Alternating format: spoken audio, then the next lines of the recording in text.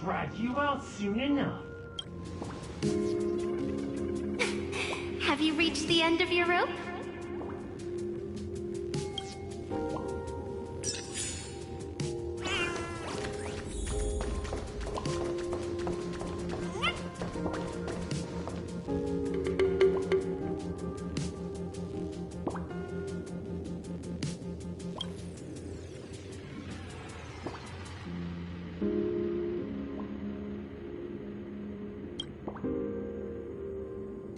This pink-haired person. Where have I seen this person before? I remember now. She's the fox girl in the class photo. So you actually managed to remember. Seems like this is what they call in comics a fateful encounter. You stumble into a bit of trouble and I will happen to show up here. Hey, come a little closer, will you? Come closer. Even closer. Don't be so scared. I don't mind. Oh, shoot. I think I'm stuck inside. Give me a hand.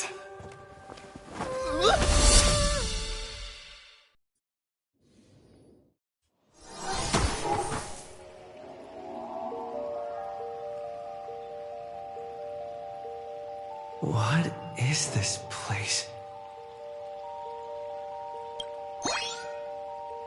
Two nameless came through here a few hours ago and asked the exact same question. I'll use their answers to reply to you. This is a place in the world in Canvas, known as the Phantom Moon Courtyard. According to ancient texts, this is the heart of the Phantom Moon Games ceremony.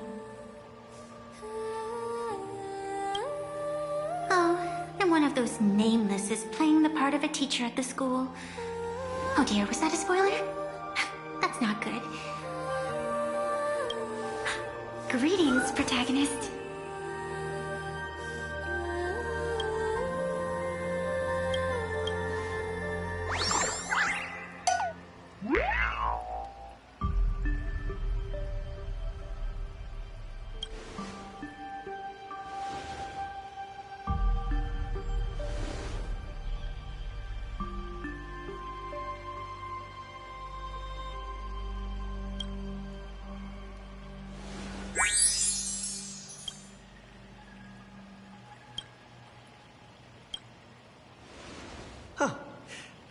Greetings, Miss Fox. Technically, everyone is the protagonist of their own story. But you are different. You are the protagonist of the Fluffy Across the Blue, aren't you? Galactic Baseball Raccoon? You do not really look like a raccoon. I forgot to introduce myself. You can call me Evanessia. Great seeing you.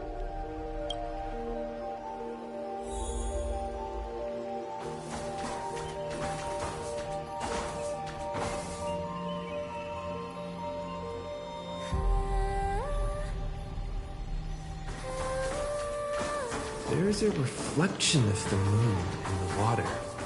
But you can't even see the moon from here.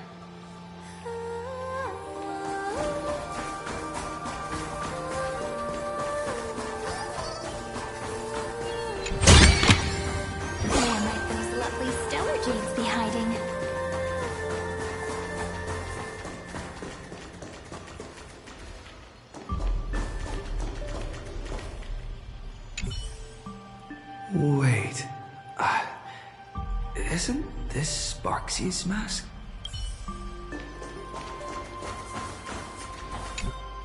The first supplicant wearing a mask has appeared. The Phantom Moon Games will soon begin.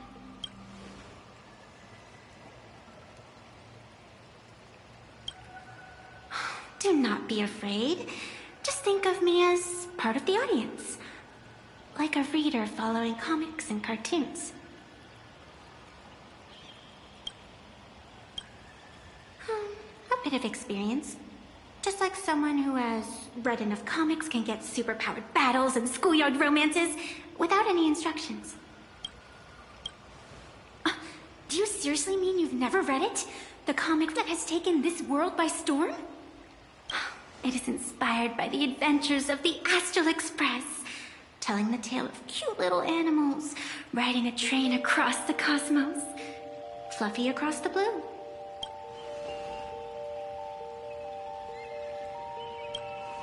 Of course, this is Planarcadia. Any story can be turned into a comic in here.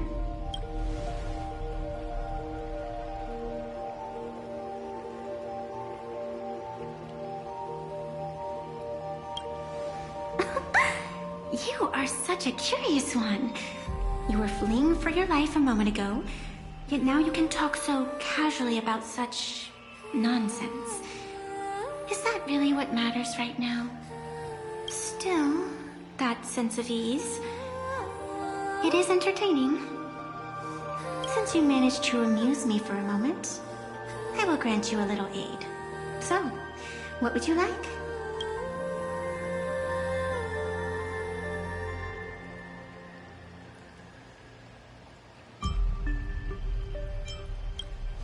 I don't like it when someone answers my question with another question. Think before you speak. I can see it in your eyes, Mr. Raccoon. You will not accept defeat.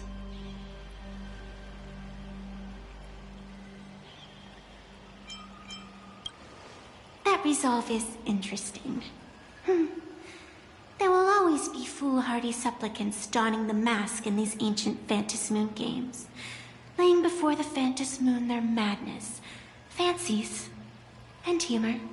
They would weave schemes to slay monsters descending upon this planet from beyond the sky, steal the laughter of the gods to forge blades that could split mountains, or descend into depths of the world in canvas to swindle the souls of the departed.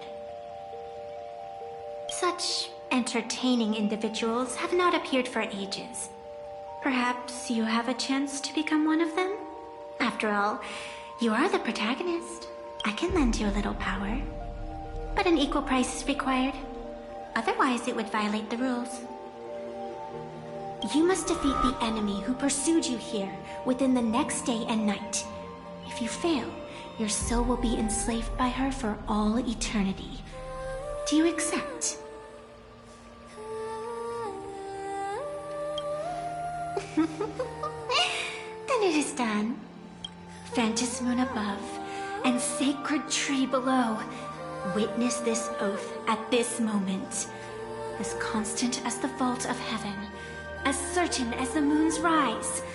Let it be never forsworn. Now come, let me make you more of a protagonist. Yes, that's it.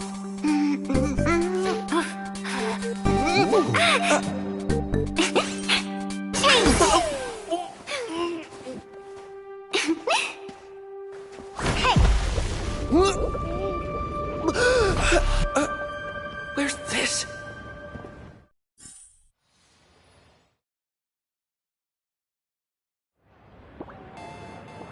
Gray hair, are you all right?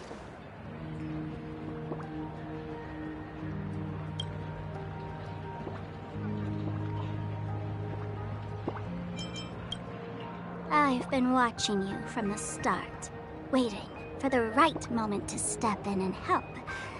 Sadly, you were either with the IPC's people, or with the Department of Aberration Defense. Then you and Darling March wandered right into that school of bad omens. That was when I realized things had slipped out of my hands. So tell me, what happened in that school?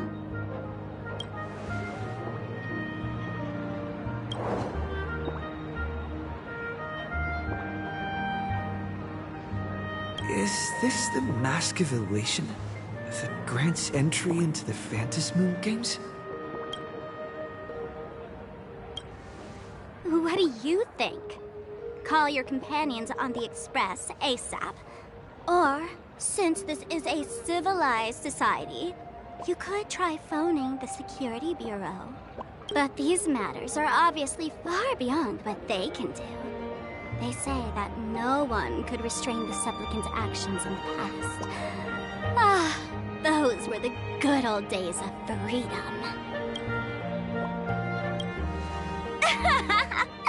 Gray hair, you are so naive. You've been to countless worlds. When the skies collapse and the end draws near, what can the authorities possibly do? Don't make their jobs too hard. The Phantom Moon Games are nothing less than a ceremony set down by the Master of Elation. Amazing miracles always appear in the world after every game ends. Like the birth of a new imagination, unthinkable phenomena, or a future brimming with hope. Perhaps you have heard this question. If the world's science and technology could leap forward by 100 years at the cost of a single kitten's life, would you kill the kitten?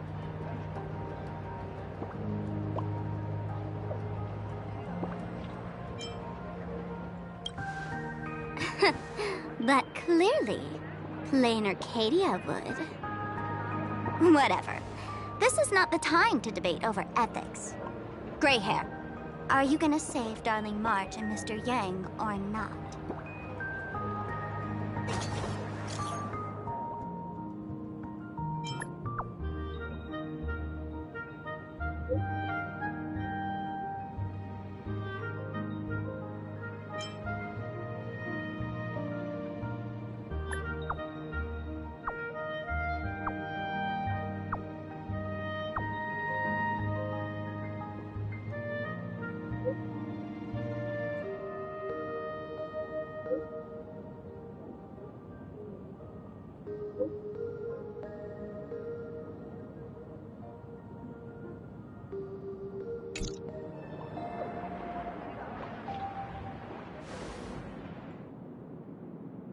The hour grows late, Miss Pearl.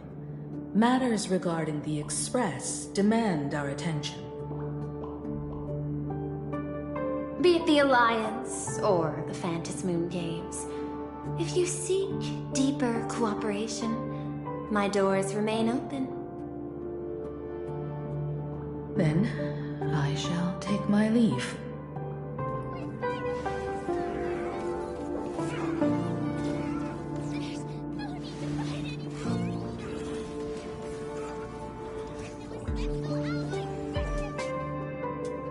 Intricate human social interaction models are.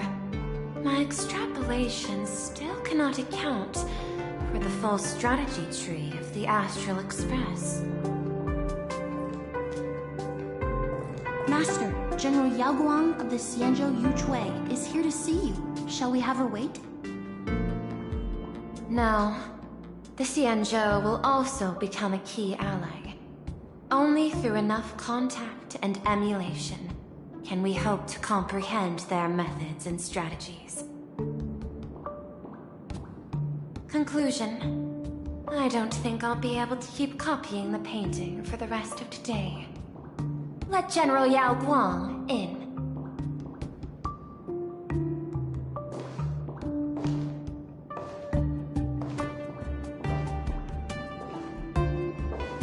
I am the Honorary Dean of the Omniscience Sapientia Academe, Master of the Decalite Reflection Barrier, bearer of the Xianzhou's intangible cultural heritage, the Sparrow-Shaped Fist, and the Seer Strategist, General Yao Guang. Thank you for seeing me despite your busy schedule, Madame Pearl. For a moment, I nearly mistook your words as a fault in language processing. I believed you had brought the entire delegation inside. Few Intellitrons in the cosmos have a sense of humor. I have heard that, like that genius, you are one of the many wonders wrought by the celestial differentiator of planet Scrulum. Meeting you in person far outshines your reputation.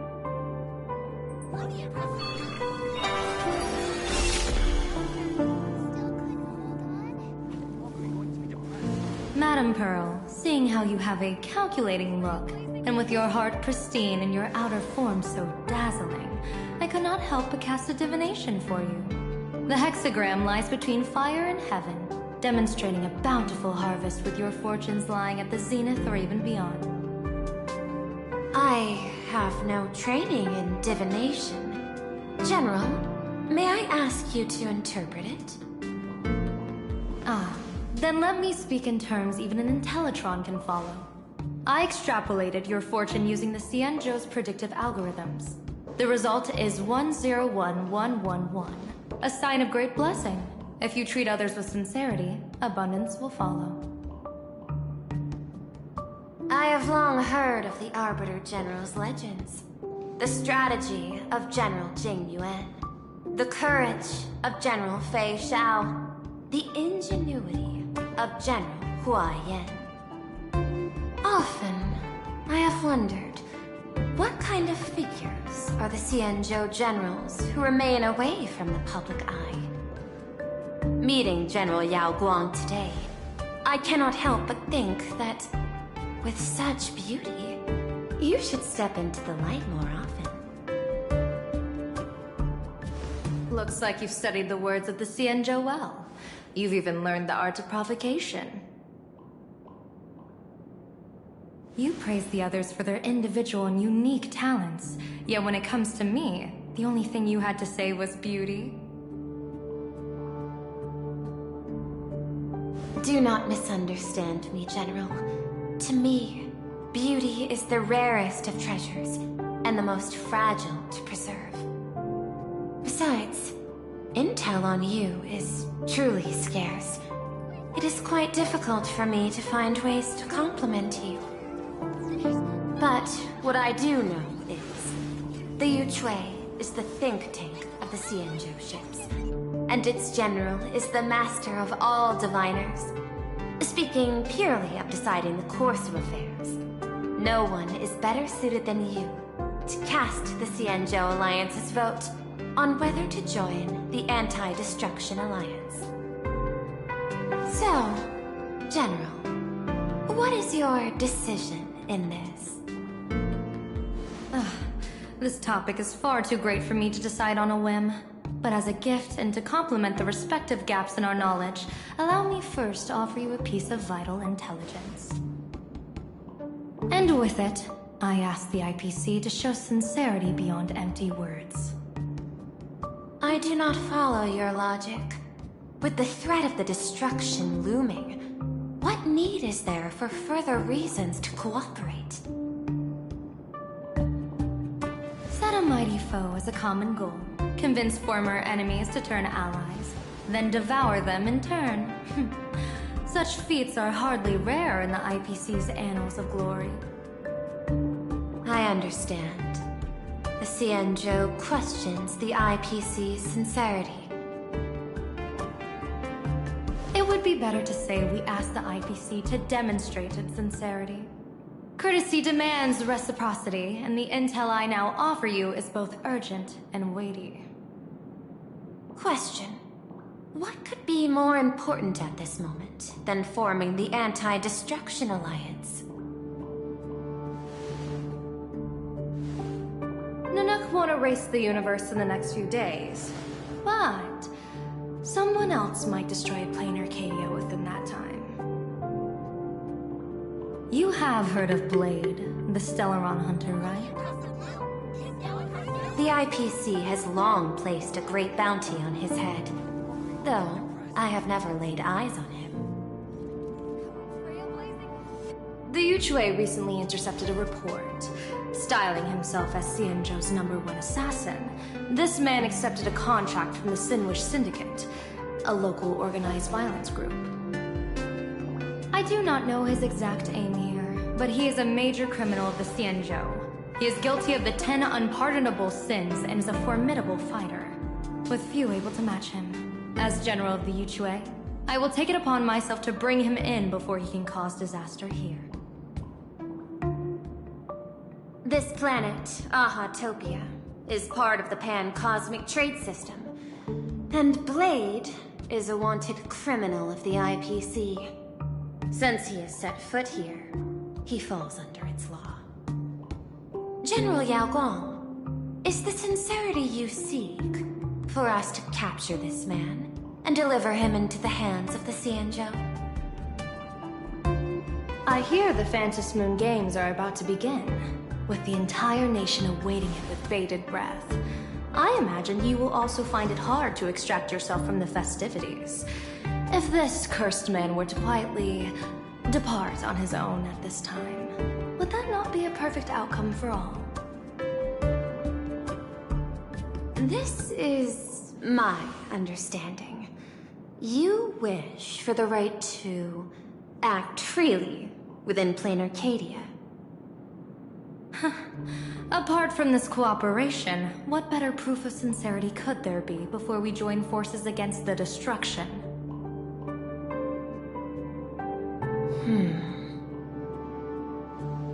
Deal. What I do not doubt, the might of an Arbiter General. However, I do doubt, will the Xianzhou's #1 assassin truly leave without a commotion? By my extrapolations, even without accounting for the guidance of Destiny's slave, the probability of capturing a single Stellaron hunter is less than 9.8%. Not even 10%. As a diviner, that's not how I see probability. Even if the chance of success is only a coin toss, once I enter the fray myself, I always treat it as a 100% certainty.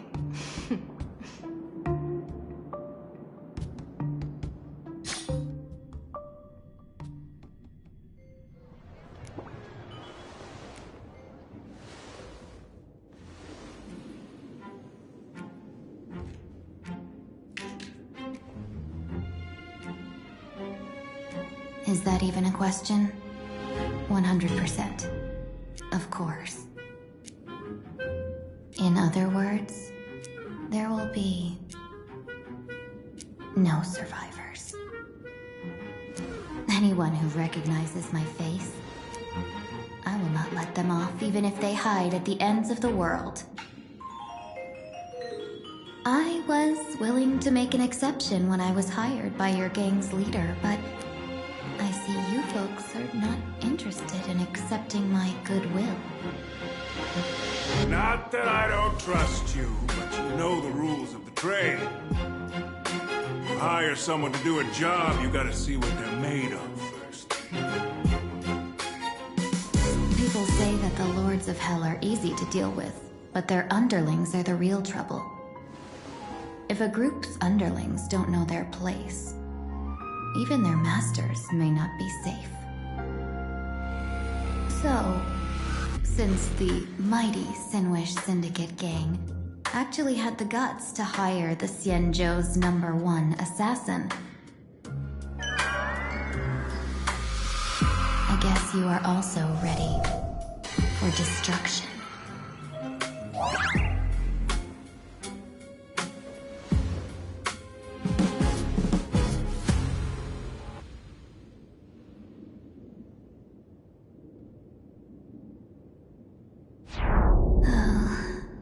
Years of wandering have given me nothing but exhaustion, and I have finally come to know how harsh the road of life truly is. Impersonating the Xianzhou's #1 assassin. Madame Yao, you really stuck me with a wonderful task.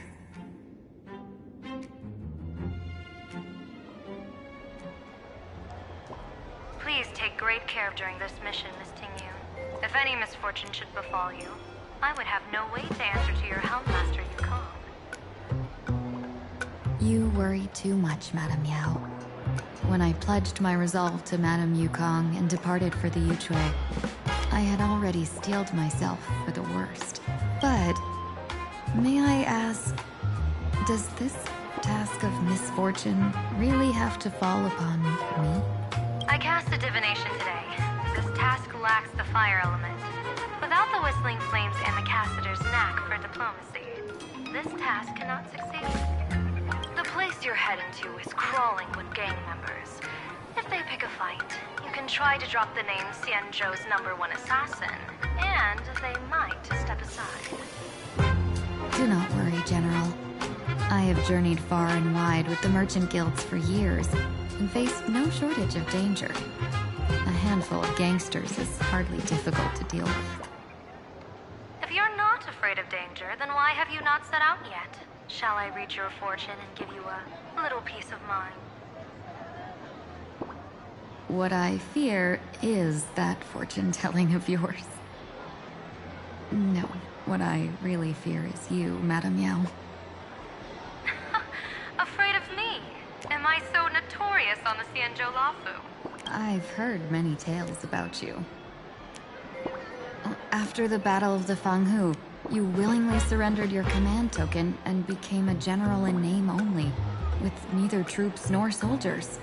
They also say that the seer strategist, for the sake of a tiny chance at victory, stood by as her mentor went to a noble death, treated the countless lives of dead verdant knights as nothing more than numbers consumed in her divinations, and even doomed an arbiter general. Are you afraid that I, the cold-blooded diviner, might send you to your doom here in Planarcadia? Bold words for a little fox. It's just a bit of my curiosity about you, General. I hoped you could clear up a few of my doubts. Seems like I wasn't wrong about you. Few can face a Xianzhou general with such composure and dignity. No wonder you can make such a bold statement. The gods use humans as pawns in their cosmic game, sacrificing countless innocent souls. Have you ever thought about making them pay? They say you survived a Lord Ravager's deadly clutches thanks to luck. But I believe it was your unbreakable resilience that carried you through. You flatter me, Madame Yao. One must glean some wisdom to be worthy of enduring such a life-and-death ordeal. If we surpass the gods only in cruelty and heartlessness, then that would be our complete failure, in my eyes. Excellent. I couldn't agree more. Miss Ting-Yun, you've passed the interview. Ever since I escaped death, I swore never again to be a pawn for heartless chess players. And Madame Yao, you've passed my test too. I know you're not interested in empty talk, so let's get down to business. Miss Ting, our Yuchue business delegations are treated much better than what you get on the Lafu when they set out on official missions. They get 5 meals a day. General, I really don't have such a large appetite. For the duration of the delegation's mission, you'll receive 6 times the usual allowance, and all expenses will be fully reimbursed. Such a generous offer. To be honest, that makes me even more nervous. Head to Dovebrook District, locate the Sinwish Syndicate contact, use the passphrase you gave me to establish contact, and do not reveal my true name. If there's nothing more to it, is this task really worth 6 times the pay?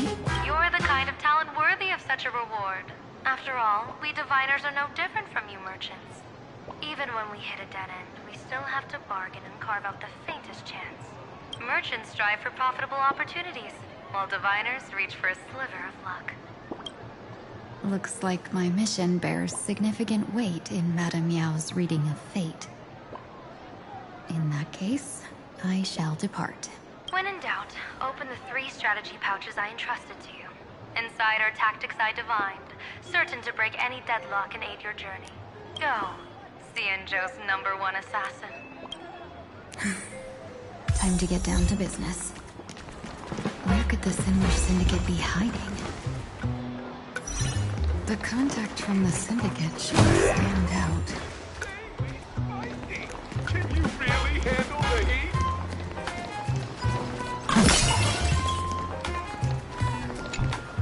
Please, Tell the boss I want to return to the Sinwish Syndicate. Ma'am, maybe it's time to rest in peace. Don't you remember dying during that mission a few weeks ago?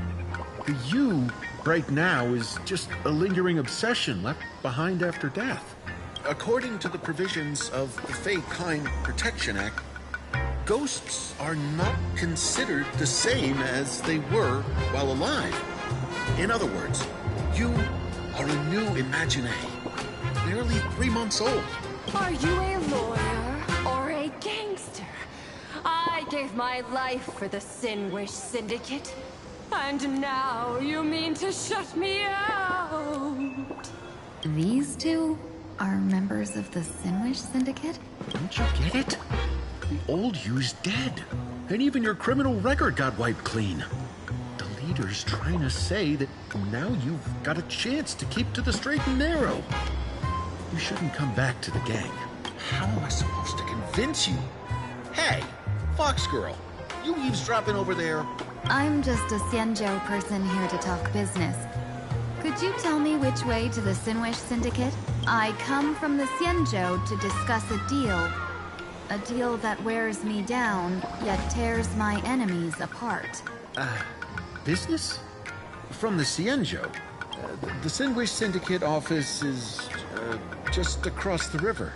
Have a safe journey. He doesn't seem to have understood the passphrase. But the news that the Xianzhou's #1 assassin is coming has already spread through the organization. The Sinwish Syndicate office is...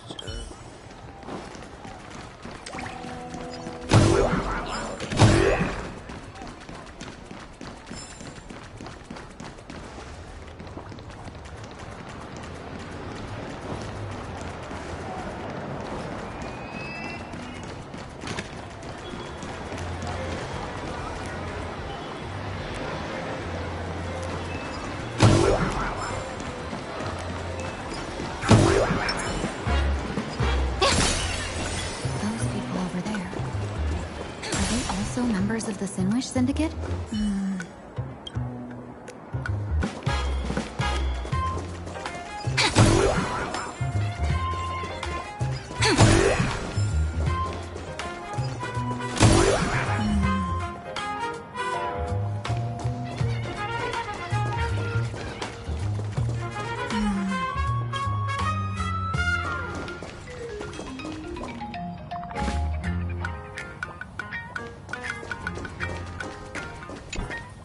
Bro, how much longer do we have to wait?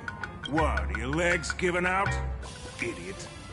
Boss told us to wait here as a show of respect. Now behave yourselves! Could that big guy be the contact from the Sinwish Syndicate? Hey, you fox over there. You've been staring at us long enough. Got something to say? May I ask, is this the Sinwish Syndicate's turf up ahead? Yeah, so what?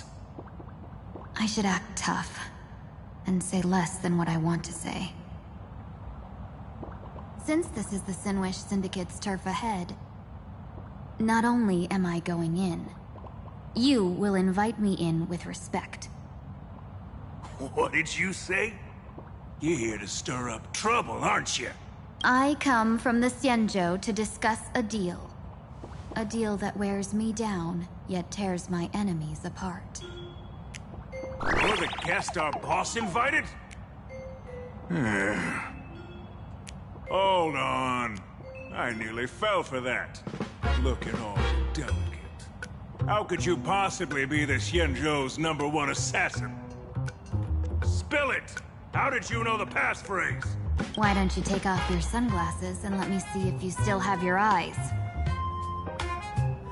The Xianzhou's #1 assassin is nothing more than a nickname coined by the common folk. I have always considered myself a merchant. A merchant? Isn't a hired killer the oldest trade in the world? By the way, Mr. Imagine, do you know why they call me #1? You never miss a shot? Not quite.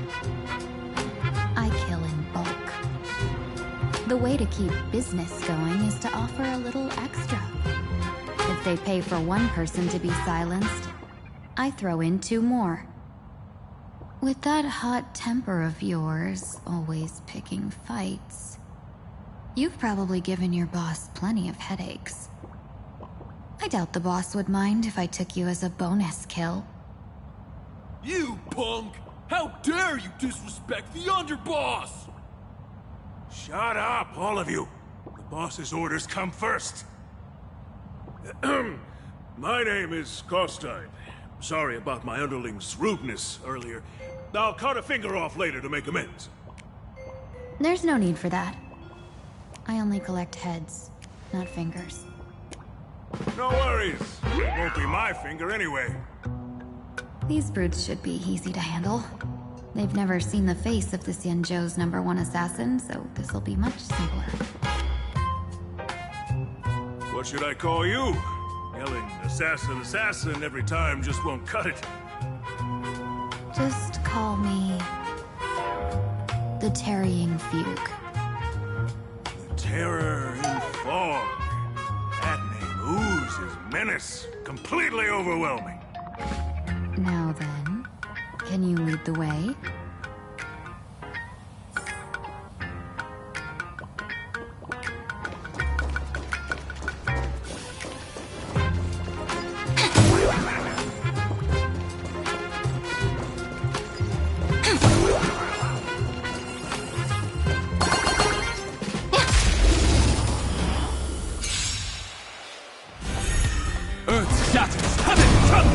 Stars, shine for the heroes. Step onto the board.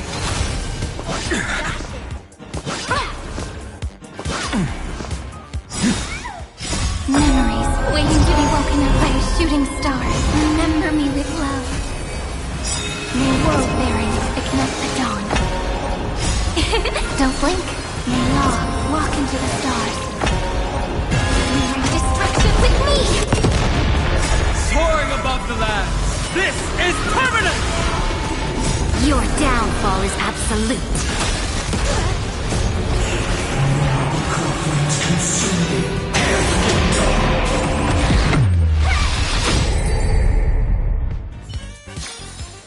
Everyone turns into ripples. Where might those lovely stones be hiding? Turn over this eternal page. Light up the dawn.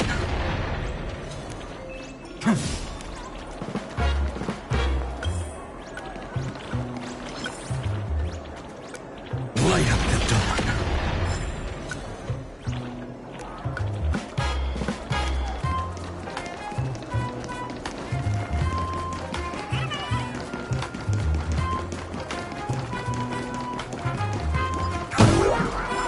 That's the Sin Wish Syndicate headquarters across the river.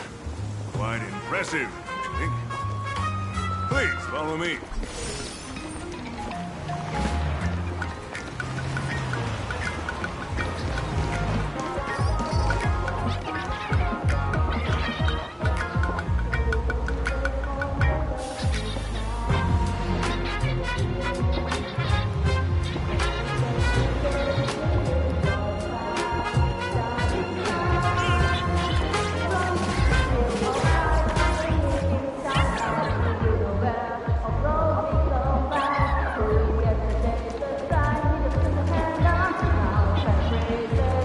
Lady Terror in Fog.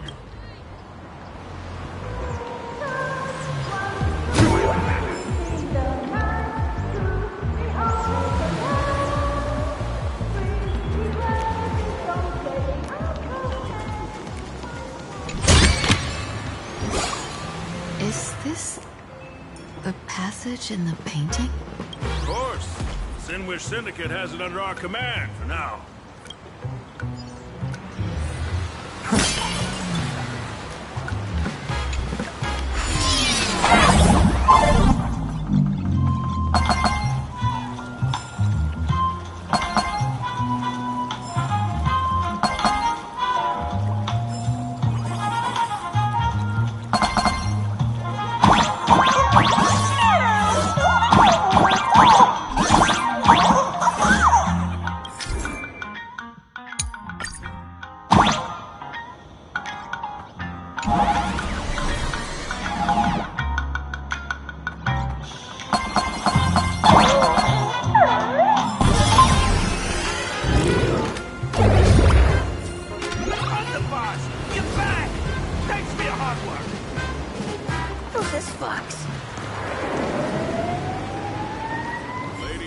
Terran Fog. You with us?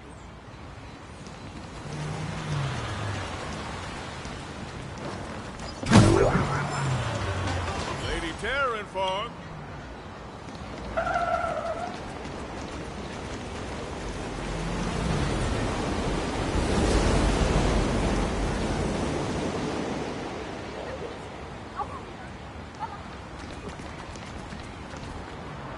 Welcome home, Underboss! Is this the one the boss brought in?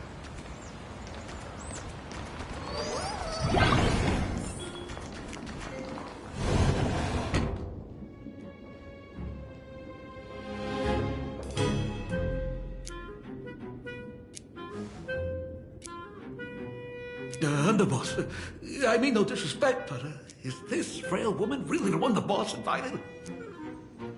That's right. Her name is the Terror in Fog. Spread the word that the Sinwish Syndicate has secured the Xianzhou's #1 assassin. Underboss, beat me if you want, but I gotta say, are you serious? Are we really counting on this delicate woman for the Phantom Moon Games? The Phantom Moon Games. Is that why they hired a Stelron actor to do their bidding? These Phantom Moon Games are a once-in-a-lifetime chance for the Sinwish Syndicate to rise. This woman doesn't look like she has what it takes, and we're trusting her. If she blows it, how are we supposed to save face? Underboss, we haven't been duped, have we? If word gets out, the other gangs will laugh us out of town. All of you, shut up! Useless. Lady Terran Fog would wipe the floor with you even if you all came at once. If you doubt her, why not let Lady Terran Fog show you a few moves? Lady Terran Fog, what do you say? I can find you a few sparring partners. No need to hold back. I thought you were naive, but looks like you're just playing good cop, bad cop to test me. Nah, I'm neither good nor bad. Just opportunistic. Still playing dumb, huh? Boss of the Sinwish Syndicate. Your people wouldn't be doing this on their own. I know you can hear me. I came for business. Making friends would be a fine bonus. But if not, that's fine with me. If you still want this deal, cut the tricks. A real expert is something else. You speak with such overwhelming presence, though we barely understand a word. Come on, show us a move. We fight and bleed every day, and it's the only way we'll be convinced. Oh no. These brutes are not interested in a win-win situation at all. When in doubt, open the 3 strategy pouches I entrusted to you. Inside are tactics I divined, certain to break any deadlock and aid your journey. Looks like it's time.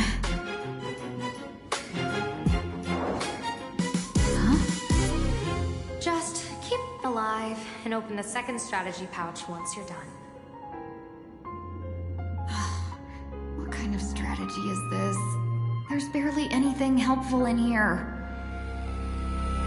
Looks like Lady Terran Fog isn't impressed with your skills. Out of my way! When I was young, I dreamed of becoming a musician. But fate had other plans, and I was dragged into a world of violence.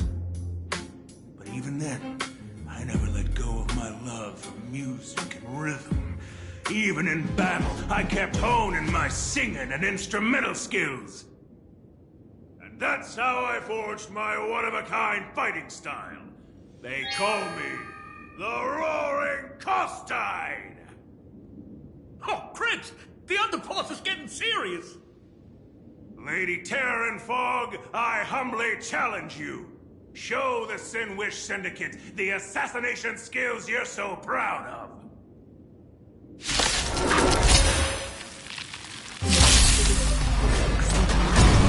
Back against these reckless brutes. Flowers, bloom for tomorrow. Step onto the board. Memories waiting to be woken up by a shooting star. Remember me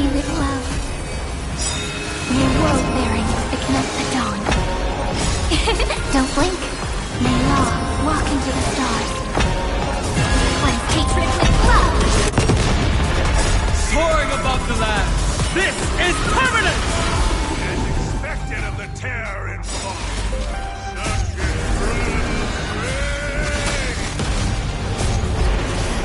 Destruction within me.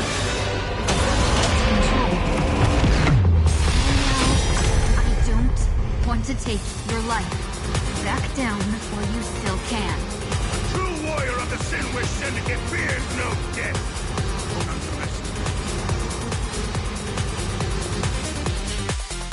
Underboss, bad news. 2 more weird dudes just showed up. Cut your bull. I can see for myself. Never thought visiting an ally would mean crashing into a local gang's hall. Oh. This will take some explaining. What a twist of fate. But for us to reunite with an old friend here? So be it. You two, stand down. Listen well. This will be an honorable duel. A duel. You dare duel a Xianzhou? Xianzhou's #1 assassin? And you still dare to act so brazen? Huh? Wait, What do you mean, Xianzhou's #1 assassin? Who exactly are you? Even a cunning hare keeps 3 burrows. Who ever told you there was only one Xianzhou's #1 assassin? So, there are 3 of you? No, it's 300. Times have changed. The title Xianzhou's #1 assassin is already a brand. At my side stands the organization's 7th-ranked Holopian Reaper, the Winged Death Knell. He sends every target into the sweetest sleep of death. And this one is the 2nd-ranked assassin in the organization. A ruthless killer surpassed only by me. His spear strikes like a falling star, and his presence soars like a dragon. They call him the Jade Dragon. Then you are... You can call me Whistling Flame Fox. I humbly hold the top position in our organization, though I mostly handle business relations and HR work.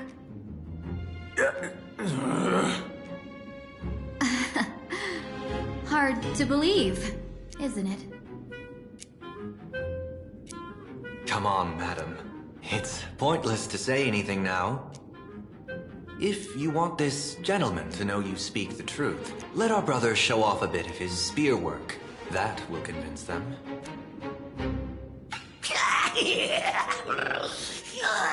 I say, there's no need for that. Course time. You insisted on testing them and got nothing out of it, did you?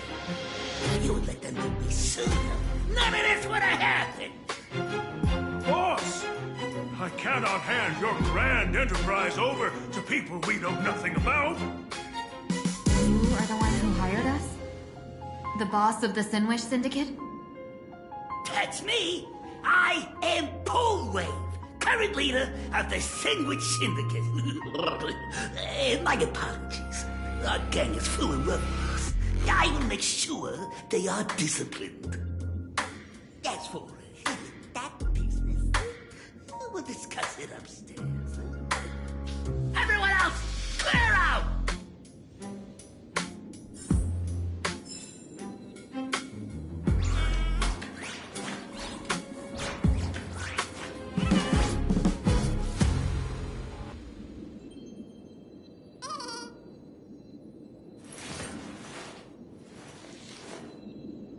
So this was my childhood dream, huh?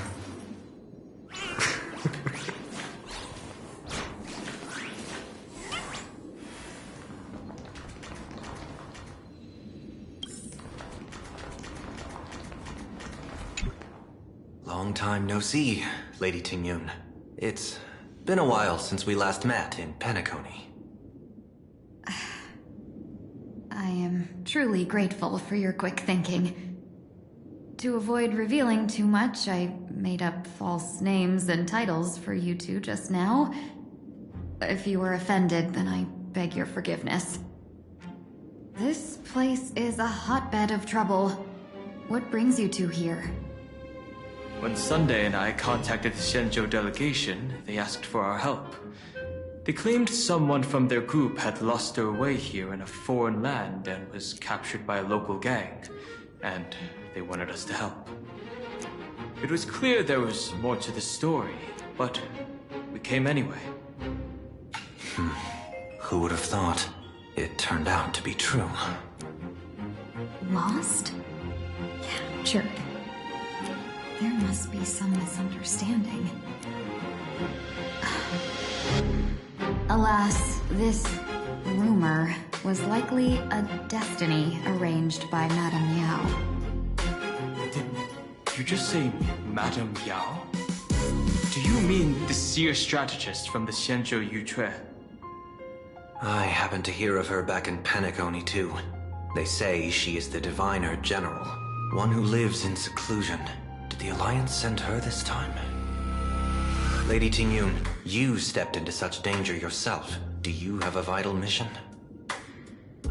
You two are no strangers, so I will speak plainly. She's the one who sent me here on this mission. The Sinwish Syndicate invited the notorious Xianzhou's #1 assassin with the intention of hiring this person to participate in the Phantasmoon Games. But the delegation's intelligence revealed that the person was none other than the Stellaron hunter, Blade. Him? I assumed the title to come here to uncover why the Stellaron hunters are involved and how he will enter the game. So, how's it going so far? By sheer twists of fate, everything has gone smoothly so far. But as for what comes next, I still don't know anything either. Still, Madame Yao entrusted me with 3 pouches before I departed. Each said to hold a stratagem. Well, let us call them stratagems for now. And at this moment, it is time to open the second. A strategy pouch? So you revealed my identity after all. No worries, I've sent you some backup. Use them however you like. Open the third pouch only after you've met the Sinwish Syndicate's boss.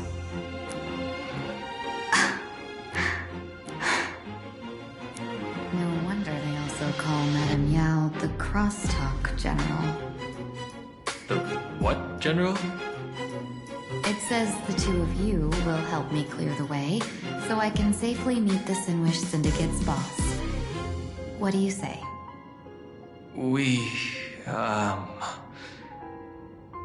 This place is perilous. Of course, we will accompany you, Miss Tingyun. As for the Stellaron hunters, I too find them intriguing. Dan Heng, will you help me gather a bit more information? Of course. Thank you, Sunday.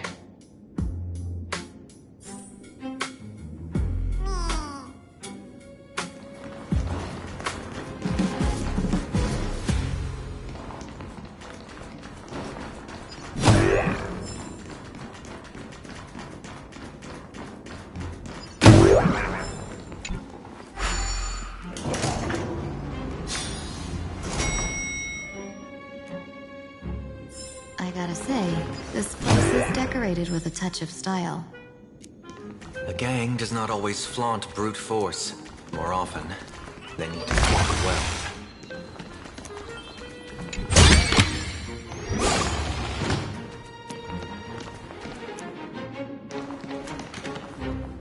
Before I even realized, the scenery of Dovebrook became unrecognizable. Back then, who would have imagined iron hulks running wild on the streets. Let alone us gang members being treated like vermin. You didn't call us here just to reminisce, did you? Of course not. Please forgive Course Tide's rude little pest. That narrow-minded fella never understands why young people flock to things that come from other planets. Like Megatron, the Masked Heroes, and the Astral Express. What he does not see is that while cosmic novelties are more enticing, big shots that hail from the cosmos are even more fearsome. Wouldn't you agree? You're a clever one, so there's no point in keeping up this charade. We're not Xianzhou's #1 assassins. You knew that already, didn't you? Yeah, I might not live as long as those Xianzhou folks, but I got a decent eye for sizing people up. Now, you may not be the #1 assassins, right? But your skills surpass even such assassins. So I don't care who you are. I pay good money for a sharp blade. But I don't give a fig about its brand. And where do you intend to use this blade? At the Sinwish Syndicate. What? No, don't get me wrong. I'm not looking for bloodshed. Instead, I intend to perform surgery on the Sinwish Syndicate. Look here. Through certain connections, I secured this mass correlation. Here's the entry pass to the Eonic game. Yeah, some covet this treasure, while others feel it as a curse. Now, you claim the name of Xianzhou's #1 assassin. So surely you came for this. You want the god's reward, don't you? You are our employer. Therefore, the festival's prize should rightfully be yours. What do you want from the Eon, Mr. Polewave? The Eon? I harbor no such unrealistic desire. I'll leave this prize for you to claim as your reward. I'm happy enough to share in a bit of your glory.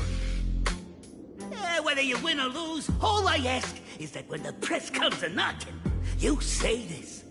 You were sponsored by the Sandwich Syndicate of Toughbrook. That is enough for me. So this is a sponsorship deal? The Sinwish Syndicate only wants fame? Since we are not truly in your employ, are you not afraid we might break our promise and ignore your request? If you truly cared nothing for what I asked, why even raise the question, huh?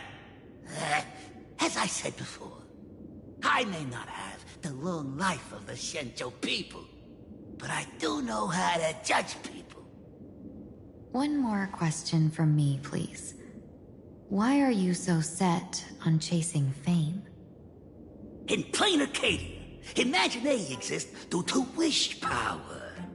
And that wish power comes from the attention, curiosity, and demands humans place upon these imaginations. The Sinwish Syndicate was founded to provide for those imaginations who were ignored, had no wish power, and were not needed by humanity. Unfortunately, ever since that seashell woman rose to power, our path of blood and violence had run its course. That's why I want the Sinwish Syndicate to take on a new form. One that will draw more attention than ever before. The Sinwich Strangeling Pension Foundation. What do you think of the name? It's a cozy and heartwarming name. So, will the three of you, accept this job?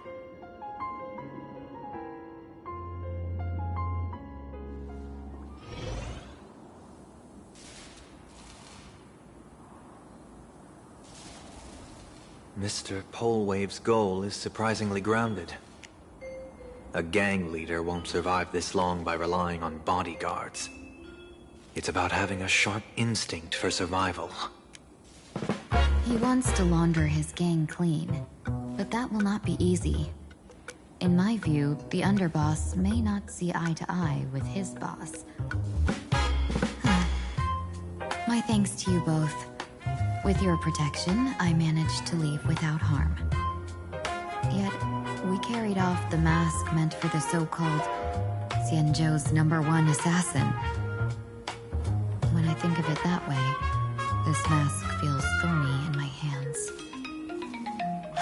That man... he seeks to enter the Phantom Moon Games?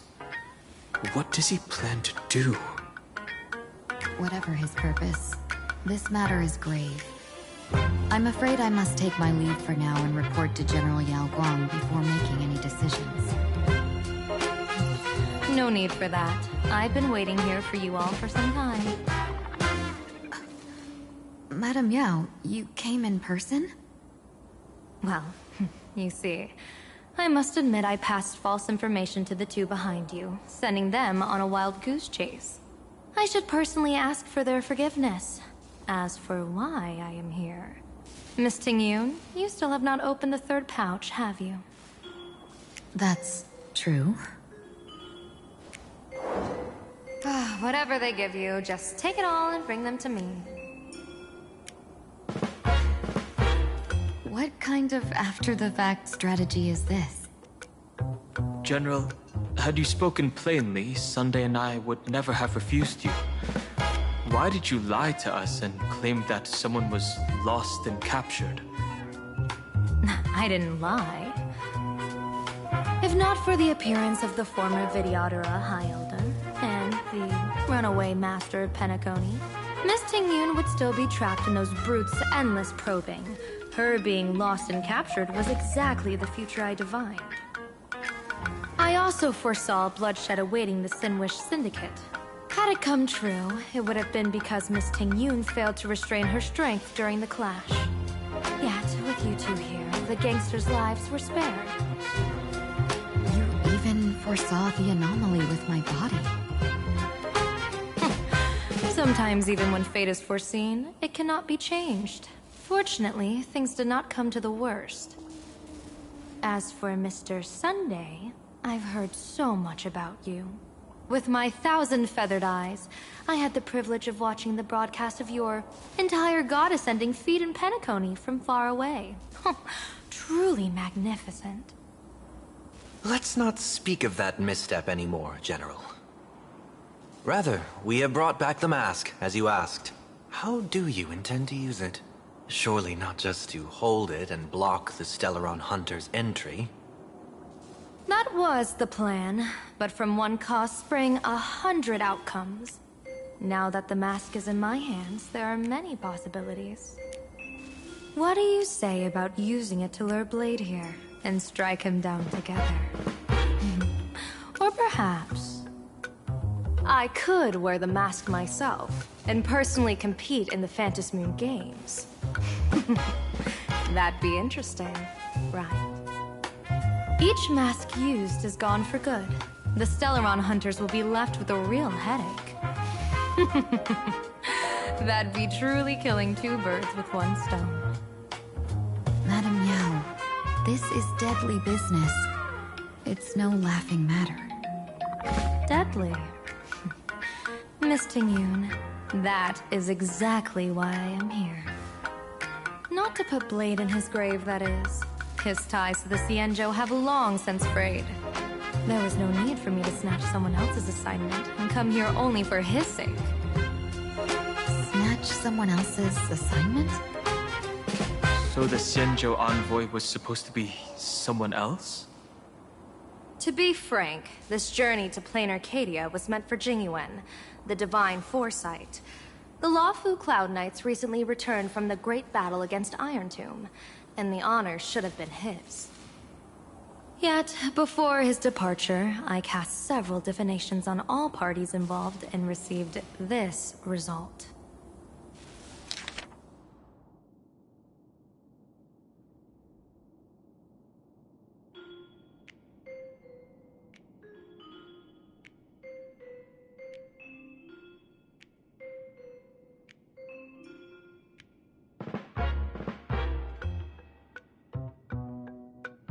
Incineration, death, abandonment.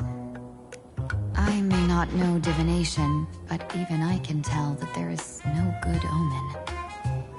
Unfortunately, the two top diviners of the Yuchui and the Lafu, in other words, my junior soror, Fu Xuan, and I, cross-checked each other's extrapolations and came to the same astonishing conclusion.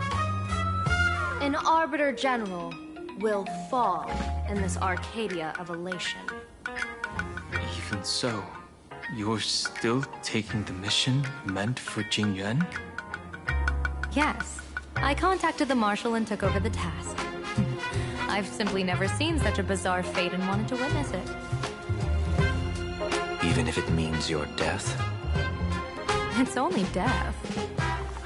If I can die in these Phantasm Moon games to achieve a moment of godhood, then my death won't have sullied the Xianzhou's honor. Miss Tingyun, hand me the mask.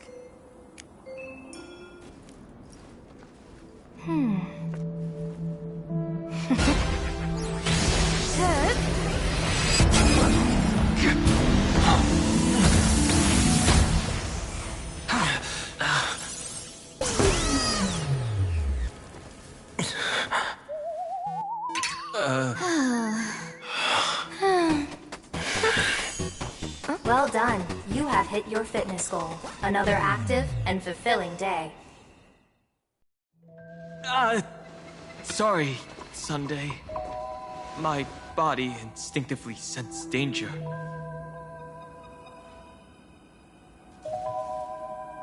Once the mask for joining the Phantasm Moon games is worn, it binds tightly to the supplicant and manifests the shape of the wearer's soul.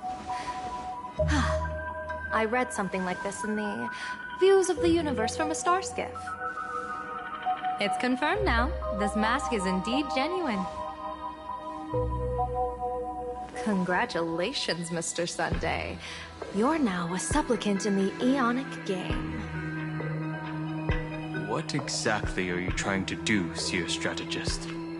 Twice now you've acted without warning. Do you mean to make an enemy out of the Astral Express? Dan Heng, let me take care of this. Sunday, are you planning to fight? Don't worry, I'm no match for this general.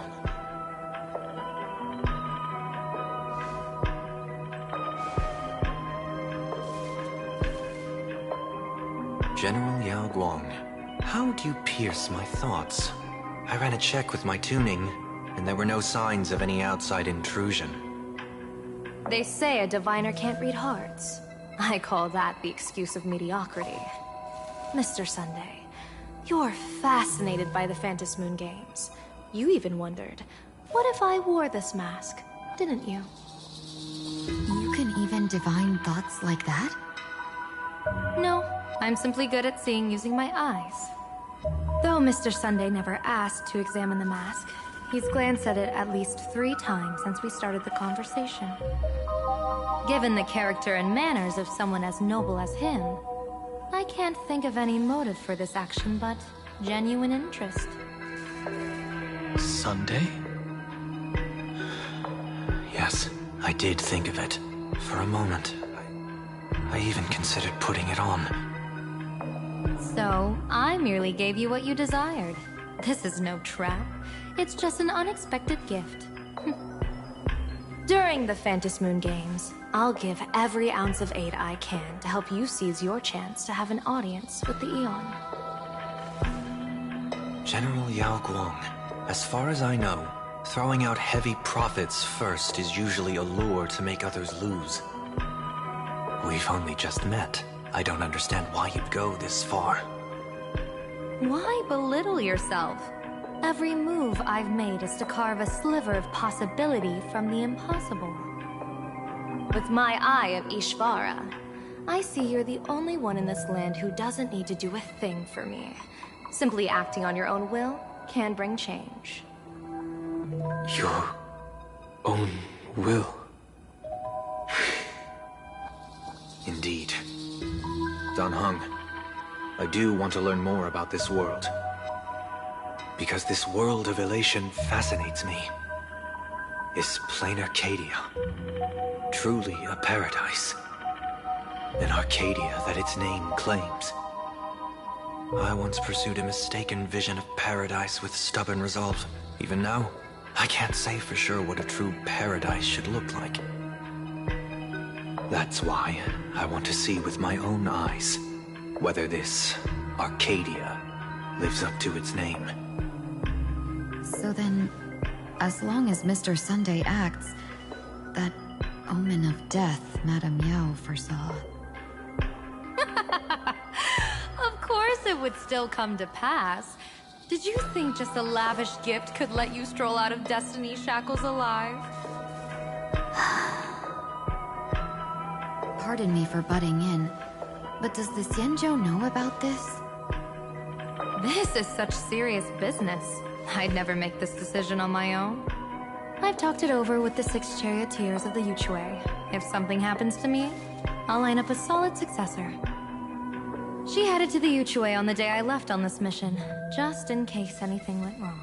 There, with the other potential successors picked by the 6 charioteers, she'll train at the Omniscience Sapientia Academe in divination arts, war strategies, and civil governance. You mean Lady Fushuan? She'd take over the Yuchue after you? Fushuan? What Fushuan? If I don't make it back from this trip, maybe Qingchue from the Law Fu Divination Commission could take the seer strategist position and command the Yuchue. Qingchue and Yuchue. Ooh, what a perfectly rhymed match. As for the details, shall we discuss this somewhere else, you three?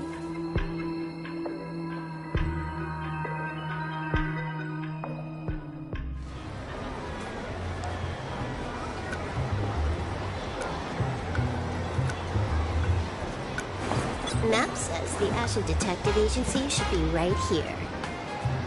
But why is there just a magazine publisher's office? Holy for holy! Yes, drama hit Raffia Academy! A furbo? Taking photos? You really can find anything in the land blessed by, uh-huh. Let's go ask for directions.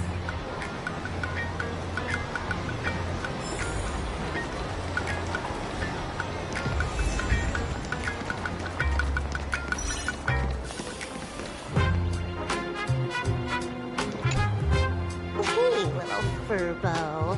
Know if there's an Ashen Detective Agency nearby? Beats me! But if I find 10,000 credits on the ground, I might recall the spot. 10,000 for directions? Fine. Job first. Oh, wow. Looks like 10,000 credits from my account just hopped to end up in yours for no reason. Now, spill. Whoa! Generous, miss! The place you're looking for is upstairs. That detective's renting my boss's space for his agency. But he's zonked out in the day, and his doors are locked at night. No clue how he earns any money.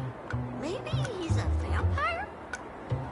So they're closed? Then how do I meet this Ashen Detective?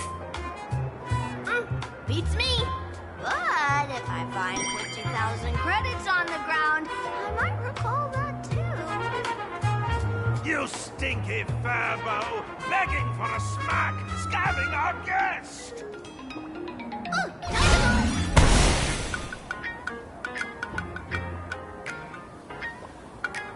Hi, I'm Narrator, receptionist at the Ashen Detective Agency. I'm the assistant of that Mr. Detective.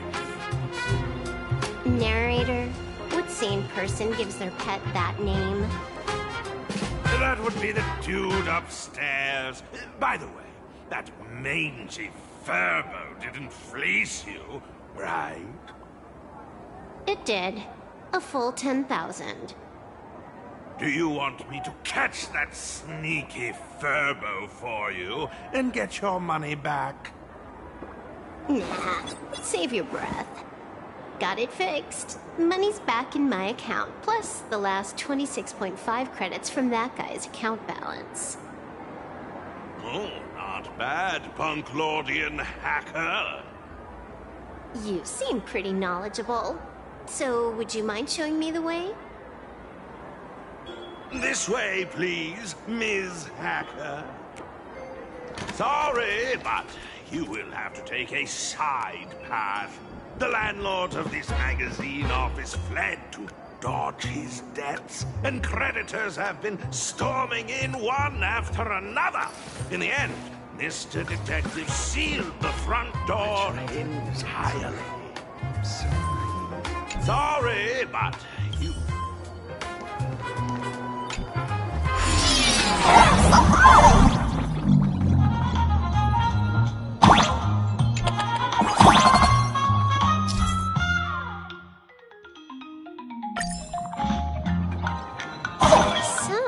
There's even a shooting button. That's interesting.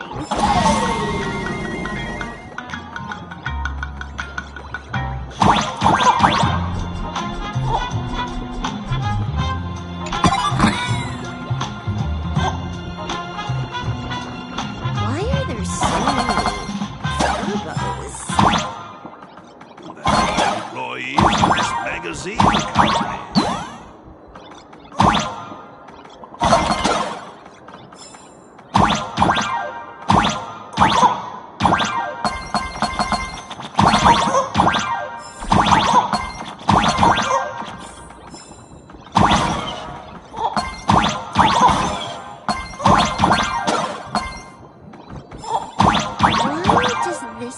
Feel like a punishment round from a game. Way more brutal than any game.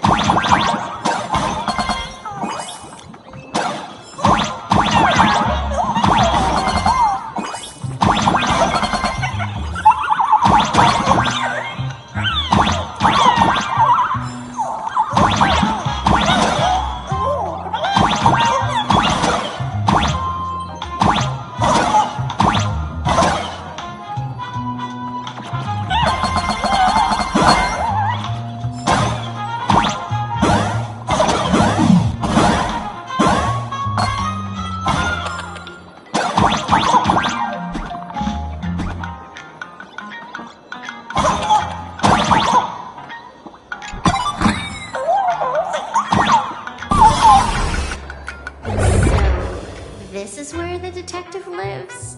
Yes, his office and living quarters are one and the same. It is a little shabby, I admit. At this hour, well, he is probably fast asleep. Visitors here are rare indeed. Visitors being rare. That really does sound a little sad. Please, come with me. I will wake him at once.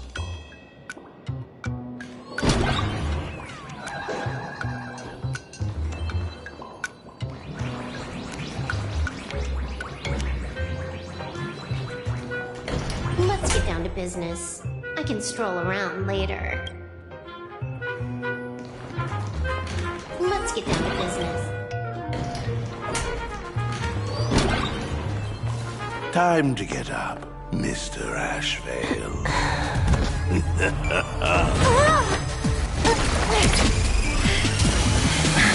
Times do I have to say it? Just leave the delivery at the door.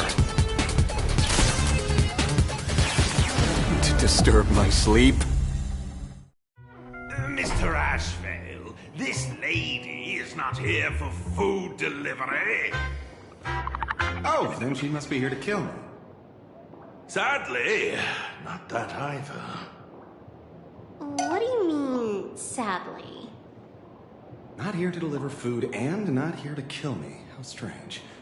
Oh, then you must be a client. You are here to hire me for a case. Your order of guesses is a little heartbreaking. Yes, I am here to commission you. Something has been stolen. Oh, What did you lose? A person, along with an ancient mask that should have been mine. interesting. Are you here to join the Fantasy Moon Games? At that moment, a cloud of suspicion rises in the detective's mind. Who exactly is this girl? Mr. N, stop the voiceover when we're talking business. Oh, stop! You pay me 900 credits an hour plus 2 bananas just for this, don't you? Yes, but at least throw me a few clues while you work. Between the detective and their assistant, at least one of them should know a thing or two about deduction, right? A name flashed through the otherwise empty mind of the detective. This unremarkable-looking girl was, in fact, one of the top 10 most wanted terrorists on the IPC's bounty list, a Stellaron hunter. Oh, God! It's Silverwood! She's Silverwood! Mr. Ashvale, did you get your head caught in the fridge door or something? I feel like I need to wipe my personal data again. One of the Interastral Peace Corporation's most wanted fugitives with the highest bounties comes to commission a broke detective. Ooh. I have seen plenty of stories like this. So, the next thing would be me getting dragged into a massive conspiracy and forced to run for my life, right? Drop the paranoia. I came to you because I hacked into the Security Bureau's criminal record system. What I found was shocking. In all those bizarre police cases, you were hired again and again. The curious case of the Harmony Sect Communion, the mystery of the Ghost Bullet Worm Express, the serial ghost resurrection incident, the super non-serial locked room murders at Kooky House, you helped solve them all. You may not be the most famous, but you're probably the most capable detective around here, right? There's nothing private anymore. Whatever, tell me. How did you lose your mask? Today was supposed to be our meeting with the Sinwish Syndicate. All right, now let's talk about the commission fee. Excuse me, I haven't even finished my sentence yet. A true great detective can know a case without ever leaving the room. While he sleeps, I gather the intel. We already have the basics about today's fiasco with the Sinwish Syndicate, and those 3 Cienjo #1 assassins who scammed the mask. Can you handle it? Money is not a problem. Do you take dirty money? Sorry, no dirty money. And please do not withdraw your payment plus the account balance after paying. Oh, then how about this? This is the IPC's turf, right? Turn me in for the bounty. You take the reward, and I bolt afterward. We Stellaron hunters sometimes use that trick to raise funds. Or maybe we could discuss the possibility of taking dirty money? 30 million credits? Pay us after the work's done. Deal. I'll try to get that money over the next few days. Here's my contact info. Update me the moment you have any news. Pay us after the work? When did our office have a rule like that? That rule got made just now. Oh, my dear Mr. N, did you truly want to take dirty money? I have come up with another way to make money. Let me reach out to a certain big shot first. Madam Pearl, I've obtained solid intel. Mr. Ashvale, the chance of you initiating a call at this hour is under 5%. Let me guess. Perhaps you are finally ready to consider my offer. No, I found the trail of the Stellaron hunters. They are here in Planarcadia, and they even plan to crash the Fantasy Moon Games. I can send you her coordinates quietly, without anyone noticing. quietly without anyone noticing. The Fantasy Games? Well, when your IPC chose to speedrun it, it was fated to be more than just a game of fun. You wanted me to take part? That is asking a bit much of an old man. Ah, we should have taken that hacker's deal earlier and turned her in for the bounty. An unexpected bonus. So Pearl still has other masks hidden away. That makes things much easier. Seems that listening in on one's partners after wrapping up business is a habit worth keeping. Hey, lady, where are you? Did you find the mask? Not yet, but I've got a new lead. We might have lost one mask, so I just need to find another. Fine. Promise me this. Next time, don't take contracts on the dark web using names like Xianzhou's #1 assassin. Okay. By the way, can you tell me what script Elio gave you this time? A completely blank page.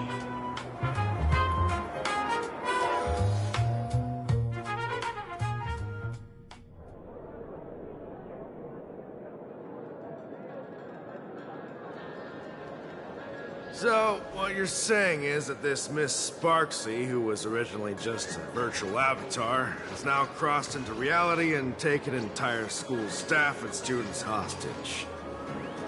I get it. So it's just a typical case of the idiogenerative imagine phenomenon.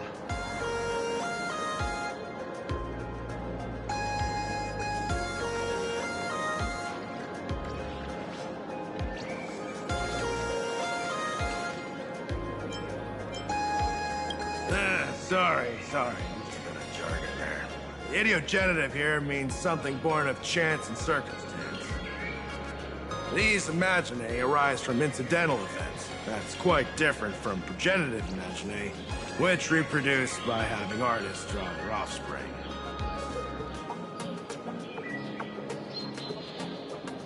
Yeah, you could say that according to the old superstition.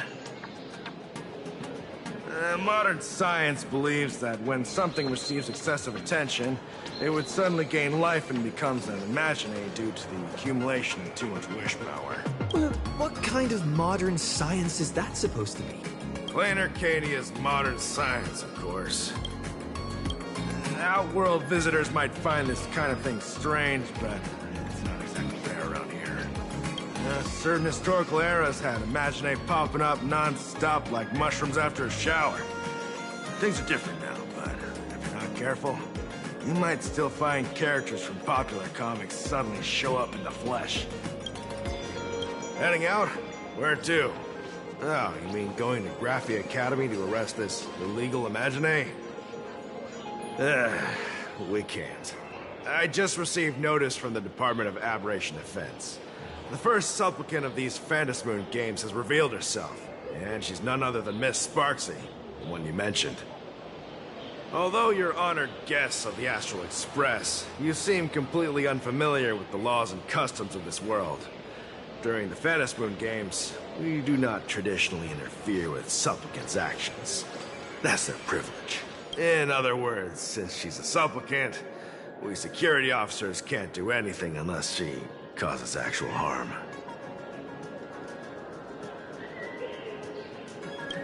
You say she took a school hostage, but the intel I have says otherwise. Oh, right. The news broadcast is about to start. Here to watch? Hello, everyone! Welcome to Full Wish TV's special news segment, Arcadian Morning Report. I'm your host, Poofy. Hi, everyone! I'm your host, Snowy! We've entered year 1999 of the Arcadian calendar. What an exciting time! Just one more year into the new millennium. Over 500 years ago, a famous prophet made a prediction. In year 1999, a terrifying devil will descend from the sky. Will this prophecy come true? Can Planarcadia safely make it through this crucial year? You idiots! fear-mongering nonsense? Just read the news and stick to it. Yes! Incredibly, after just 15 years, the Phantasy Moon is full again, and the time for the Phantasy Moon Games is upon us once more. Surely a blessing from the master relation upon us, Arcadia! Which supplicants will appear in these Phantasy Moon Games? And what mind-blowing miracles will they bring to everyone? With permission from the Department of Aberration Defense, we'll be following and reporting on the Phantasy Moon Games from start to finish. Now, the first masked supplicant has appeared. How intriguing! Who are they, and where did they come from? Let's take a look. Wow! Internet-famous streamer Miss Sparksy announced 2 hours ago that she's donning a mask to become a supplicant! The Department of Aberration Defense has confirmed the news is authentic! As an ideogenitive imagine, Miss Sparksy's birth wasn't approved by the Department of Aberration Defense. But that hardly matters at this point. What sort of miracle does this live streamer plan to produce during the Phantasy Moon Games? Let's switch over to her stream and see.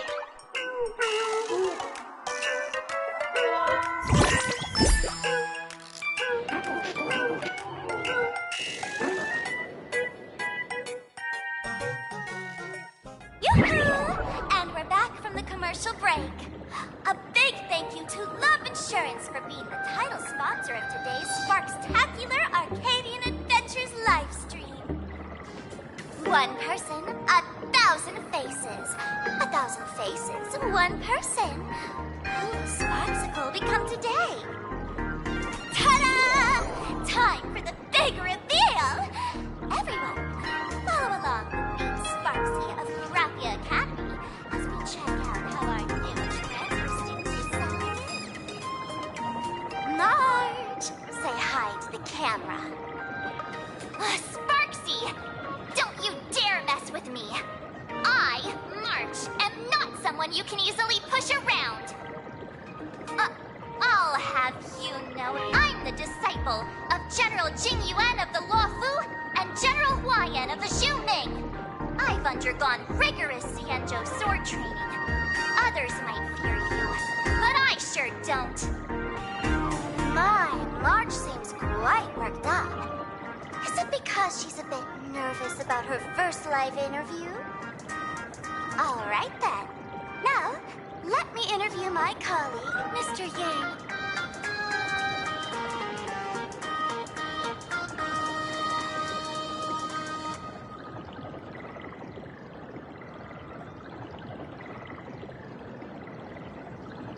All right, that wraps up our interview for now. Let me give you all a sneak peek at what's coming up in our next live stream. Thank you all for your wholehearted support. Sparksicle will work hard to repay your kindness. In 3 hours, I'll be hosting a special live stream performance, Sparksicon, alongside our special guests, the legendary Nameless from the Astral Express, who have carved countless legends across the cosmos. Tell your friends, your family, even your enemies. Let's set aside all grudges and meet in the stream to witness the most dazzling sparks light up Planarcadia!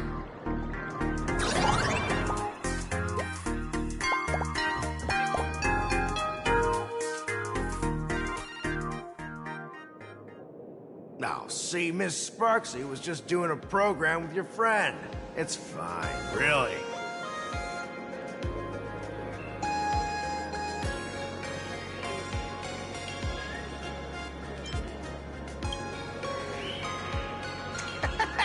So these are the nameless of the Astral Express? That's hilarious! I heard they're supposed to be great heroes who saved other worlds. Look at them now! Switching to comedy in a heartbeat.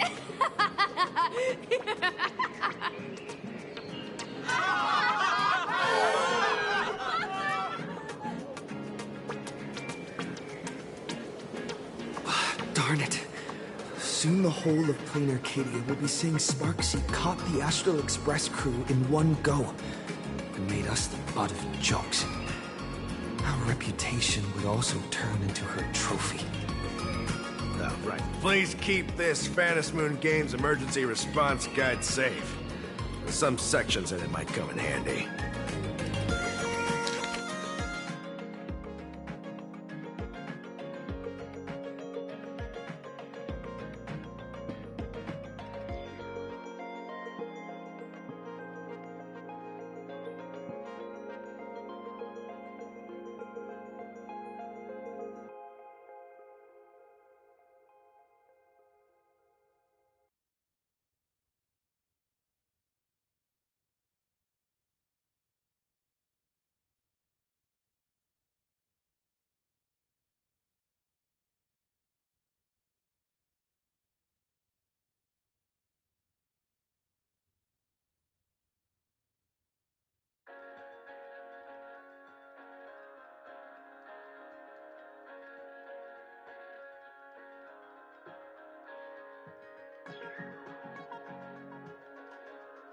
If there's nothing else, I'll be going now. See ya. See? I told you so. Even calling the police was useless. Right now, you're their only hope. And that red boss lady of yours. She's here too. Are you alright? Did you get hurt when you ran away?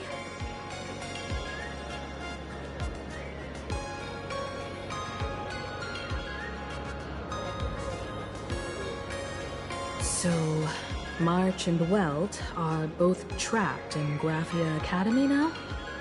And that girl called Sparksy took the mask, too.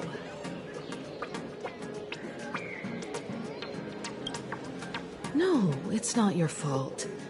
I underestimated the complexity of the situation behind these games. Coming back to my homeland was meant to be a relaxing vacation for everyone. And I also wanted you and March to experience the atmosphere of elation in this world.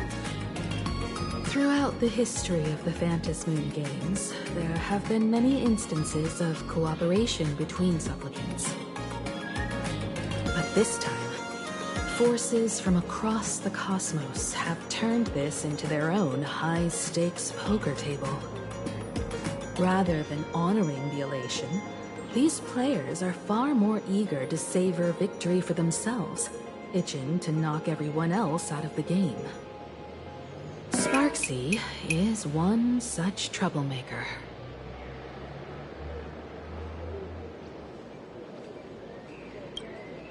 It's dangerous to rush back to school on courage alone, when we don't know what Sparksy has done and what she's planning to do. For every supplicant, there are 3 key acts that must be completed once the Phantom Moon Games begin. The roll call, the miracle, and the promotion. Sparksy has completed the roll call. She took the mask and declared her entry into the games, drawing everyone's attention to the news that the first supplicant has appeared. Next, she must strive to make a miracle happen, bear the people's wishes, and answer with a great feat. If I'm not mistaken, Sparksy is waiting for us to walk right into her trap. For her, there couldn't be a better opponent than the Astral Express for this first battle between supplicants. What could be more earth-shattering than defeating a renowned cosmic hero on a battlefield of her own meticulous design? So here's the question, Sparkle. Based on what you know about this imposter, what's her real agenda for joining the games? Simply toying with and defeating the Express crew alone won't be enough. What kind of world-shaking miracle is she after? Sure, she's a fake. But she's still a fake of Miss Sparkle. Guessing won't get us far. If you ask me, we should check out the tavern. Might find some leads there. The Masked Fool's headquarters. The World's End Tavern. That's right. How could we pull off something this insane without Miss Sparkle's prized collection I've been hoarding all these years? That imposter must have known this well. Before this operation, she definitely went to the tavern, using my name. Most fools can't tell the difference between me and that imposter. Or maybe they just don't care. But if we can find out who I talked to and which treasures I stole from my collection of items, we'll naturally figure out what that imposter is up to. That's a good plan, but I can't let you act alone. Can you take both of us into the tavern? Take this business card. The address of the tavern is printed on it. However, you'll have to find your own way to the tavern. That's been the rule since it was established, and there's nothing I can do about it. Since there's still time, I'll head out first. You two can come over when you're ready.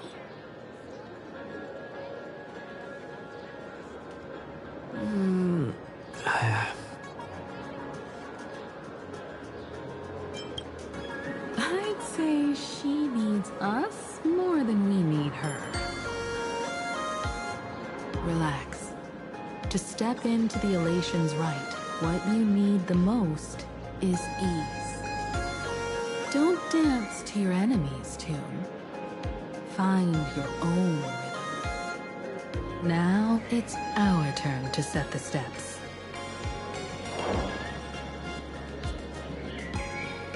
Dovebrook District. It's been a while since I've been home. Perfect timing. Don Hung and Sunday have made some new discoveries. I asked them to meet up with us later.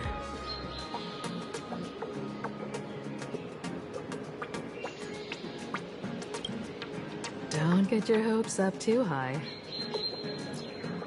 Looks like this vacation trip has gone right back to our usual trouble magnet mode. Now this is the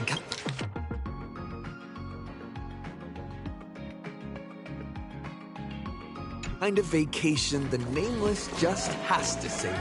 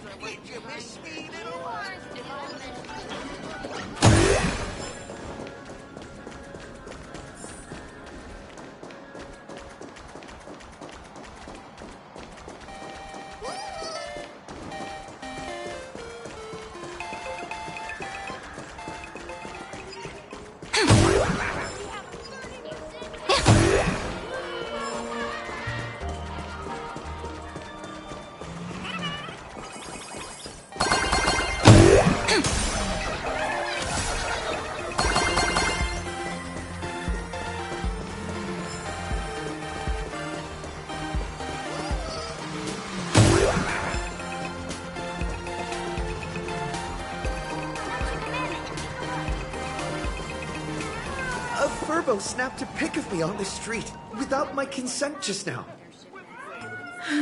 Fame isn't exactly good news for the Nameless.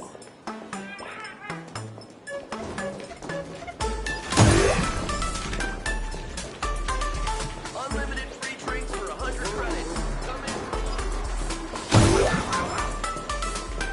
Come in. We're almost at Dovebrook District.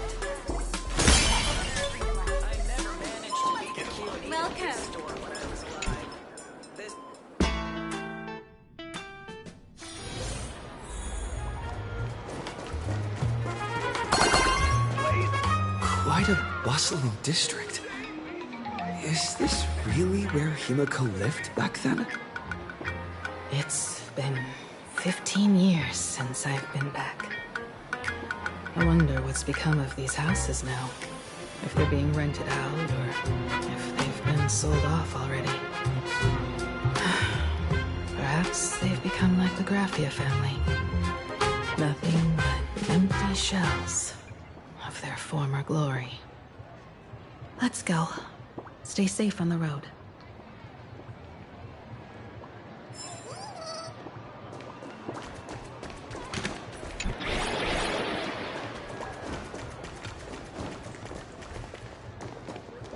Shoo!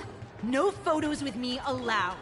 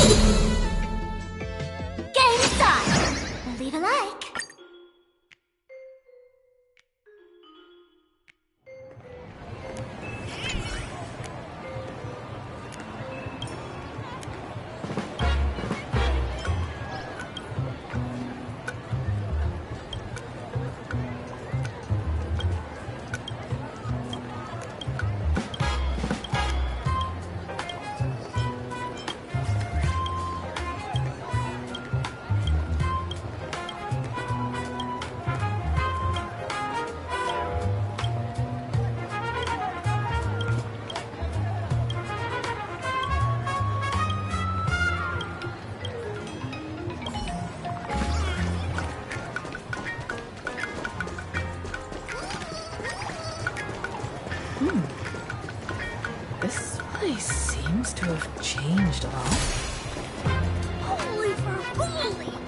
Great Raccoon, you really came! There's a Furbo calling out to you. Why don't we go take a look?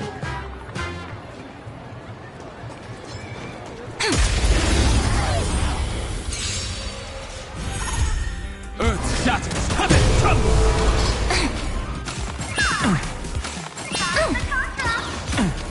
I'll endure. Flowers, bloom for tomorrow. Step onto the board. Memories waiting to be woken up by a shooting star. Remember me with love. May world bearings ignite the dawn. Don't blink. May law walk into the stars. Bring destruction with me.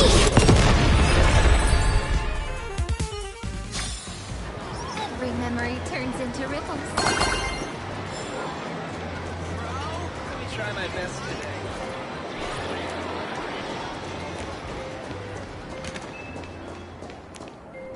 Rest assured, I haven't forgotten a single thing about the compensation. This Furbo was actually waiting outside the magazine's office just to make amends? Furbo absurdo. And you are?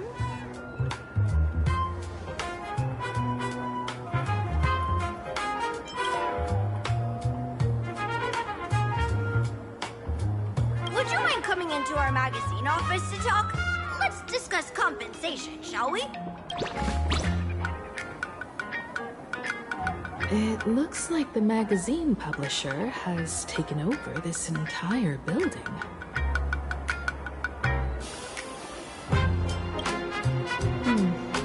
Strictly speaking, the entire street where this building stands belongs to my family's estate. It's said that, in their heyday, the Graphia family owned property all across Planarcadia. But by my generation, very little was left. When my journey reaches its end, will anyone in this world be able to inherit anything from me?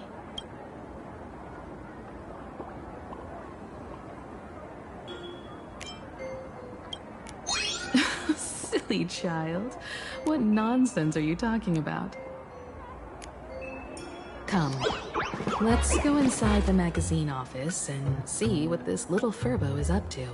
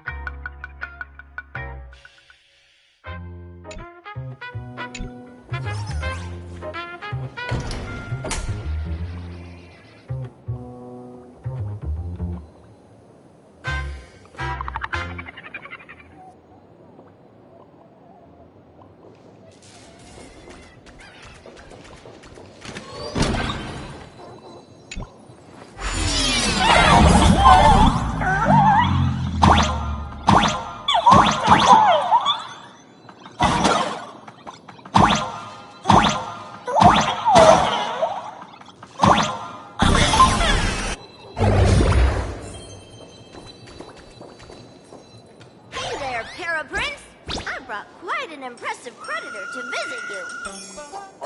Beep beep, debt collector signal detected. I'm out of here. Don't run! It's the Great Raccoon from the Astral Express! Furbos and raccoons. We're all one big family.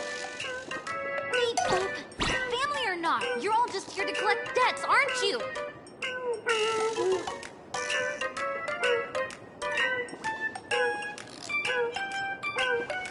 Great Raccoon, that jerk of a company president ditched everyone to dodge the debts.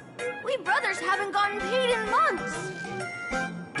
As you can see from our sorry state, Even if you sold us all for Furbo Hot Pot, you wouldn't get much money back.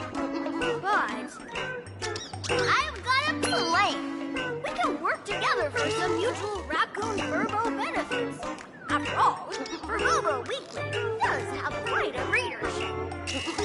Right now, the hottest news in all of Planarcadia is the arrival of the Astral Express. Once you become the company president, Great Raccoon, Furbo Weekly can go full throttle for you, becoming the Express's exclusive media outlet, churning out a string of hot scoops. In no time, Furbo Weekly will be the #1 gossip magazine. We won't have to worry about our salaries, and Great Raccoon won't have to worry about compensation. Hey, no way! As your devoted fans, me and my bros sincerely want to compensate you handsomely for your emotional distress. A magazine publisher? Now that is interesting. What do you think? These Furbos may be crafty and full of tricks, but they can definitely help us out. A media outlet working for you, and a network of informants who can run around everywhere? Having a logistics team like that during the Phantasmoon Games would come with many perks. And best of all, they're free. The company president is actually super easy. Just follow me.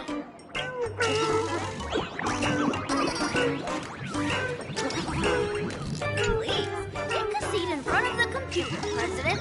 I'll show you how it works.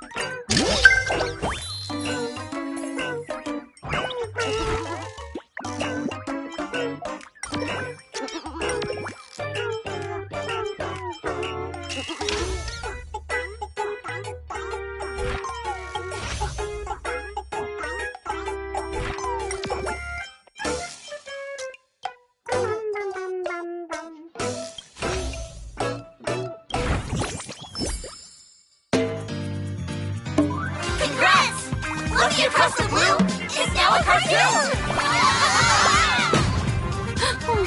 The conductor still couldn't hold on. How long are we going to be depressed? We can't go back to the past! March! The conductor can still be saved! Let's go! Our trailblazing is just getting started!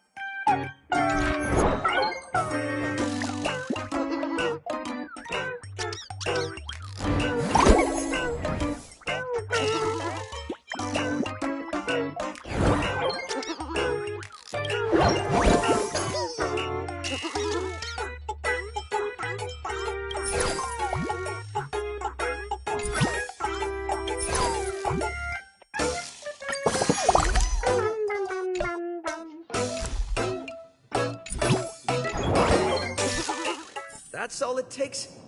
Okay, from now on, I'm your new company president. Woo-hoo-hoo-hoo! Great Raccoon is our new company president! Ha! Whatever mission you assign, we brothers will get it done for you. Anything else you'd like us to do?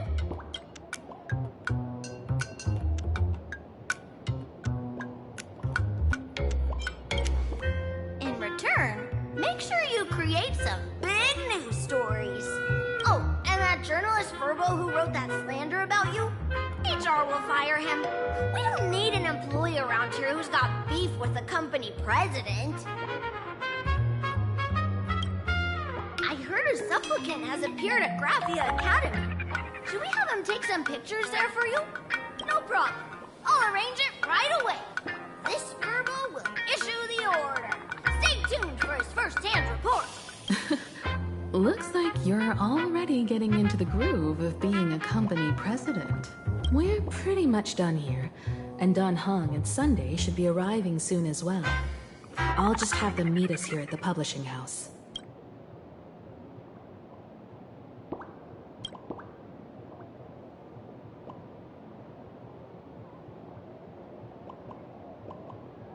Miss Himiko, we're here. Slower than expected, huh? Looks like you had quite a harvest. That's, difficult to say. Miss Himiko. And Benefactor is here too. It's been a while.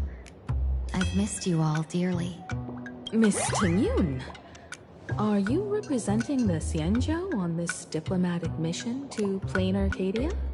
This is a matter of great importance. A humble girl like me doesn't have that kind of standing. I'm just tagging along with General Yao Guang of the Yushui to help out with odd jobs. I happened to run into these two on the way. Seer strategist. What happened on this journey? Sorry, there was a bit of a hiccup. I accidentally put on a mask of elation. Now I'm a supplicant in the Phantom Moon Games. Well, that's quite unexpected. I know the Express has been seeking to join the Phantom Moon Games, and I've been quite curious about that. Sorry. Did I make things more complicated than they needed to be? No need to apologize, Sunday. You are a companion of the Trailblaze. No nameless would ever stop a companion from finding their own path. Many thanks. But wait, did you just say accidentally? It's a long story. I'm afraid we'll have to wait for General Yao Guang to explain it herself. She was with us just now, but somehow disappeared without a trace. Madame Yao is always like this. She probably disappeared suddenly to deal with something urgent. This seer strategist is just as elusive as the rumors say. Should we wait for her? No need. I wouldn't dare impose. The tides of fate shifted. I had to delay my steps to arrive at the proper time. I ask for your understanding. Oh my. Counting me, we make exactly 6. Let me do some calculations. Your fortune in the coming days looks grim. You'd better watch out. Wheel. Makes sense. You got what you wanted today. The fates spell danger. This matter is most likely connected to that blade. Ah, the little fox's misfortune has overflowed into good luck. She's blessed with constant good fortune, a true harbinger of prosperity. Huh. That's weird. I can't see yours. So, you're that trailblazer Fushuan mentioned. Your reputation precedes you, seer strategist. I'm Himeko, navigator of the Astral Express. Whatever's on your mind, you can discuss it with me. My sincerest apologies. When a diviner encounters someone whose fate is unfathomable, we can't help but feel 3 parts excited, 3 parts flustered, 3 parts curious, and 1 part awestruck. What do you mean by unfathomable? My eye of Ishvara can scan the aura of fortune surrounding each of you, manifesting as weal or woe signs above your foreheads. I'd like to divine your fortunes as a welcome gift. However, this person really surprised me. I can't see anything from him at all. Are you really free to try any choice? To do anything you want? Does an Ishvara like you actually exist in this world?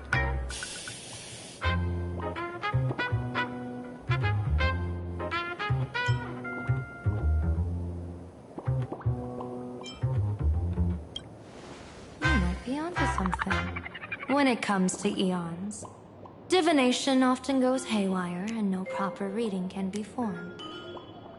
What do you think this means, General? As an Ishvara, their mere presence in the playfield creates a variable in the game. It's both a blessing and a curse. As I said before, the weal and woe of us 6 align with the 6 lines of divination. If he represents woe, then the hexagram falls to water, where dangers lurk above and below, spelling doom. If he brings weal, then the hexagram shifts between wind and water, presenting a great opportunity to strike. Auspicious. So, the fate of our journey in Planarcadia rests on his decision.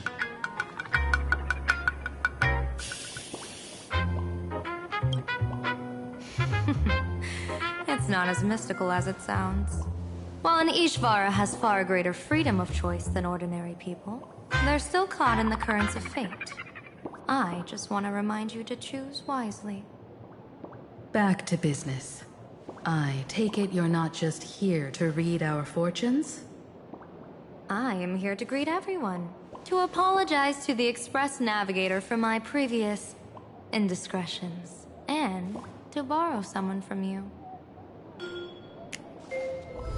Miss Himeko, now you understand how I ended up wearing this mask. I get it. She says she wants to borrow you for an operation. I want to hear your thoughts. If you're not comfortable refusing, I can speak up for you. Oh, you two. No need for whispers.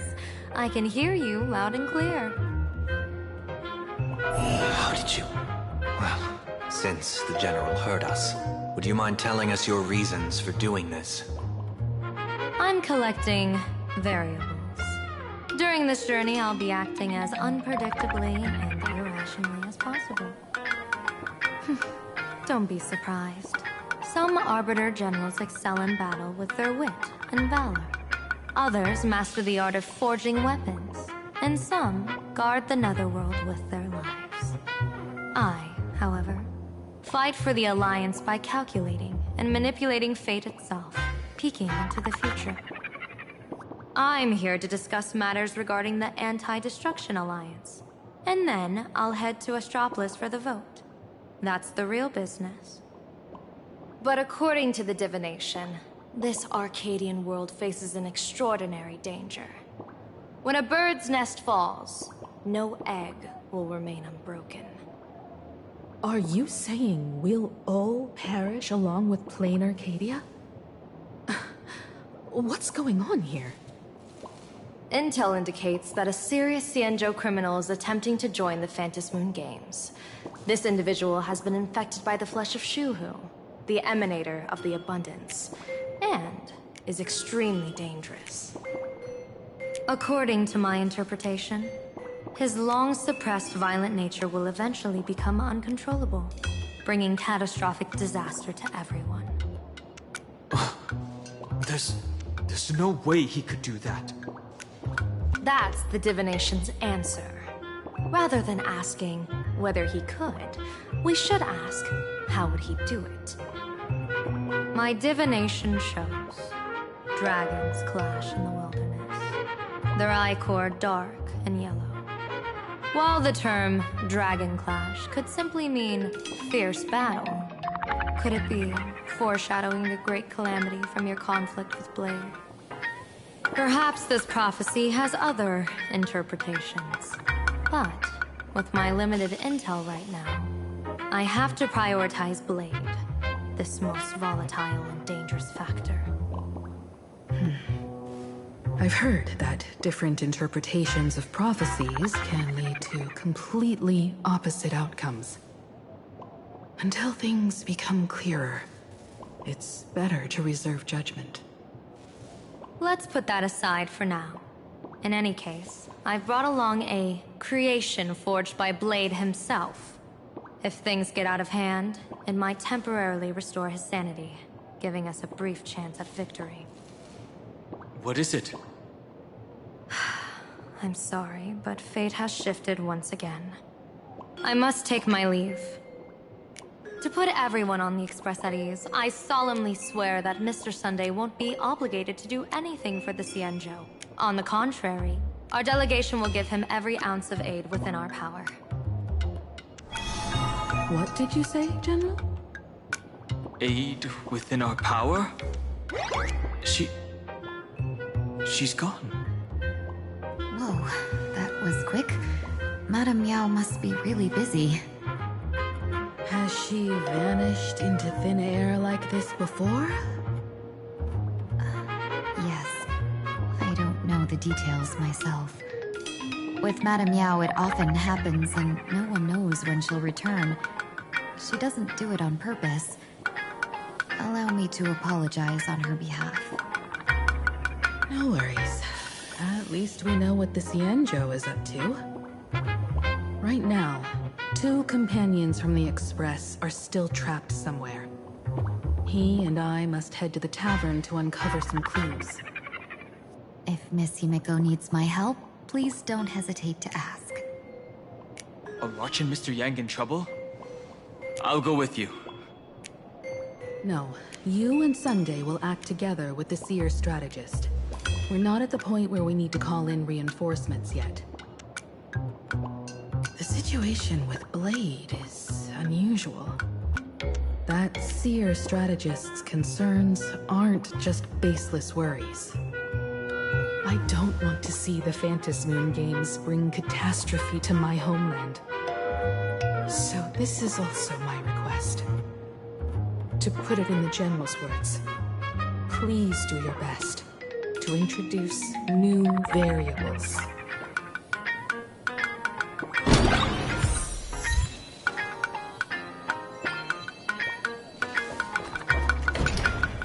Greetings, Benefactor.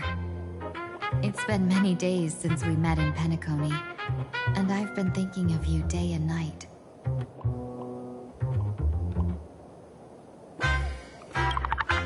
Though my skills are meager, Madame Yao praised my resolve to kill my enemies, saying that was just the variable she sought.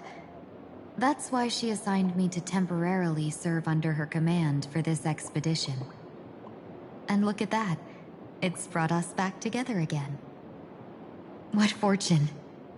I wished I could travel with you longer back in Penacony, Benefactor. After all, I've yet to reclaim the opportunities Phantilia stole from me.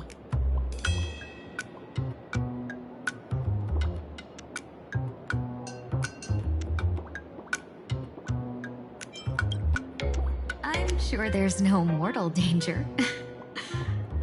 Please forgive my jest, Benefactor. Being around Madame Yao has gotten me into the habit of cracking jokes all the time. Her actions may seem inscrutable, but she always provides what you need ahead of time. That's why even those who grumble still carry out her orders with diligence. In truth, doesn't she seem more like a shrewd merchant than a diviner? But then, when have any Arbiter Generals ever been ordinary? Hard to say.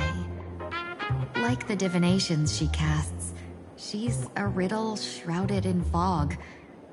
Apart from the ever-absent Patina Justice, she's likely the most mysterious of the Arbiter Generals. Don't go back on your word, Benefactor.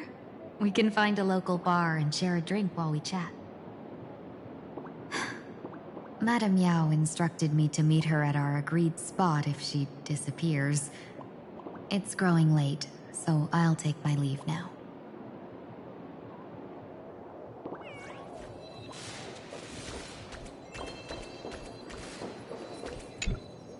I understand Miss Himiko's intentions. I'll leave March and Mr. Yang in your care. Blade's appearance means the Stellaron hunters are also on the move in this world. From everything we've seen, this mission to Planarcadia is of the utmost importance. I will accompany General Yao Guang to uncover the Stellaron hunters' schemes. Whatever happens this time, I hope it won't put any of you in danger. I'll do my best to make sure of that. What? Those two are trapped in the school, forced to become a student and teacher? And the security officers are turning a blind eye to all this? Though March and Mr. Yang don't seem in mortal danger for now, who knows what Sparksea is plotting. The longer we delay, the worse it could get. Better to rescue them as soon as possible. The Phantom Moon Games. What a bizarre ceremony. What does this type of elation really mean for the people of this place? Why would AHA promote such a game? Whatever happens, keep me posted on how things go.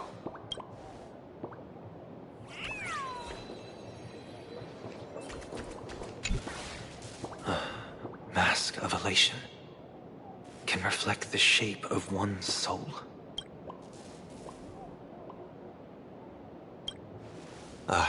Sure. In Penacony's decorative arts, ravens often symbolize the hidden desires and whispers of humans' dreamscapes.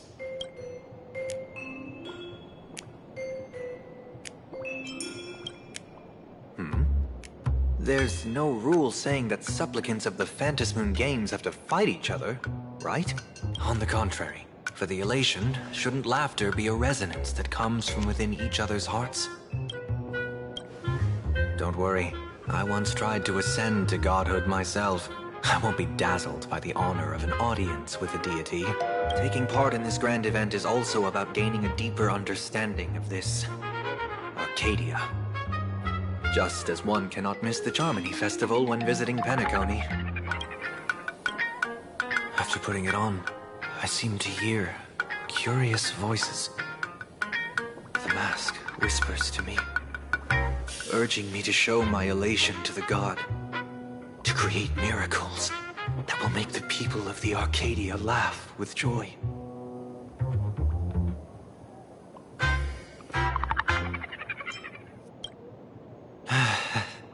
That's a good one.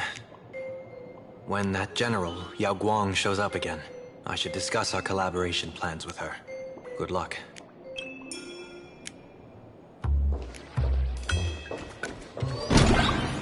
The IPC, Masked Fools, a Cienjo General, the Stellaron Hunters, and the Nameless. Some came for the Alliance. Some for the Eon's game. Whatever their reasons, a storm is brewing in the skies over this world. But at least we got some good news. Sunday has joined the Phantasmoon Games. He can help us in our showdown against Sparksy. Let's rendezvous with Sparkle at the tavern. We must uncover why Sparksy entered the Phantasmoon Games, and what sort of Sparksicon she's got planned for Graphia Academy. When I was little, I heard a few urban legends. They say the entrance to the tavern exists behind every single door in this land. But those who aren't invited, or haven't found their destined path, can never step inside. This time, we already have the Fool's invitation in hand. As for the key to open the door, there's a silly rhyme on the back of the business card. For revelry and drinks galore, no need to search from door to door. Heed the fool's riddle with care to find the key that leads you there.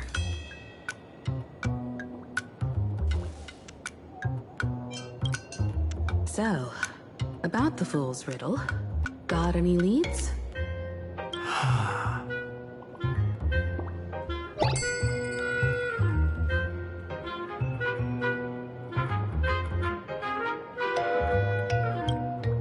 Whether they look up or down, the moon that humanity gazes upon in the sky is always the same Phantasmoon. Looking up makes sense, but looking down? How exactly do you gaze at the sky?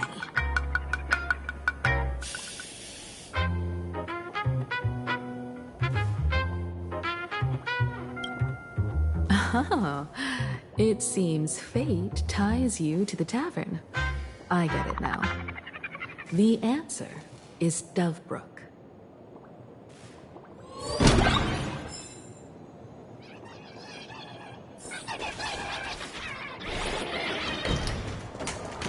Many generations ago, the Dovebrook was already a river flowing with countless legends.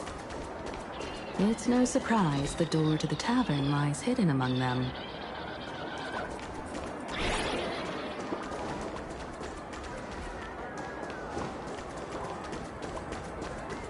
Legend has it that the master painter Graphia once drew water from the Dovebrook to wash her paintbrushes. Many later artists followed suit, hence its other name, the Painter's Stream.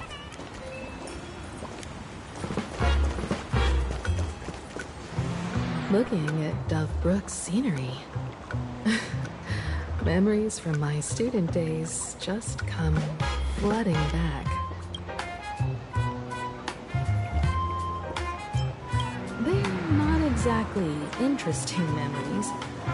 Back then, Dovebrook District was teeming with gangs. There were hooligans running around everywhere, and some really loved messing with the students. I was taller than my peers, and happened to be training in martial arts. To stand up for my juniors, I would occasionally get into scraps with the thugs on the streets.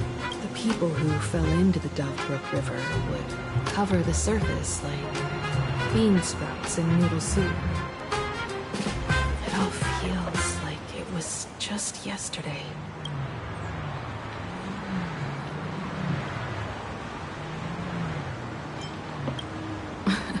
Sometimes the thugs fell in. Other times, I took the plunge myself. Back then, I was a bundle of restless energy. The teachers always said I was like a wind-up toy that never stopped banging its drums and cymbals, stirring up a commotion wherever I went. In the blink of an eye, 15 years have passed. Hard to believe someone as reckless and willful as me became the navigator of the Astral Express. Now's not the time to wax sentimental. We've reached the banks of the Dovebrook. So, where's the tavern entrance hidden?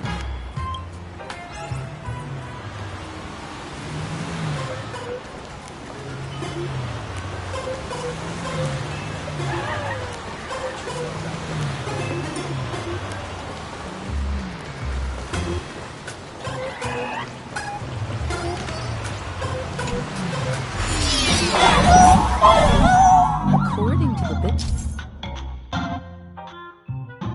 business card, town is near the Sinwish Syndicate headquarters. Let's check the other side of the river.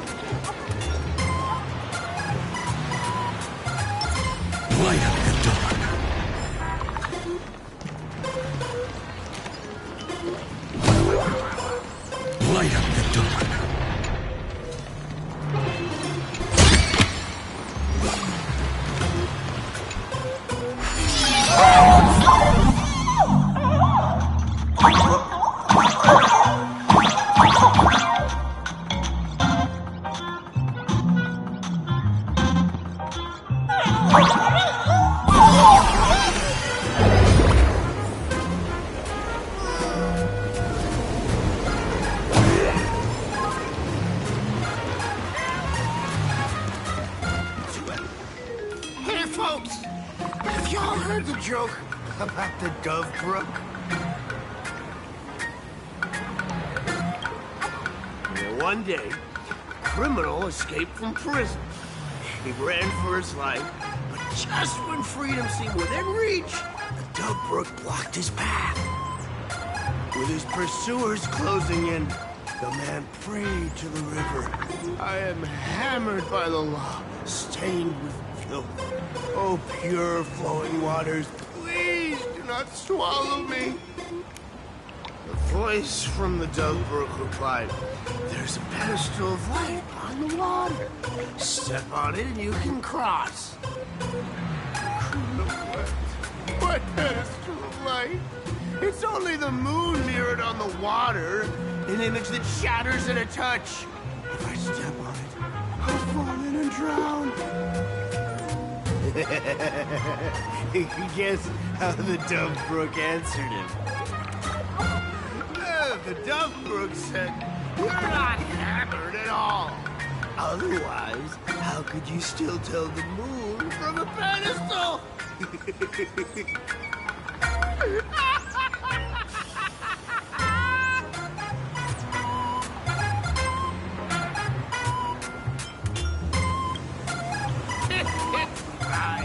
You don't have to buy me a drink as long as I can make you laugh.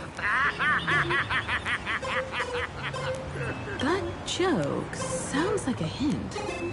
Could he be a fool from the tavern? Maybe if we find the fragile moon he mentioned, we'll find the way into the tavern. The moon's reflection. Hey, folks! Have y'all heard the joke?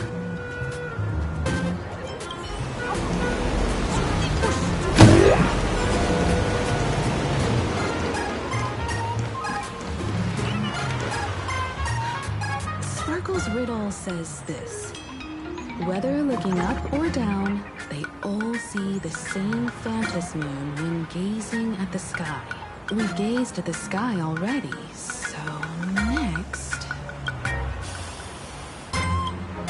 From this angle, the moon's reflection is right here. It does look strange in the water.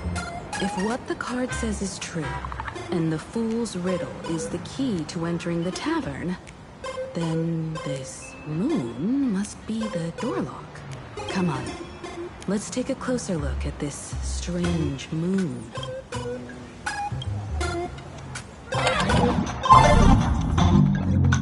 Keep going. Chase that moon's reflection.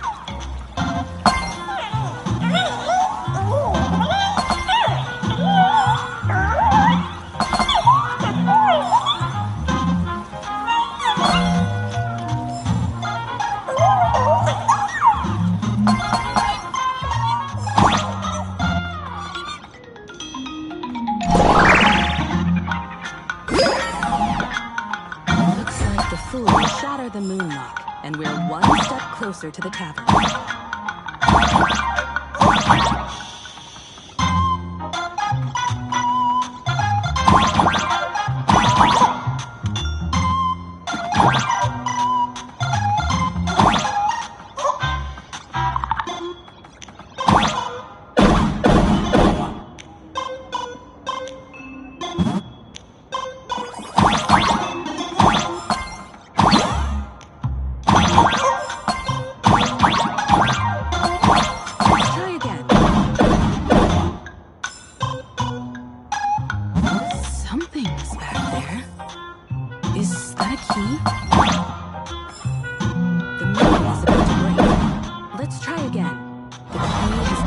Into the water. The water's surface is about to change.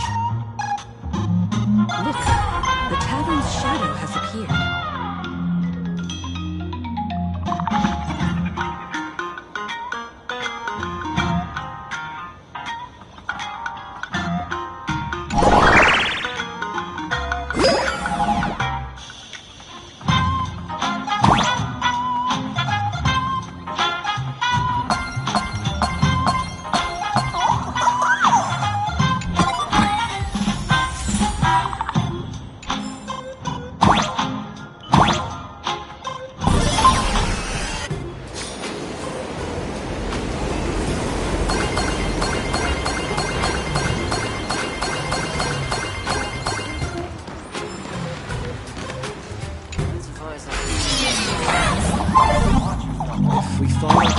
ahead.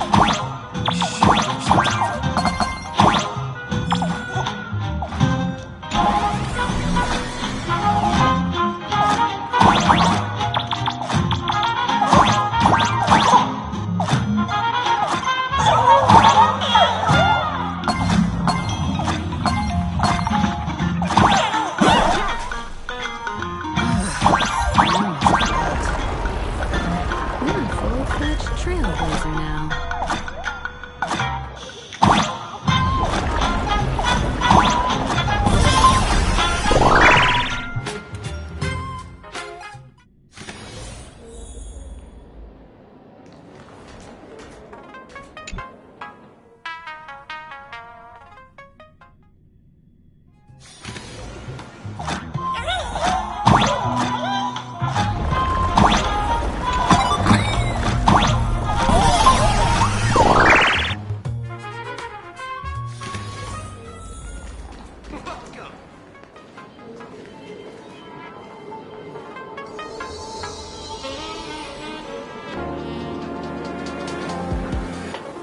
So this is the World's End Tavern. No. Allow me to correct you. If you think this is all there is to the tavern, you are sorely mistaken. Like a single grape on a great bunch. This is just the part where the tavern connects to this world. Sorry, but this looks like a regular lounge.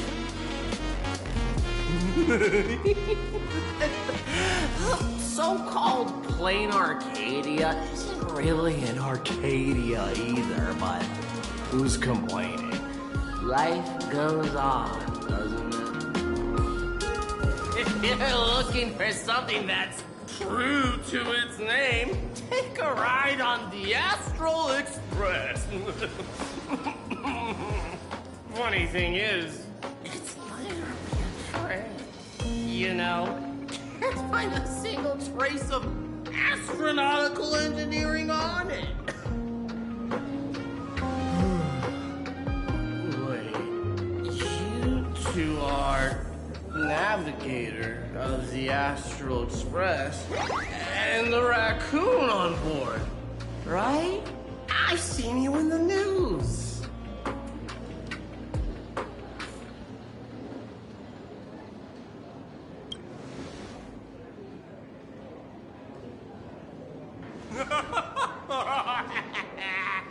Friends, a big shot is here. A real knee slapper incoming.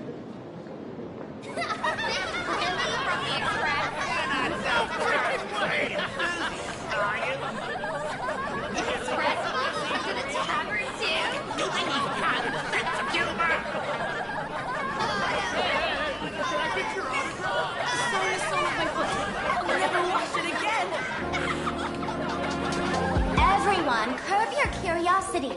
These two are my guests. Even the most mischievous among you should know when to stop and mind your manners. Well, if it isn't Little Sparkle. We've all heard your joke. Take the mask from a masked fool, and what's left but a fool?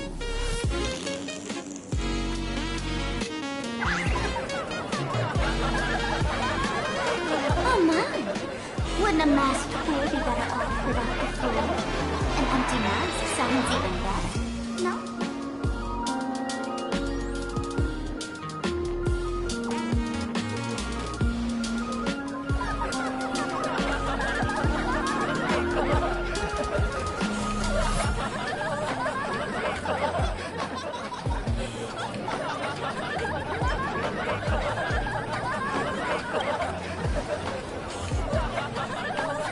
Alive-ish. Depends on how you define alive. Most fools won't even admit that. So he isn't exactly dead either.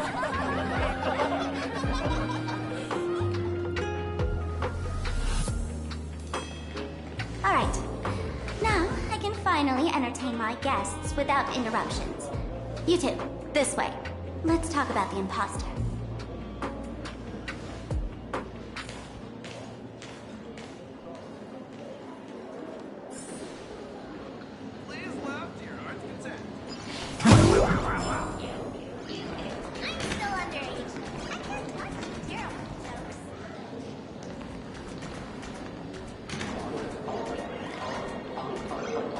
The man's wary gaze sizes up the young person before him for a moment.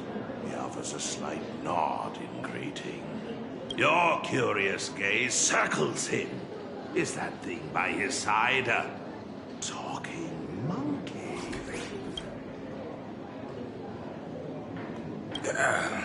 What's that?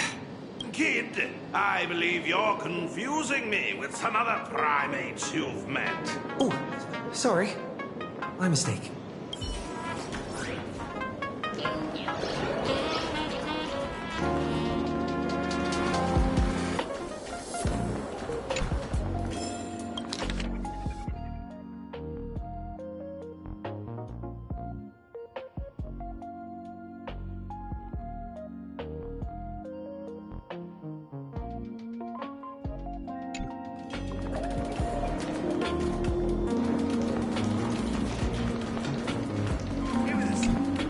Alright, you two. First round's on me.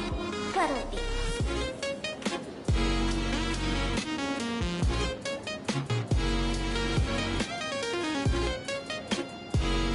We're not here to drink. Time's ticking. Did you find anything on Sparksy? Don't pull a long face. You'll sour the vintage in the cast. While you were gone, diligent little Sparkle was gathering intel non-stop and didn't waste a single minute. Sparksy. She did come here disguised as me. I called Giovanni. You might not remember him. He's the poor sap who drew the short straw to manage the storage area recently. Old Gio told me that a week ago, I came here and took a few things.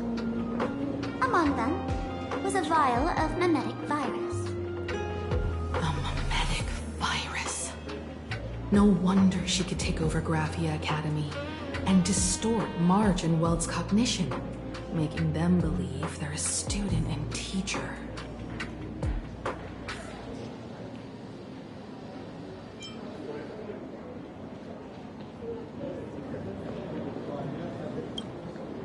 Close enough. This so-called Sparksicon is a front for spreading a mimetic virus. Knowing that isn't enough, what type of mimetic virus is she spreading? What are the symptoms? We need more on her plans and actions before we can counter it. Thought of that already. So I visited a few friends and learned where the imposter's been haunting. To dig up details, we'll have to get hands-on. Lead the way, then. Let's move. Stay close.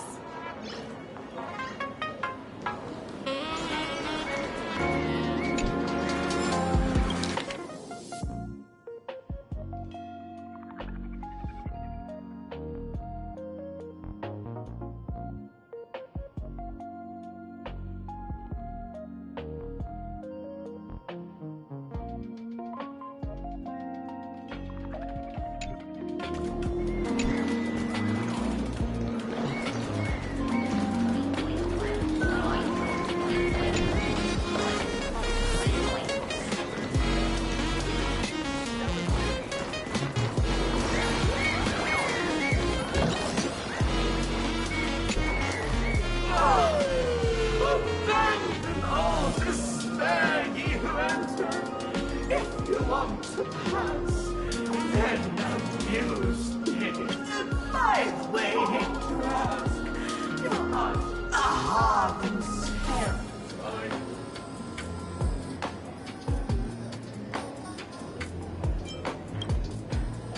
No, you're not a heart.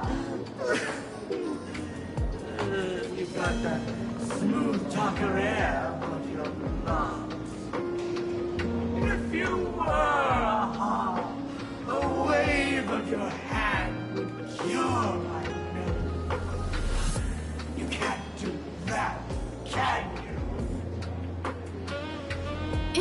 this the Tavern of the Elation?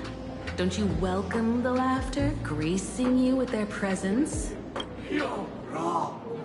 It's not that they are welcome. See that? The fools put up a sign over there. Aha! And morning actors stay clear from the door. Stay clear! Ridiculous as it sounds, it's true. After 666 invitations to Aha went unanswered, the younger fools voted to expel the laughter from the Pact of Elation. Oh, I get it. It's like students expelling a teacher from a classroom. The action is meaningless. The message is loud and clear, though. All right, Mr. Doorway. I assure you that none of us three is Aha, and none is a morning actor. Oh, it's Sparkle. Is it really Sparkle? Is not someone else pretending to be Sparkle? I can't tell, and I don't care. Listen up, gray-haired lad. If you want me to own, pay the toll with saying a joke. I've been waiting for the one joke that can cure my melancholy. Now,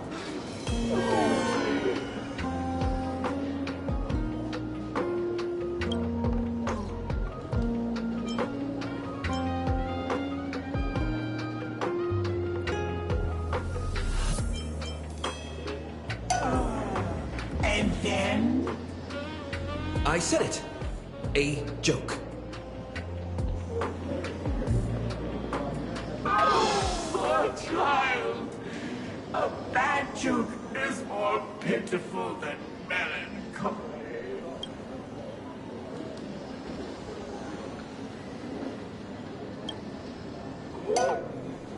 What? Didn't catch it?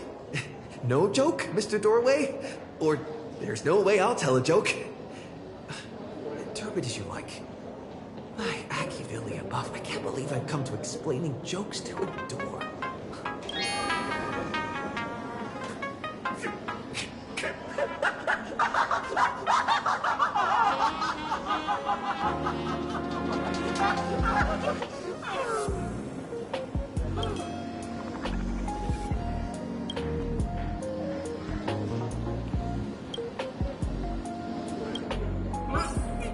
What are you going to do? I'm gonna break you open.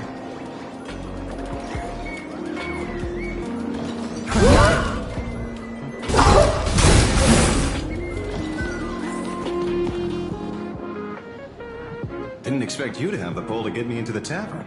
As expected of a detective's assistant. Back when I still had a sense of humor, a fool gave me an invitation.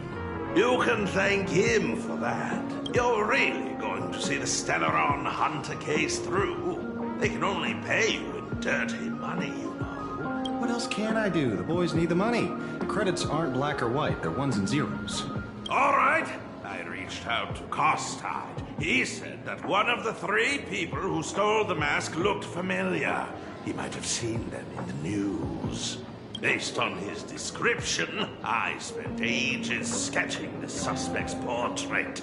And I suspect it might be Don Hung, the nameless from the Astral Express. Costide. You owe him another favor. No paying this one back, huh? Speaking of which, Don Hung. That's a Xianzhou name, isn't it? Where have I heard that name before? It sounds so familiar. So, which of these 3 is Don Hung? The one with gray hair? The redhead? Or that black-haired girl who looks like she's ready to stir up trouble at any moment? No, don't tell me yet. Let me guess. I know a bit of the Xianzhou language. The word Don can mean red. So Don Hung is the lady with red hair, right? Your deduction skills never fail to impress. Fine, I'll just give you the answer. None of these 3 is Don Hung. Oh, do you even watch the news? TV, newspapers, the internet, it's all fake news. What do you expect me to look at? Let's get down to business. I couldn't find any trace of Don Hung's actions. It's like someone wiped them clean. So I decided to try a different approach. Keep tabs on the other members of the Express crew. Maybe following their trail will lead to clues about the mask. Nice work, Mr. Wren. They're heading deeper into the tavern. Follow me. I see, gray hair. The tavern not inviting you sooner was their loss. Come on in.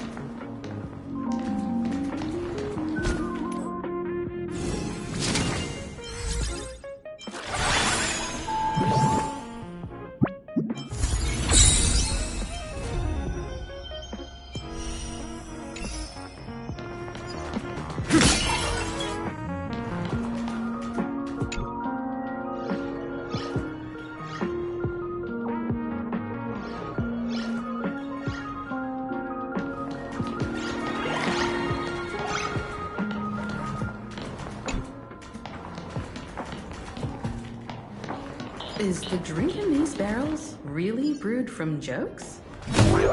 Yep. You know your stuff, man. Just heard some rumors, that's all.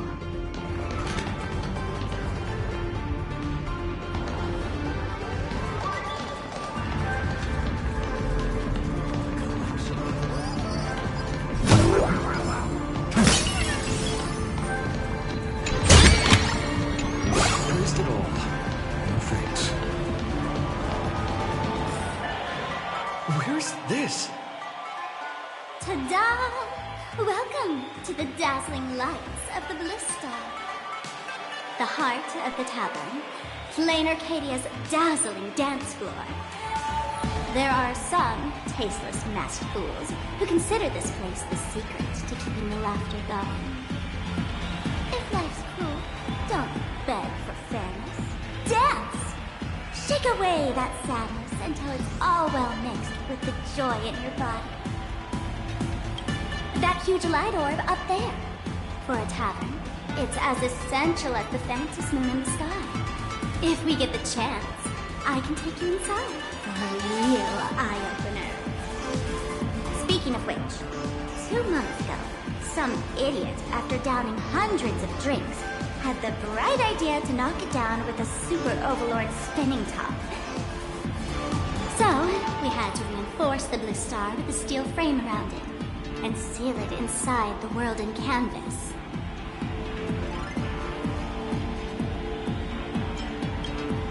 Aha! Take care! Weren't they banned from the tavern? And given the laughter's personality, if they took care of it, they'd just egg someone on to blow the place sky high. This fool you're talking about. It wouldn't happen to be Sparksy, would it? If it were, I'd already be tied to that light orb as the scapegoat. Anyway, the next stop is the Golden Confessional. The eyewitness says Sparksy was there. The Golden Confessional? What kind of place is that?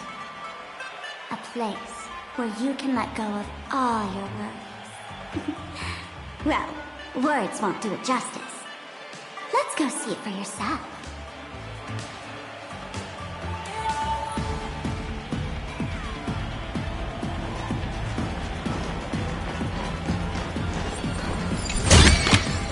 Is this also a blessing of the Trailblazer?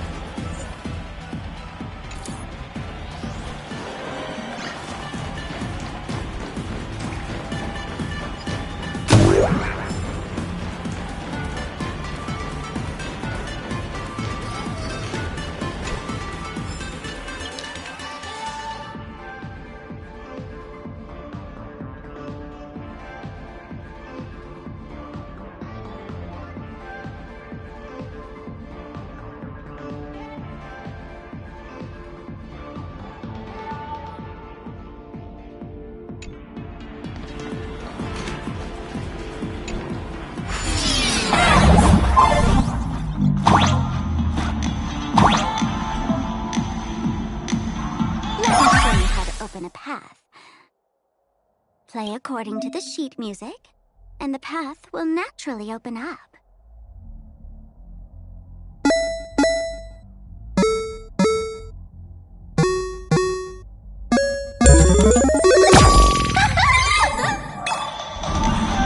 The steel frame actually opened.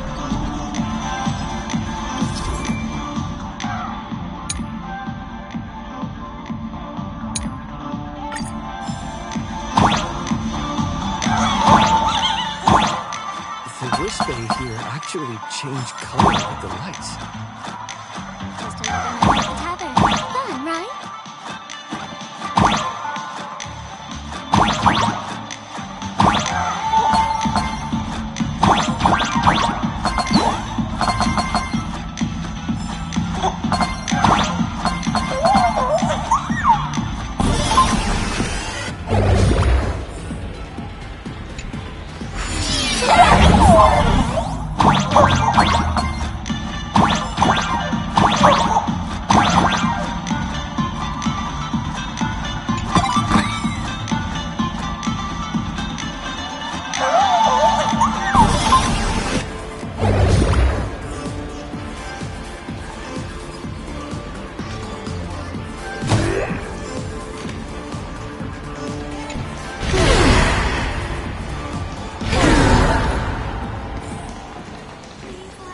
He'll do anything to get you to laugh.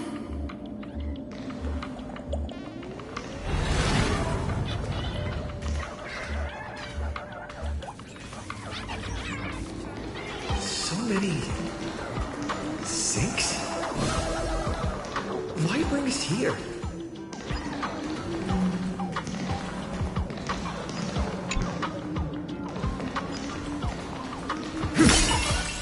I hate toilet paper the most.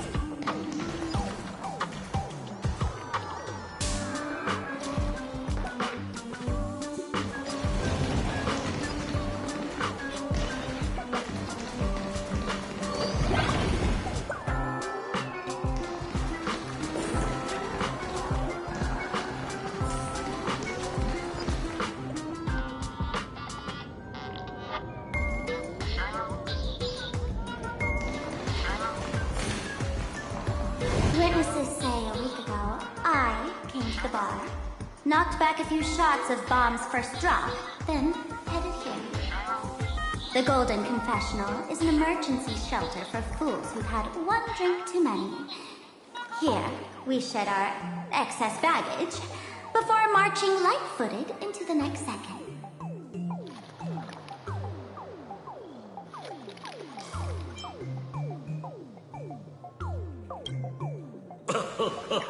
Oh, well, well, looks like old Zippo's become the king without a crown.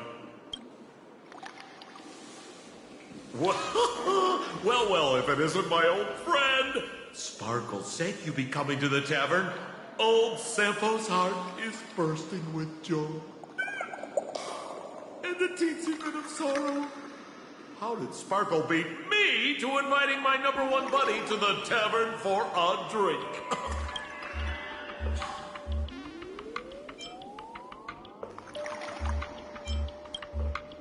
This me, old friend. Hello, Miss Himiko. Long time no see. Mr. Sampo, hello. What business brings you here this time?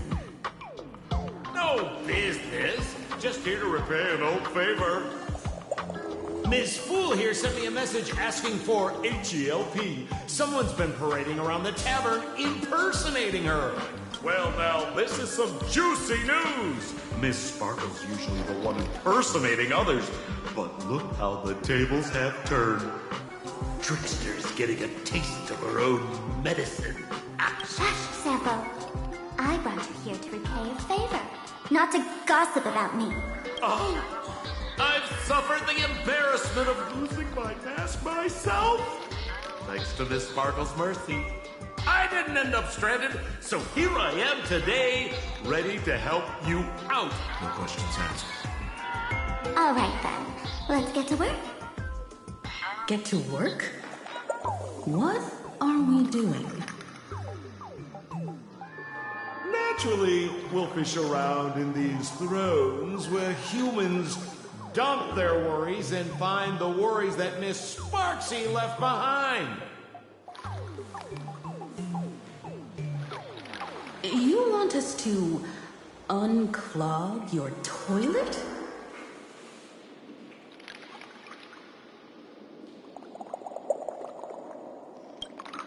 Don't be too shocked, you two. Let me share a little secret about how we masked fools stay mentally healthy. Drink a mood lifter like Bomb's First Drop, and all the harmful memoria in your body, you know, the pain, the worries, gets purged in one go. That's how fools pull pranks and have a blast without a shred of guilt. So, all that memoria has settled under this bathroom. And you want to sift through it to find Sparksy's worries and catch her thoughts before she acts? If luck's on our side, maybe we'll even dig up the secret to beating her. What's wrong, ma'am? You don't look so hot. I've got no objection to the task, but doing this barehanded, I refuse. Oh, don't worry. When has old Sempo ever come unprepared? Trust me, I won't let you get off that easy. Emotional impact drill. Sorry. Wrong gadget. Oh, this one. Hey! Heard of a dowsing rod? Well, forget it. I'll spare you the theory. Oh, I tuned the drill bit to resonate with Sparkle's temperament. It'll drill out memoria fountains with similar emotions. But fair warning, use it carefully. It's been a week since Sparksy was here. Keep your guard up in case something else comes bursting out. Well, if you ask me, leave it to luck. We don't have time for luck. My radar says that Pompous Imposter would pick the highest spot to vent. Exactly. The Golden Throne. Give it a try. Bro, pick a spot to drill and start mining that gold. Sampo, does this thing even work? Of course it works. Don't you trust your old pal, Sampo?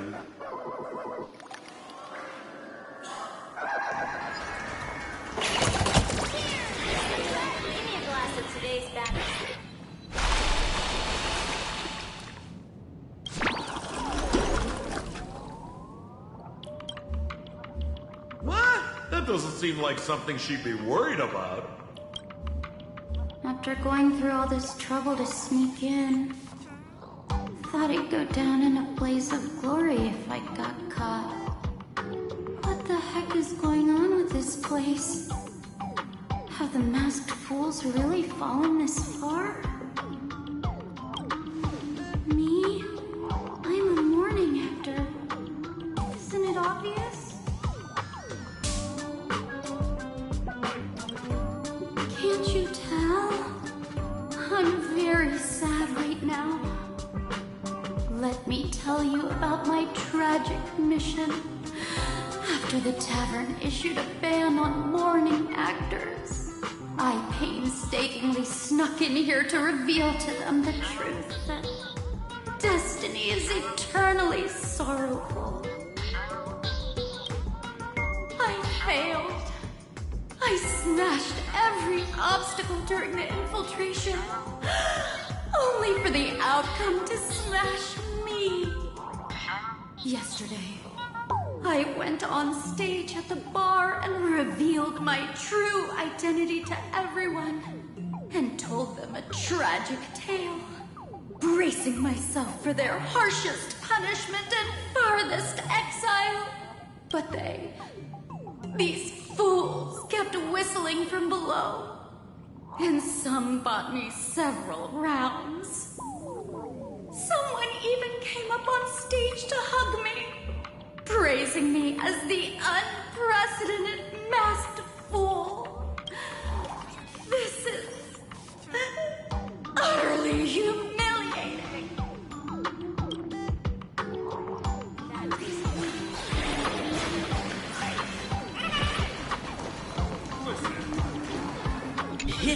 best joke.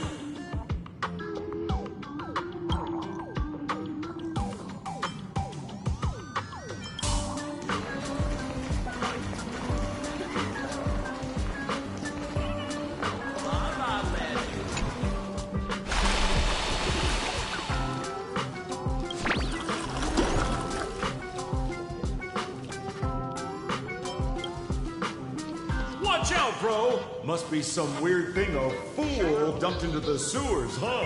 Which irresponsible exorcist did this? The tavern sewer system is not a dump. Out of control. Run! Stars, shine for the heroes. Memories waiting to be woken up by a shooting star. Remember me with love. Your world bearings ignite the dawn. Don't blink. May law walk into the stars. Clear destruction with me. Soaring above the land. This is permanent! Your downfall is absolute.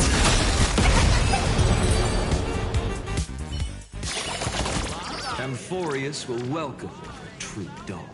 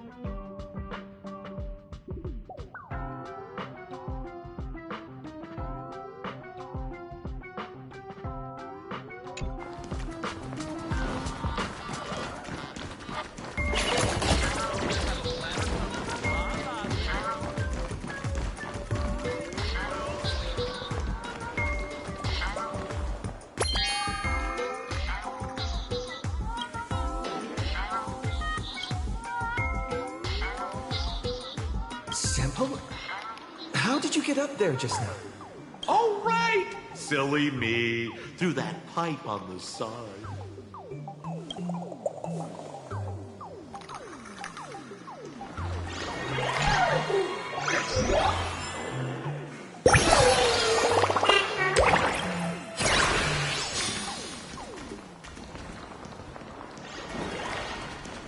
Hey, hey, gray hair.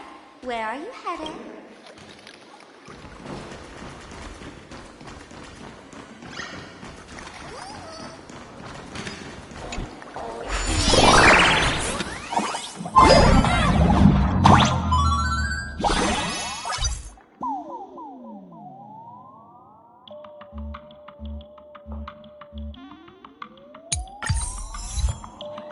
What's this?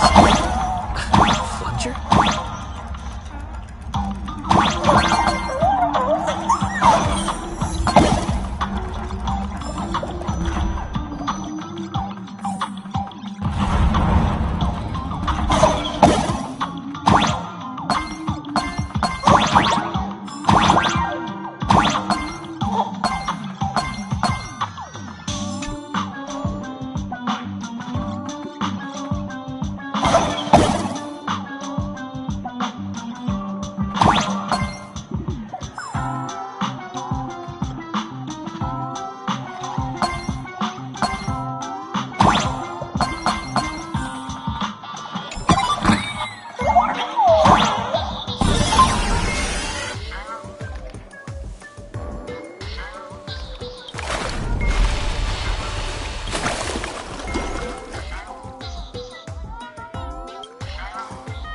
See? What did I tell you? The imposter's worries have appeared.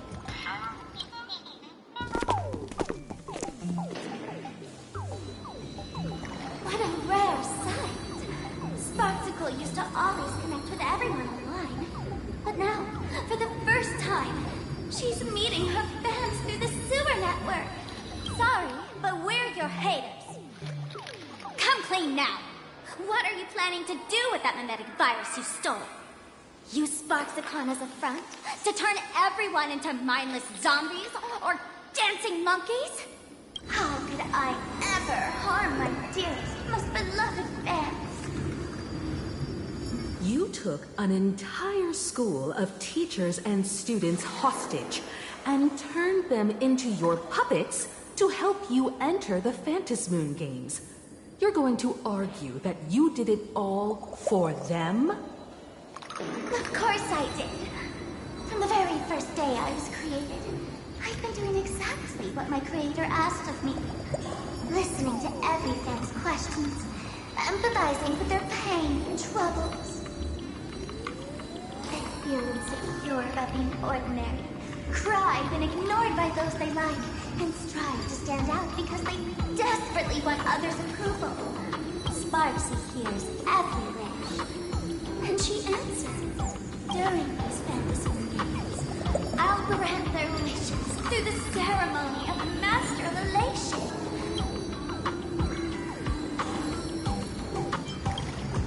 No, I'll give each of them a choice. The choice to become me. Because deep down, every one of them longs to become Sparksy. To wear this dazzling mask, capture the internet's attention, and bask in praise. You must have heard that saying. In the future, everyone gets their 15 minutes of fame. Now, that moment has come. Sparksicon will turn every spectator into me! For reals? She plans to use a mimetic virus to turn everyone into herself? Oh, the answer was right there in the riddle all along. You know, I gotta say, that's very Sparkle. As expected of my imposter, you're absolutely bonkers! Sis, is now the time to be tooting your own horn? Just thinking about being turned into a copy of you? I can't even force a smile. Bro, what part of this is elating? Oh, and who gets to define elation? The laughter, the fools, the IPC, or every me seeking joy on the Arcadian internet? Contrary to popular belief, the masters of the Phantasmoon Games were never us, the supplicants, but the spectators watching us. Sadly, the Inter-Astral Peace Network showed people other worlds in the cosmos. Once horizons widen, expectations climb. Nothing they hear or see feels fresh, interesting, or thrilling enough. And everyone fears that they're outdated, uninteresting, or unexciting in others' eyes. So the world's like a derailed train, racing toward thrills and madness. Nameless of the Astral Express. Am I wrong?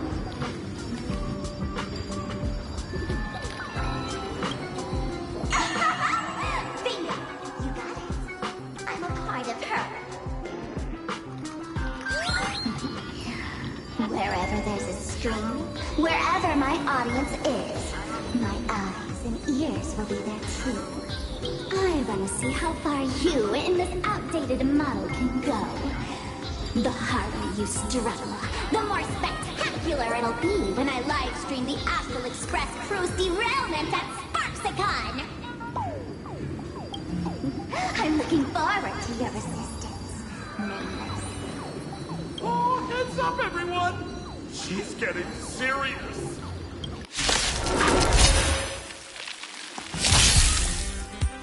Oh man, the other day I ran into this fan.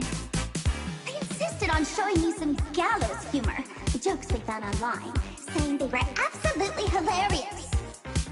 But all they did was show me a picture of someone being killed by the antimatter legion, then burst out laughing. Come, let's all enjoy this gallows humor together! Memories waiting to be woken up by a shooting star. Remember me with love. Your world bearings ignite the dawn. Don't blink. May law walk into the stars. Your destruction with me! Soaring above the land! This is permanent! Your downfall is absolute.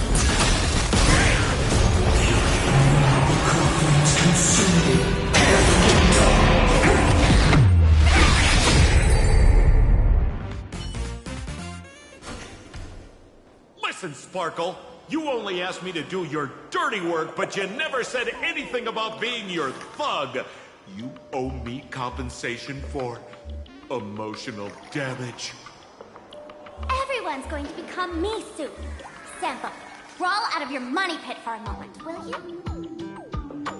To think, Planarcadia's elation would end up like this. Back when I still lived in this place, the internet was just for sharing information. Live streaming and virtual idols, we'd never even heard of them. Coming back now feels like stepping into a foreign land. Like returning home, only to find home isn't where it used to be. It's just madness wrapped in a cheerful shell. She's convinced that we'll be powerless to stop our plan, even if we know what it is. But I'm not ready to roll over just yet. I know. Even I don't want to turn into that phony's lookalike. Though, we're not that different.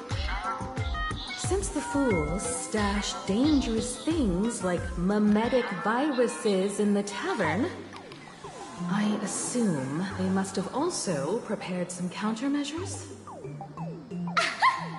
Man, you give us fools too much credit. This is the tavern, not the well-ordered Herta space station. But I do know a place. With some luck, we might find a mimetic virus cleanup expert. All right. Now that you folks have a lead and no shortage of fighting spirit, old Sempo's calling it a day. The Astral Express always has a way of handling crises, doesn't it? With big shots here, a sidekick like me doesn't need to steal the spotlight.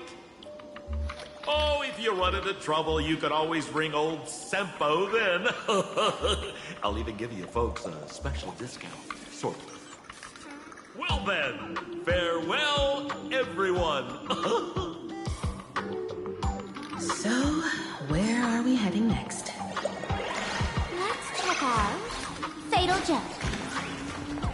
Fatal Joke? What kind of place is that? Maybe some kind of hospital.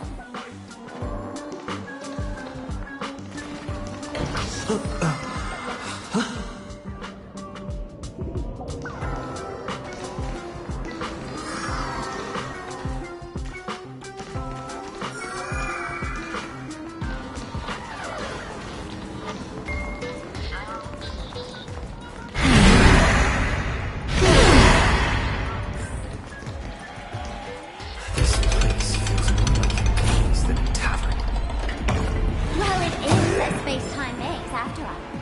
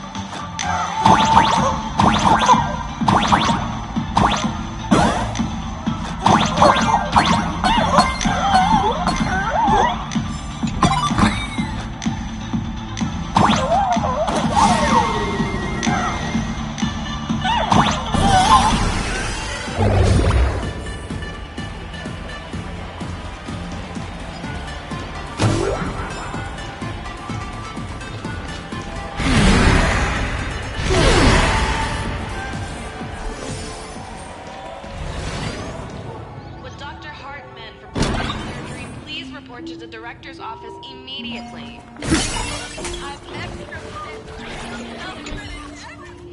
Who on earth are you?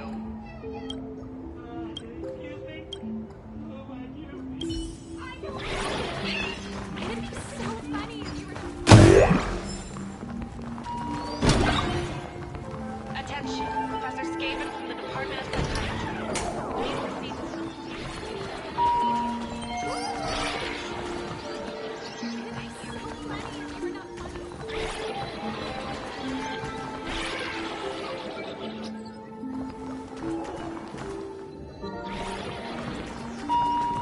Attention patients, please refrain from eating beef hot pot in the hallway. If you wish to dine, please invite the hospital director to join you. Thank you. So funny if you were not funny. I'm extra sick.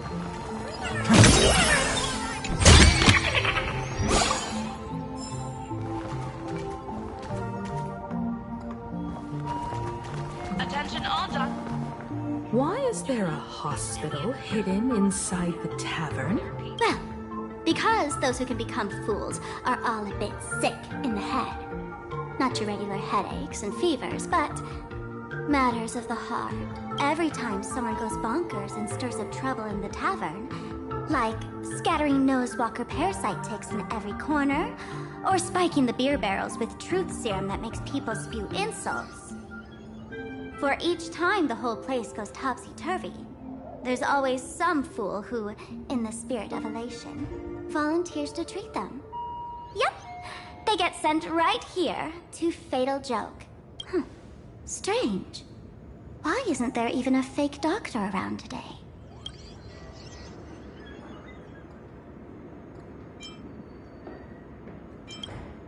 Even if some fool claims to have a legit medical license, you wouldn't dare trust them, would you? Attention patients, please refrain from eating beef hot pot in the hallway.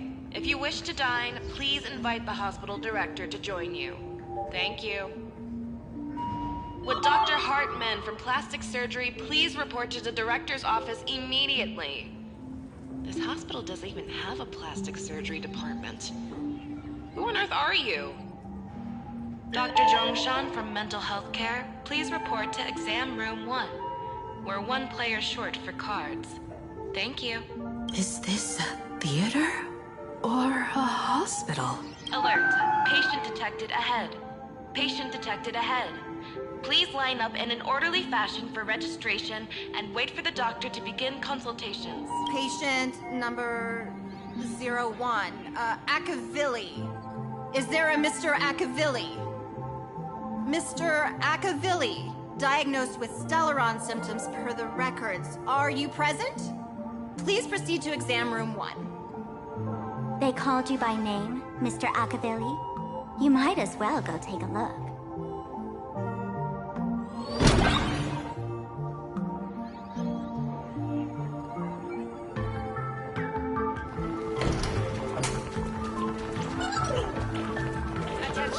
Professor Skaven from the Department of Psychiatry.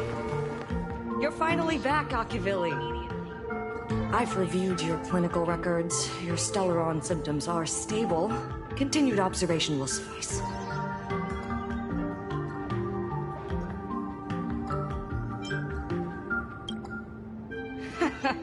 Talk about fate. Ever since our little escapade with the Unshackled on the Xianzhou, I've been wondering when someone as interesting as you would grace our tavern. Next time you come to the bar, I'll treat you to a drink with topology olives and Barnsley fractal pepper. Good news for you. You don't need to rush into treatment just yet. Though, I can't say the same for Miss Sparkle over there. Patient number 02, Miss Sparkle, please come in. Hello there, Miss Sparkle. You're one of the few who didn't mistake me for that imposter, Doctor. But, just a reminder, yours truly isn't sick. I'm perfectly healthy.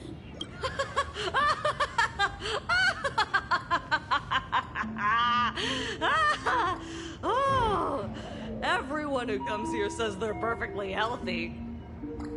I've seen so many patients, and you're among the most severe. I could already make an initial diagnosis at first glance. Your ailment is loss of self. If someone can transform into 10,000 characters, would she still remember her original self? Good question. But if someone could become 10,000 characters, does the original even matter anymore? By the way, Doc, are you familiar with any treatment protocols for mimetic viruses? Mimetic viruses. I've heard about it. The city sent over a few cases. The patients had one thing in common. They were all heavy internet users. The medical records are in the room. You can take a look if you want.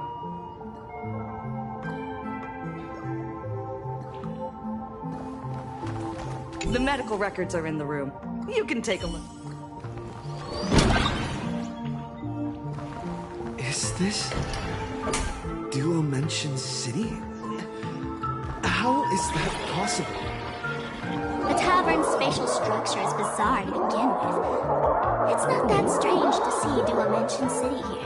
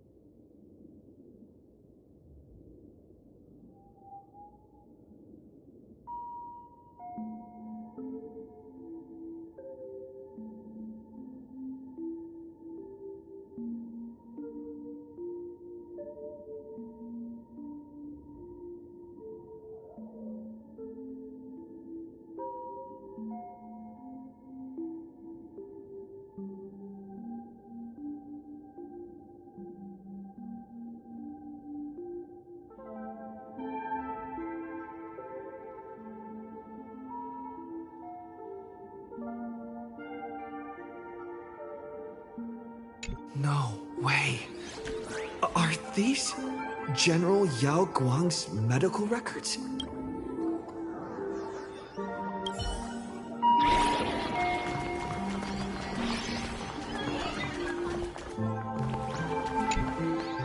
The medical records are on the bookshelf. First file on the left.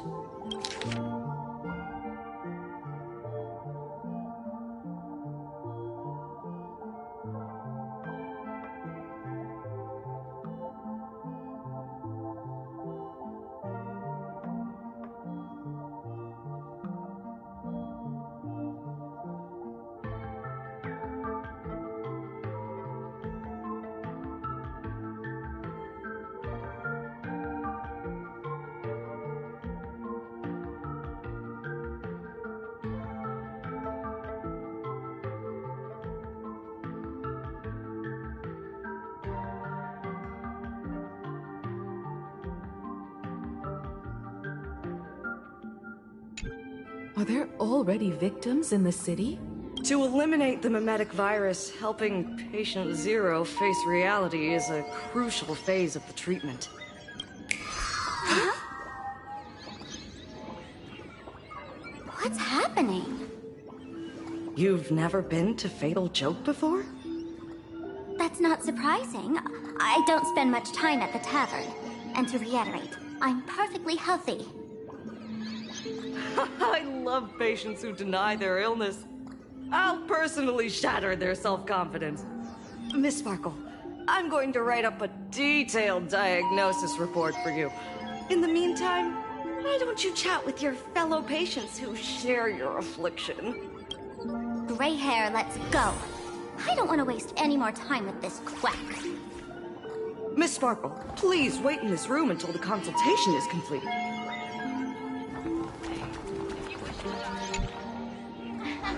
Sparkle, you're back! You seem happy. Yeah, I'm keeping my spirits high, just like she asked. Sparkle, you're the one who told me that a smiling mask will never have bad luck, aren't you? This world doesn't want to see too much sadness, cruelty, rage, or pain. You told me that I just need to smile, no matter what. I did everything you asked. But why did you abandon me? Right now, I just want to scream, to cry, to shout. I just want to devour you all. Just how many masks have you thrown away? Don't worry about it. Everyone sheds just as many versions of themselves in a lifetime. Come on, let me eat you. I'll swallow you whole.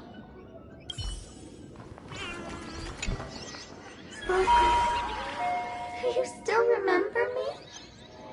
More people got my name right today than in the past week. I'm so touched. I am your original mask. The Sparkle Roll Mask. The archetype of a bright maiden doomed for a short life. The avenger who perishes with her nemesis. The lover who dies for love. The young artist driven to madness. You used me to win fame, applause, and countless eager gazes. So why would you cruelly cast me aside? Please, wear me once more. The worst thing an actor should do is be tied down to one type of role. Do yourself a favor and stay down. The diagnosis results are in, Miss Sparkle. Please, put on all the masks. Even if you don't have that many faces. Hey there. Are you also troubled by the same illness as me? What illness do you have? I once suffered from a disease called Fool. A masked fool named Sparkle grew out of me, slowly becoming one with me. She used me to bear all the pain caused by her performances, left me battered and bruised, while she slipped away from everything. But I was lucky enough to find this tumor called Sparkle. And I expelled this malignant growth from my body. You're just a tool I discarded.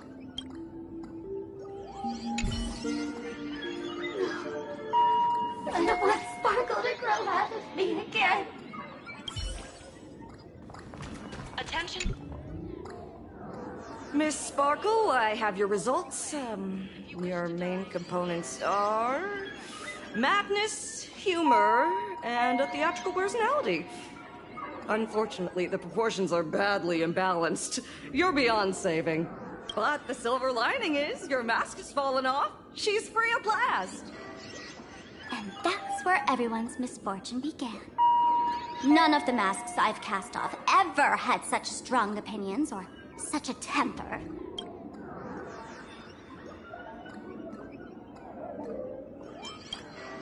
She no longer needs to be corroded by your cancer of rationality. Now she can do anything that you wanted to do but didn't dare to do. Ha! As if there's anything Miss Sparkle wouldn't dare to do. For example, you don't dare wear any one mask for too long. Like a butterfly shedding old skin, you keep discarding every mask just so you won't be defined or bound by them. You're afraid to stop, to be stuck in some stereotype. You're afraid that one day you won't be elating enough. That's why you drew Miss Sparksy and became her online. As a dazzling mask, everyone confides in her. Everyone wants to be her. Everyone feeds her their clever ideas. You thought this would inject new life into your elation. But sadly, once the mask is on you, you become its accessory. People care only about the image the mask paints. No one cares about the you beneath. And that is why she came to life. Human recognition and desire will flow through the internet, providing nourishment for her to bloom. She'll become a bewitching flower, conforming to everyone's wishes, letting them wear her, become her, and blossom across all of Planarcadia. What a beautiful sight. Stop? You mean treat? Yes? Cremate Sparkle. That's the best treatment I can prescribe. And here I thought you had something clever. After all, there's only one radical cure for all suffering. Make oneself disappear, right? Miss Sparkle, don't think I'm joking around with you. I only misbehave outside the tavern. But here, I am a doctor, without quotation marks. My treatment is real and effective. Generally, when a fool vanishes, their mask loses its power and becomes a dead thing. You're two sides of the same coin, after all. But as for Sparksy, I can't say for sure. During SparksyCon, she'll be worn by millions of ordinary people in Planarcadia, feeding her with sustenance and strength. Your window of opportunity is therefore fleeting. Go on, lie down on that bed and say goodbye to your friends. Press that button and the nurse will come wheel you away. There's a door in the tavern that absolutely positively leads to a still-burning star in Siduni Rama. The nurse will send you there, and that'll be the end of it. And if I say no? Then I'll have to be impolite.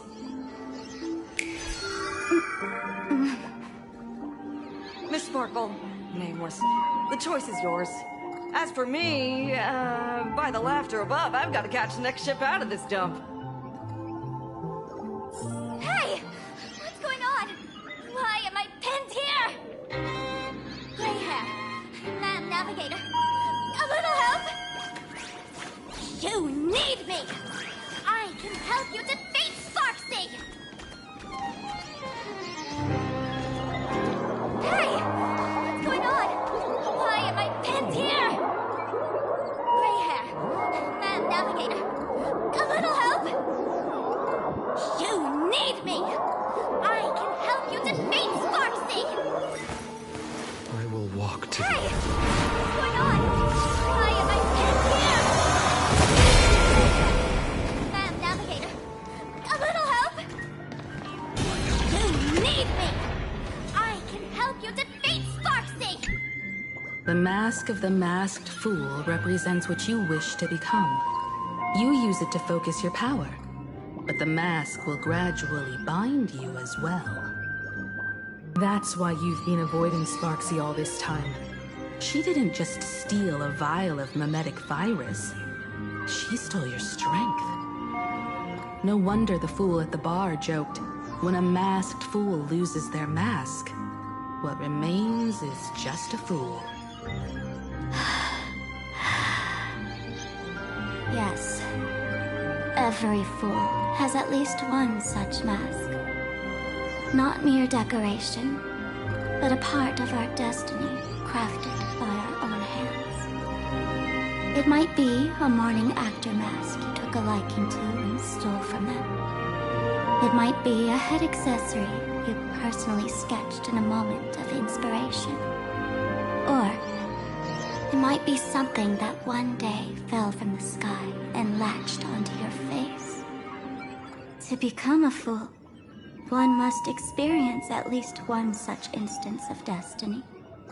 The moment of masking one's face. Through the mask's eye holes, we gain a different perspective. Finally seeing how the universe is simply churning with endless jokes, and the absurd nature of our existence as living beings. The mask is who we want to be. And now, this imposter is more me than I am. Do it! Press the button. Call the nurse and cremate Miss Sparkle. At least then, the imposter will lose her power for a little while. You should be able to take her down easily, right? You're not actually going to press it, right?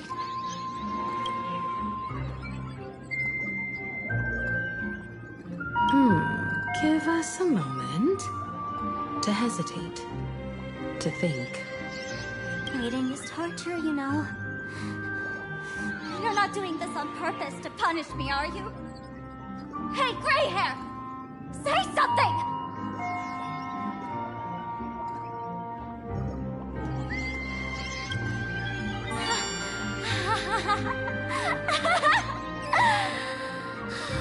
I knew it. Gray hair. You're still that same warm-hearted gray hair I know. Psst. Let me tell you something. While no one was looking, I already popped the battery out of the button. This was a test, and you passed. Since the fool made her choice, she must have a plan to reclaim the mask, right? If you dare say no, I'll press this button and let the orbital cannon cremate you for real. Your sticky little fingers aren't fast enough to steal this battery, are they? There's a way. There's always a way. Miss Sparkle will definitely take responsibility and work together with everyone to stop Sparksicon. What's with this applause? Have we been watched the whole time? Bravo! That's hilarious! So, is it time for the combat sequence now? Whew. Miss Sparkle lives to fight another day. Bravo! That's hilarious!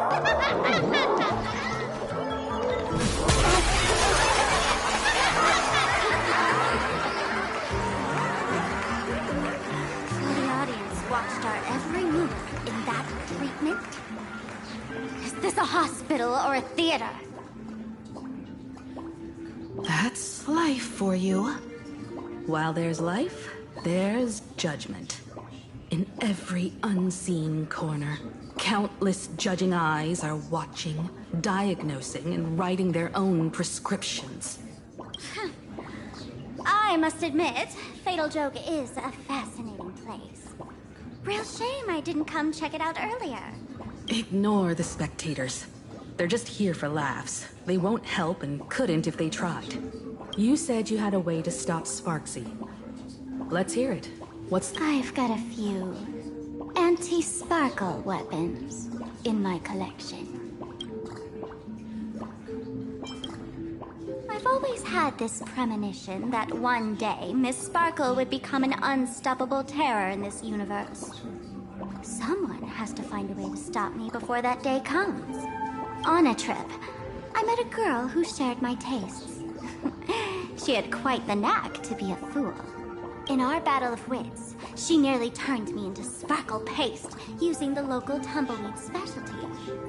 She also had a massive mech with beam cannons up the wazoo, ready to blast away any time. I quietly replicated those powerful goodies from my travels. With these anti-sparkle weapons, that imposter won't know what hit her. I gotta say, I'm quite the visionary. You two, let's head to the storage area next. I've already contacted Giovanni. He's doing an inventory check of the lost items there.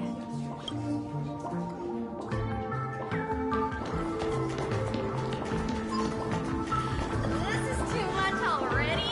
Your tolerance for jokes is way too low. This is a statement.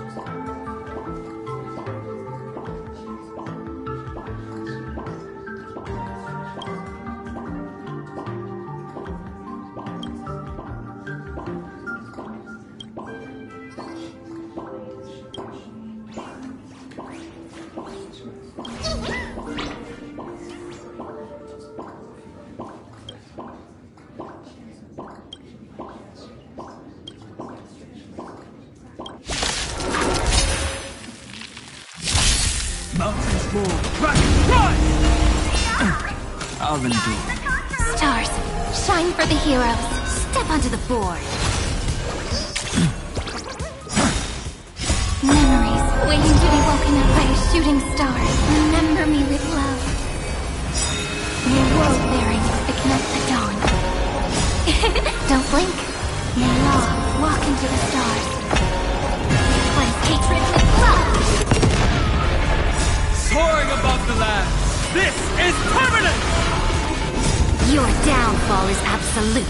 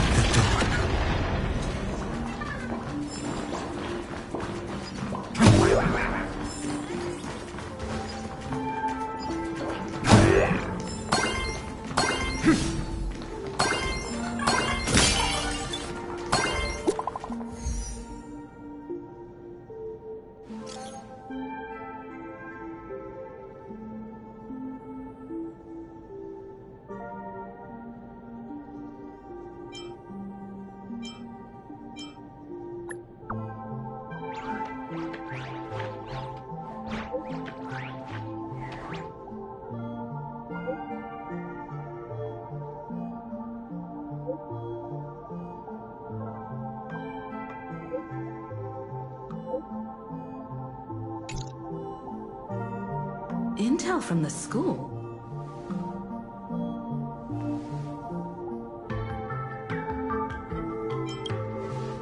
The Furbo journalist couldn't find March or Mr. Yang, but they did spot Sparksy taking down the wave mural in the school courtyard. Oh? That's noteworthy. Looks like Sparksy is busy making preparations too. Never mind her for now. Let's check out the Fool's storage area.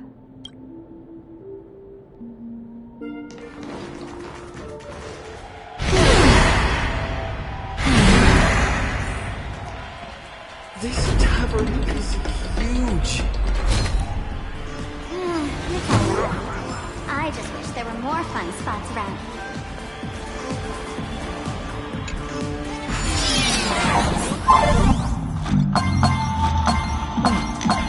There are that many people under the dance floor?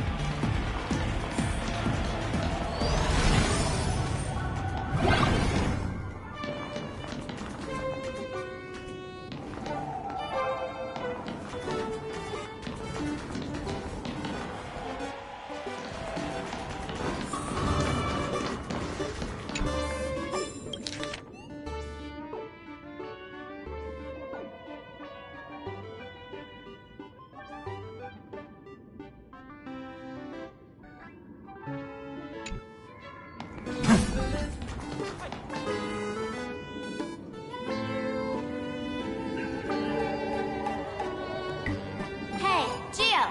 What are you doing up there? Working my tail off for you, tallying the losses. Wait, who'd you bring with you?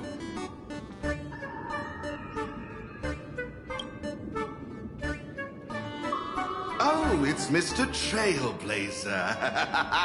I knew you'd step into the tavern and become one of us someday. Those with the makings of masked fools are naturally drawn to one another.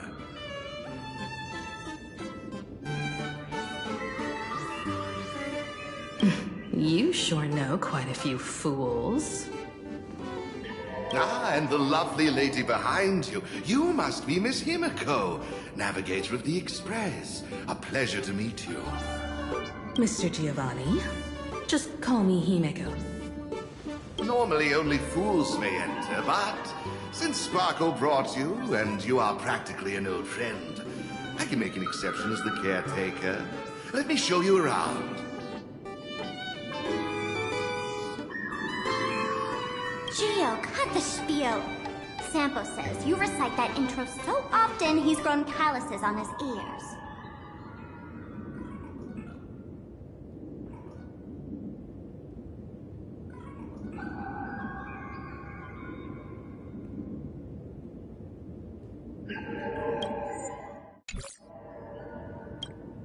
Want the Fool's treasure, souvenirs, and prank gear? Come to the Grand Treasury Storage. They've stashed everything here.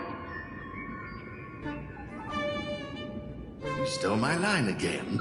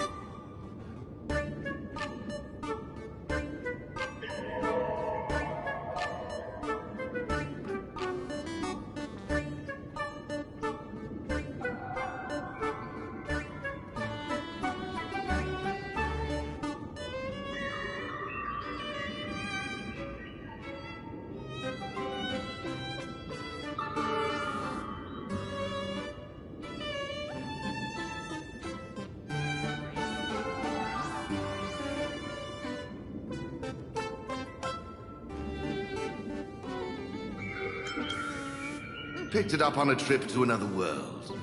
You've heard this phrase too, haven't you? I'll admit it's catchy, that's why I used it as a slogan. Storage area visits went up by 26% after that. Business first.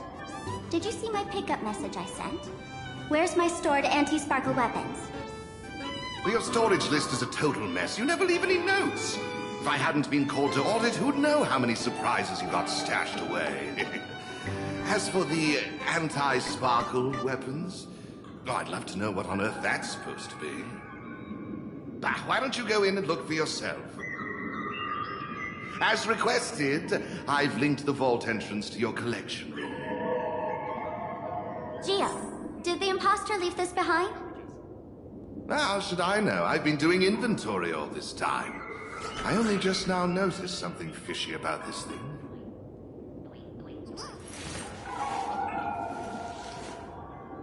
So this was my childhood dream, huh?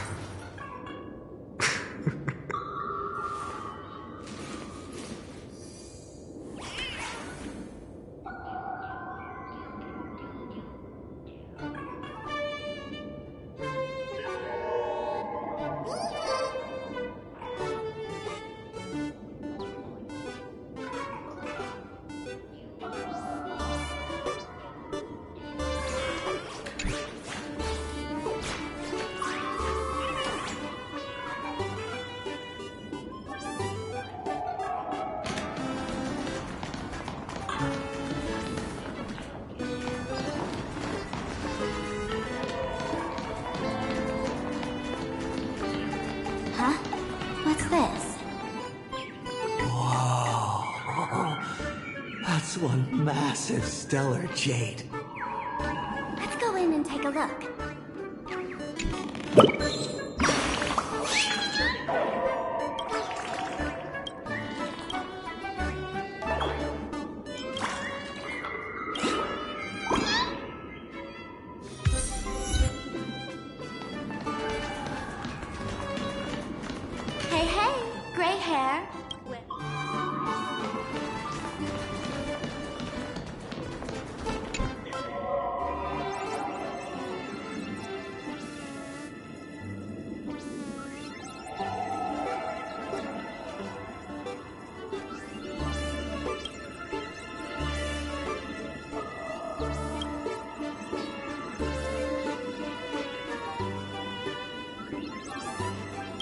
Kid, wake up!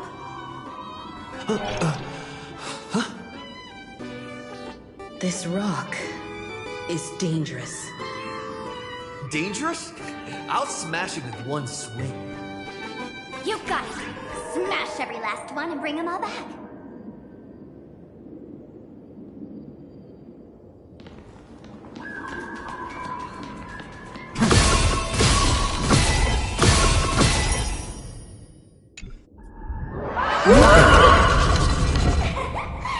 Stellar Jade is the perfect bait for catching the nameless. How generous of you. First time I've seen a thief steal something and leave something even more valuable in the vault. Isn't this exactly the type of phantom thief flair we masked fools adore? Remove a carefully curated piece and leave a gift in place to soothe the owner. A jumbo-sized Stellar Jade is surely worth a jar of mimetic virus and a few anti-sparkle weapons. And you stole my other prized pieces too? That worthless junk? Consider it a complimentary vault cleaning. Before Sparkle, I'd like a little warm-up entertainment. Old model and the nameless. You should be able to break out of this room, right? Don't disappoint me now!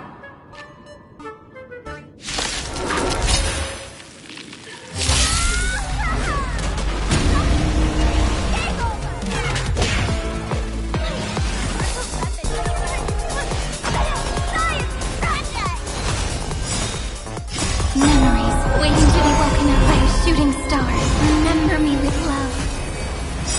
May world bearings ignite the dawn. Don't blink. May Law walk into the stars. May destruction with me. Soaring above the land. This is permanent! Your downfall is absolute.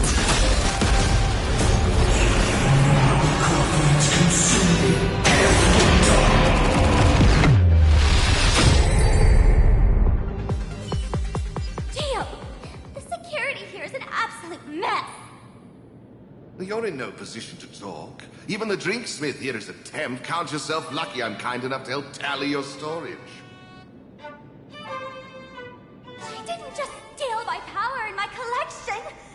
She completely destroyed Miss Sparkle's reputation! This is the worst day ever! A correction. Miss Sparkle's worst day so far.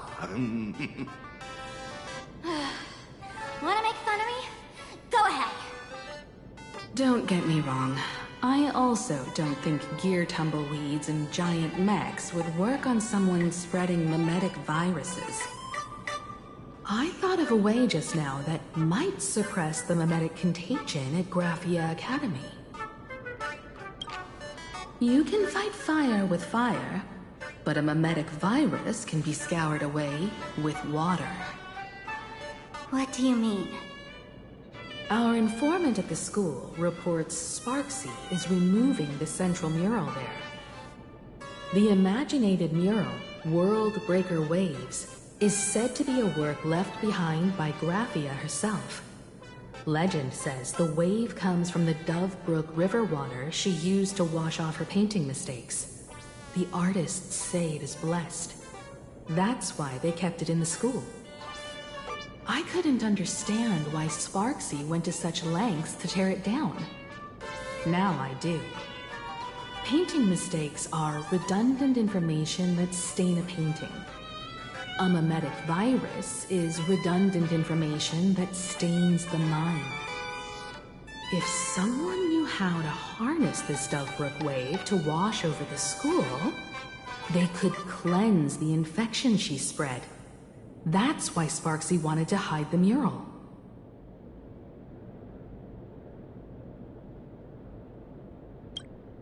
Exactly.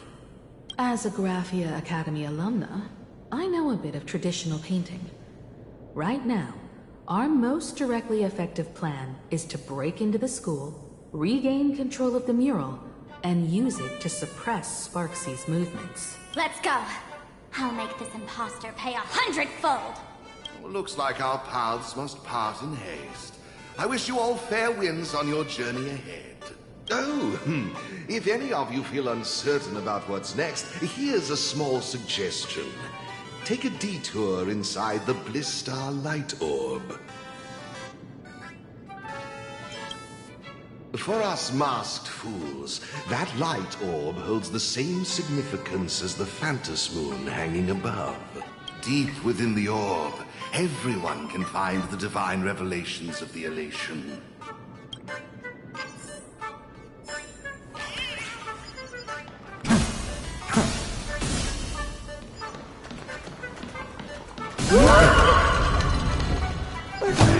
This doesn't look like where we came in. Don't worry. I had old Gio open a shortcut.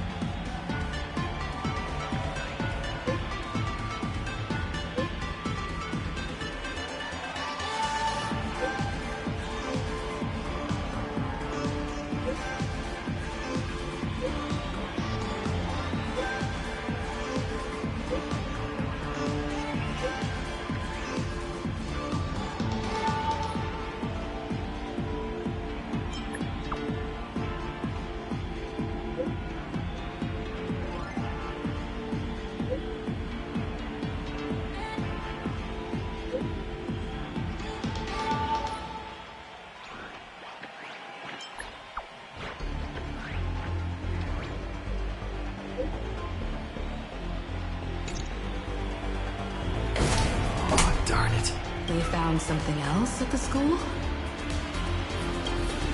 We need to pick up the pace.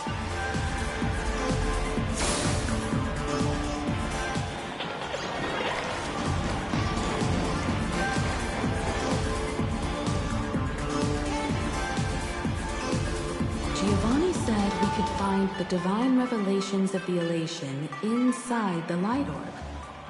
Don't tell me this orb is another tavern room. Bingo, your intuition's spot on. It isn't just a light-polluting orb.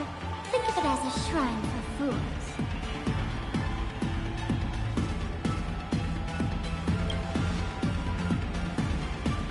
The youngsters only revoked the Laughter's right to enter the tavern. They don't reject things associated with them. Inside this light orb is a miracle tied to a hub. It responds to any fool who approaches.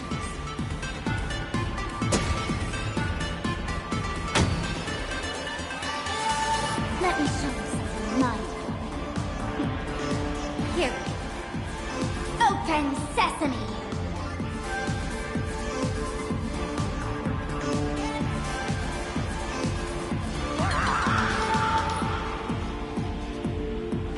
I said, open sesame! Open sesame! Sesame? Open?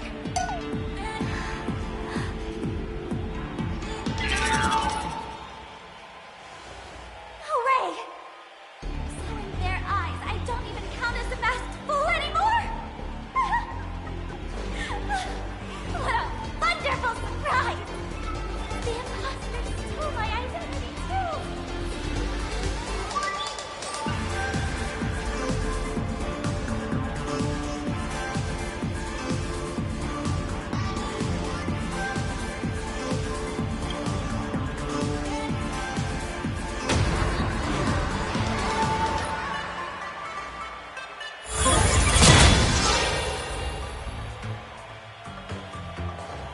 The good news is, at least one of us is still a masked fool. Hey! That's way too harsh.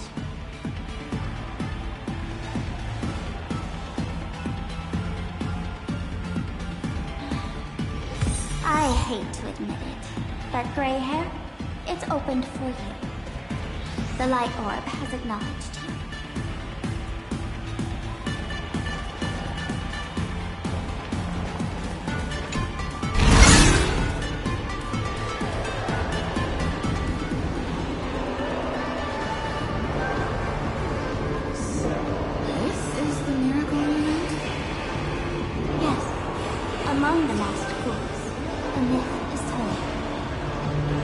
last revelation climbed the highest boughs of the tree of existence. They glimpsed the cold, abhorrent void. The stars turned like machinery, and all meaning yielded to nihility. They gazed further, until they witnessed a newborn fall and cries that groaned beyond measure. Then they burst out laughing. That crystalline laughter tore through the cold, dead universe, echoing through the realms to this day. Many think the laughter that tore apart the cosmos is just a metaphor. But sadly, it's real.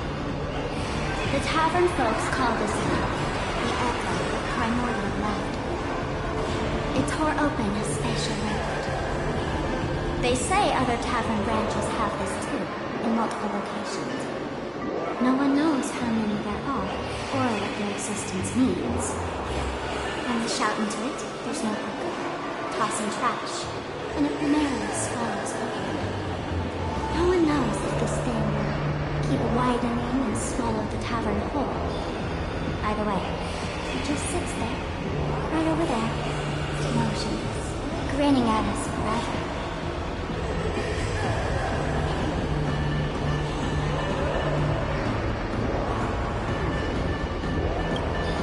Just stick your hand in there. It's said, at a turning point of destiny, a fool need only reach into the rift and grasp it. The tavern folks call it the laughter's gift.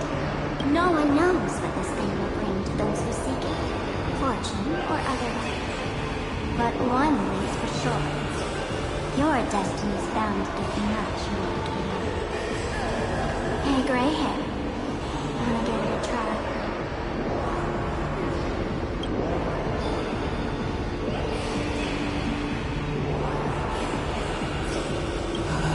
Akivili, have mercy. In Akivili's name, please don't hurt me. My hand doesn't taste good.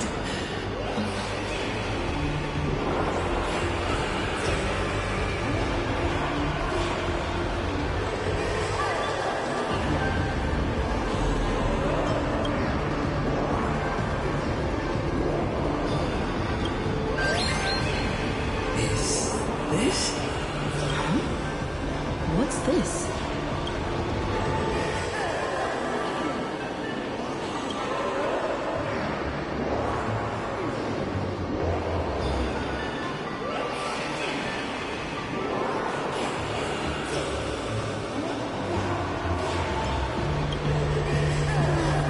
Bob, they really answered!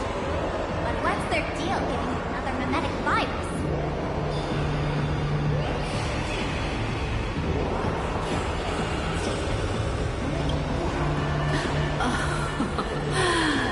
Now I get it. Audiences infected with the Sparksy virus naturally won't be able to resist Sparksy. We'd end up like that soon after breaking into the school. But if we're already infected with another mimetic virus, well, that changes things. And this banana serves exactly that purpose. To buy us some time to resist. The elation really has a twisted sense of humor, huh? Alright, let's move. Who are you two? Haven't you heard before? Only one fool's allowed in here at a time. Who am I? Well, just a passing detective and his assistant. Have I been asleep too long? Or has humanity sunk so low they don't even care if they turn to monkeys? Meanwhile, the ignorant criminals believed they had discovered a treasure that would change their destiny, completely unaware that what they held in their hands could shatter the sanity of the entire world! Hey, Mr. N, cut the narration when it's time to fight. Well, I go something right. Like this? Whatever floats your boat. Now, listen up, you three. Put that banana down and walk away. And let bygones be bygones. But if you try anything funny, If you want to get to them, you'll have to get through these little toys first.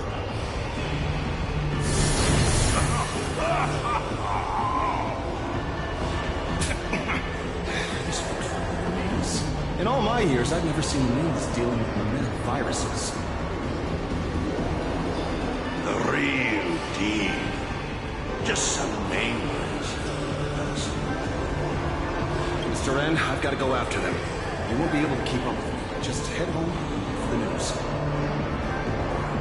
I swear, I won't let the tragedy that happened to you repeat itself in this world.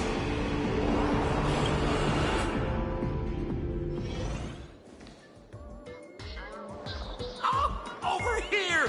This way! Run faster! You don't want to get caught by that guy back there, do you? Yo, bro! Just how many troublemakers did you people manage to tick off when you landed?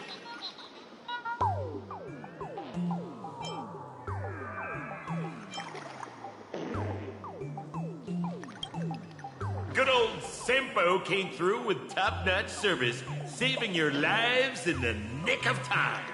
Thank you, Mr. Sampo.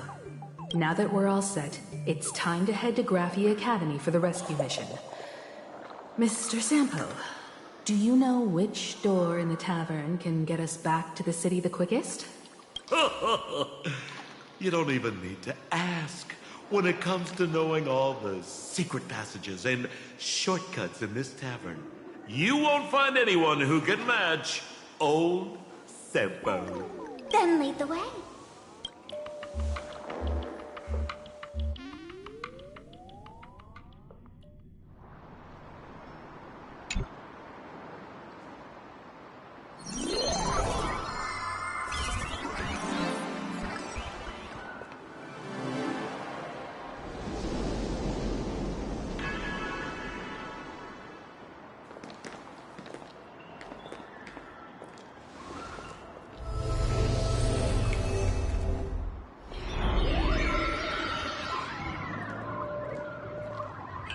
Your thoughts tell me that you still have doubts about me.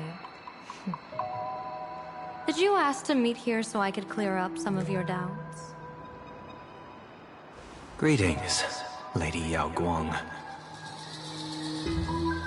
Being able to hear others' thoughts anytime. This tuning ability sure comes in handy. Compared to the seer strategist's ability to come and go as she pleases, this is nothing but a parlor trick.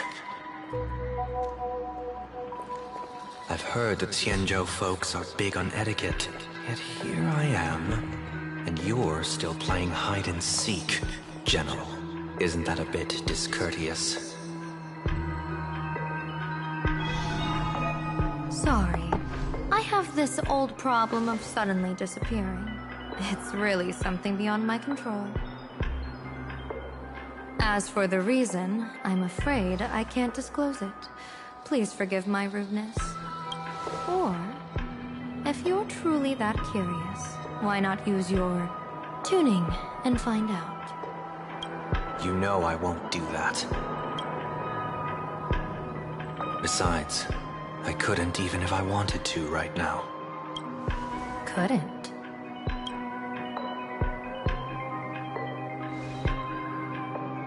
At this moment, the crowd's thoughts are crashing over me like a tidal wave. I can't block out all this mental noise. Just keeping my own thoughts from getting tangled up in everyone else's is hard enough. I see. So that's why. When you were speaking with Miss Himiko earlier, I accidentally intruded on your private conversation. My tuning is spiraling out of control. This mask is distorting my abilities. I see it differently.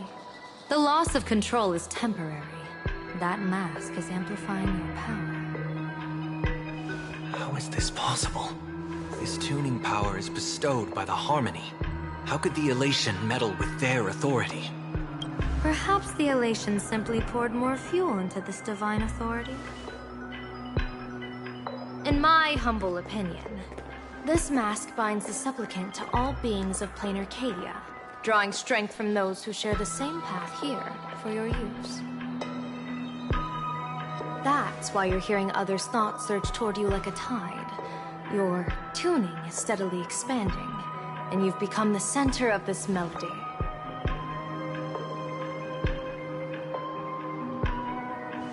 You sure gave me quite the gift, General.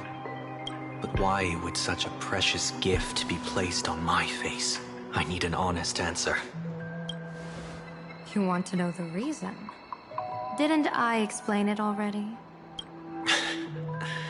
Your reasons about me make sense, but what I really want is your answer about yourself. General of the Yuchue, who sees into the future. Why not wear the mask yourself and personally step into the fray with its power?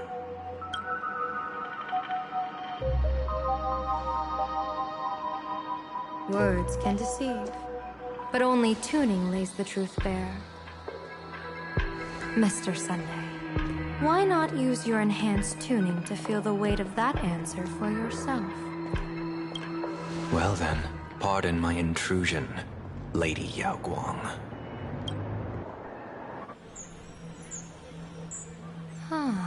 So this bird on my shoulder is the manifestation of the tuning's resonance? Exactly. And these symbols I see floating above people's heads would be the wheel and woe signs you mentioned, General? That's right. To become an Arbiter General, one must undergo 3 ceremonies. The Rainbow Ordainment, the Rainbow's Gaze, and the Bestowal of Spiritus.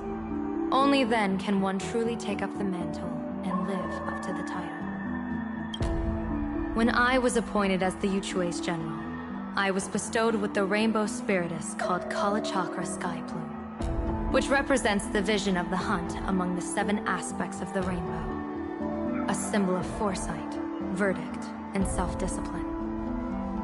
Thanks to that, I gained the Eye of Ishvara, which allows me to read the flow of destiny.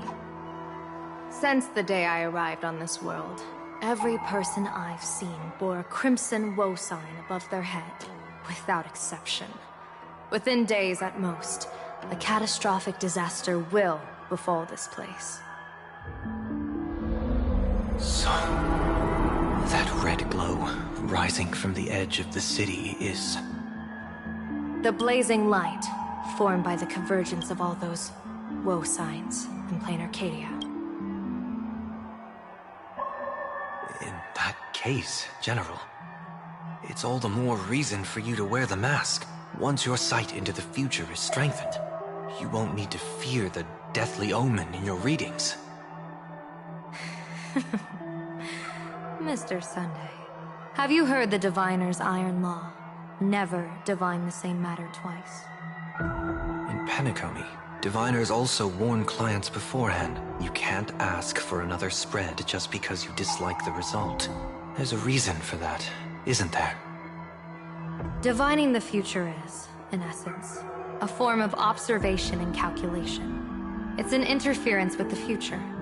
Each reading drives the murky future towards a definite outcome. A collapsed quantum state, even if that outcome isn't to one's liking. To be honest, when I set out for Planarcadia, I had fully intended to personally participate in the Phantom Moon Games.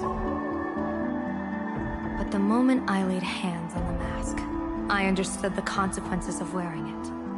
Once this miraculous item is donned, the Eye of Ishvara would transcend mere sight and permeate throughout this realm.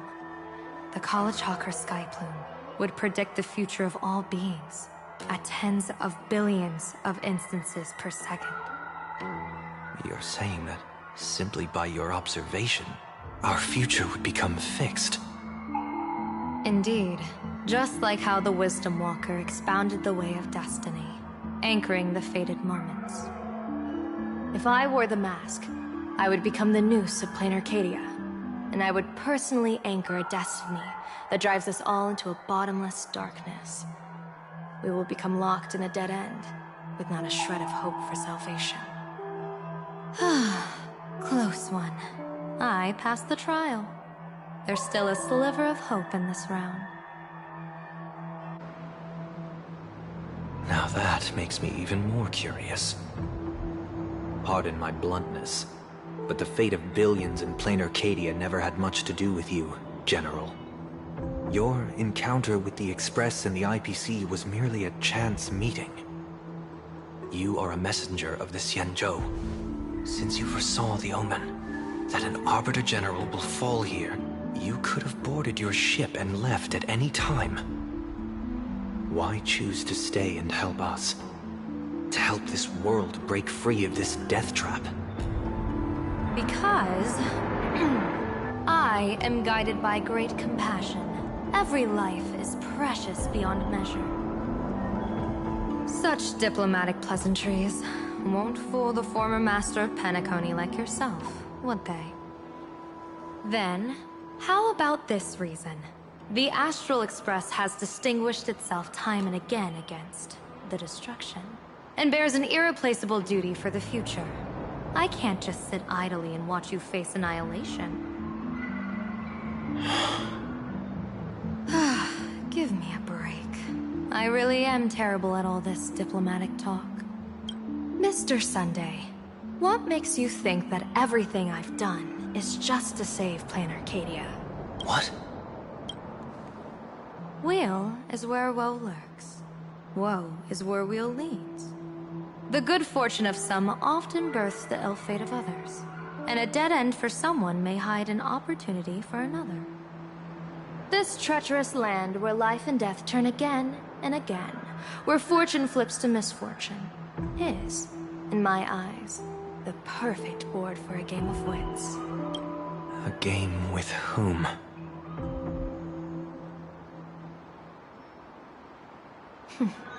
With the gods.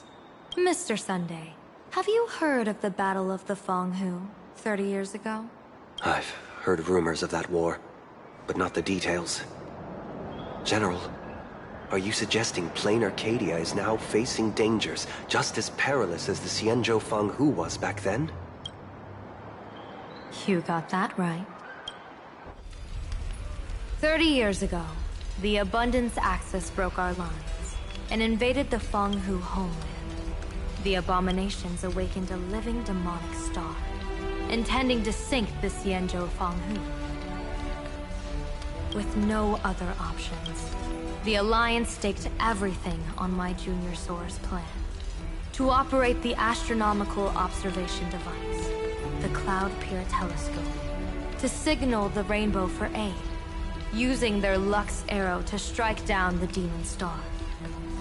Whoever operated the Cloud Pier telescope would not return. It was to be a one-way trip.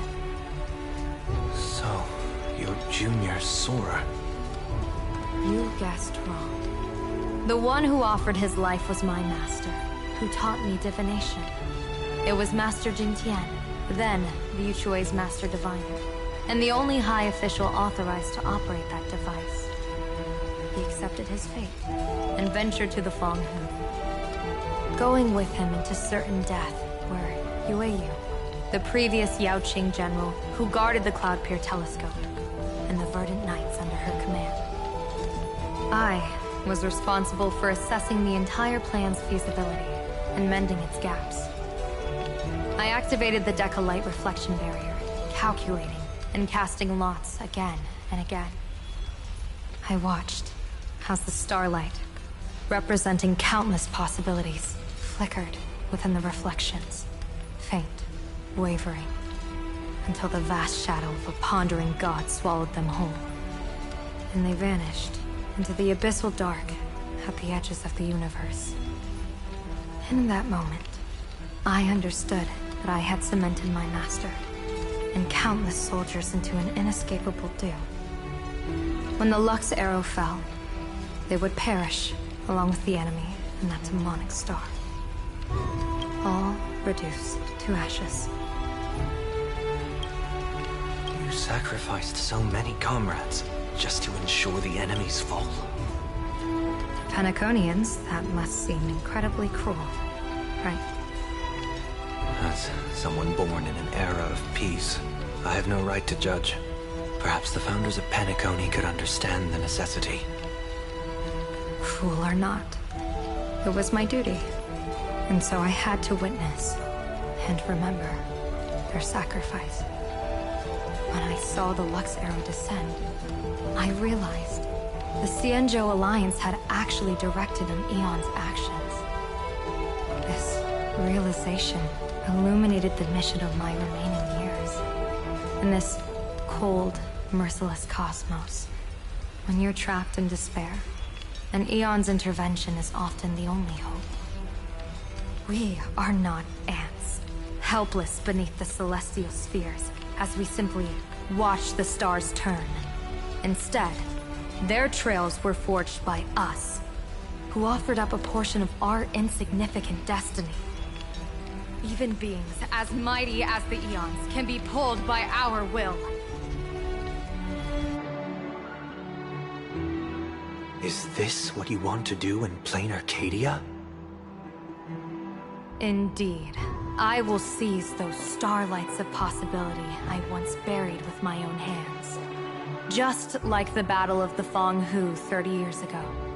An Arbiter General will fall, and an Eon will descend. I will forge the destined death into wagers and game pieces, and invite the god who delights in meddling with destiny to sit at my table. This time, I will invite them into my calculations, to draw a great wheel for the cosmos' future. Mr. Sunday, surely you can understand this mad idea of mine, having once reached the divine throne of order yourself.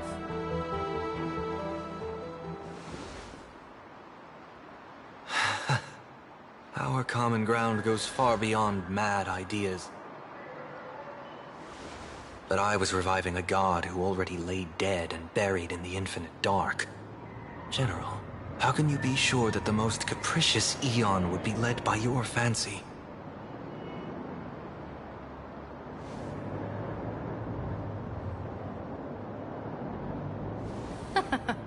Have you heard this myth about the elation? They say Aha once climbed to the highest bough of the Tree of Existence. Gazing out, they saw stars turning coldly, like machines. And the meaning of everything yielded to nihility. Only the cry of a newborn made them burst into laughter. Mr. Sunday, answer me. Why did Aha laugh?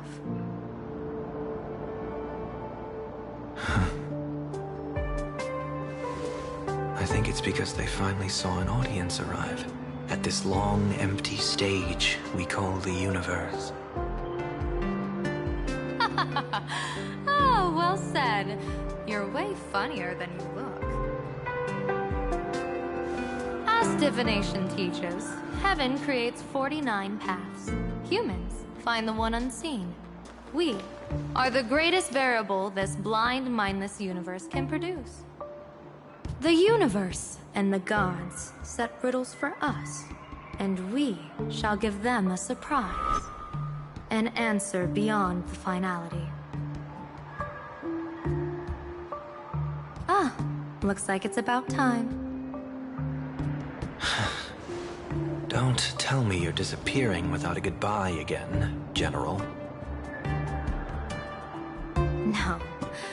This time, we will set our eyes on the same place and carve a sliver of possibility out of destiny with our own sight. Could you be talking about the school where Himiko and the others went? Yes. The crimson light there pierces the sky today, marking it as a locus of woe. The Arcadia's first calamity will erupt there. I should have asked you to give them a few secret strategies before they left.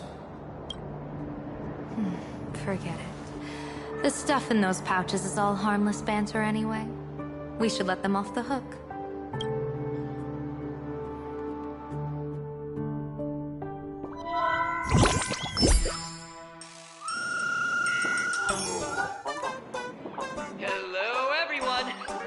back to Full Wish TV's special news segment, Arcadian Morning Report.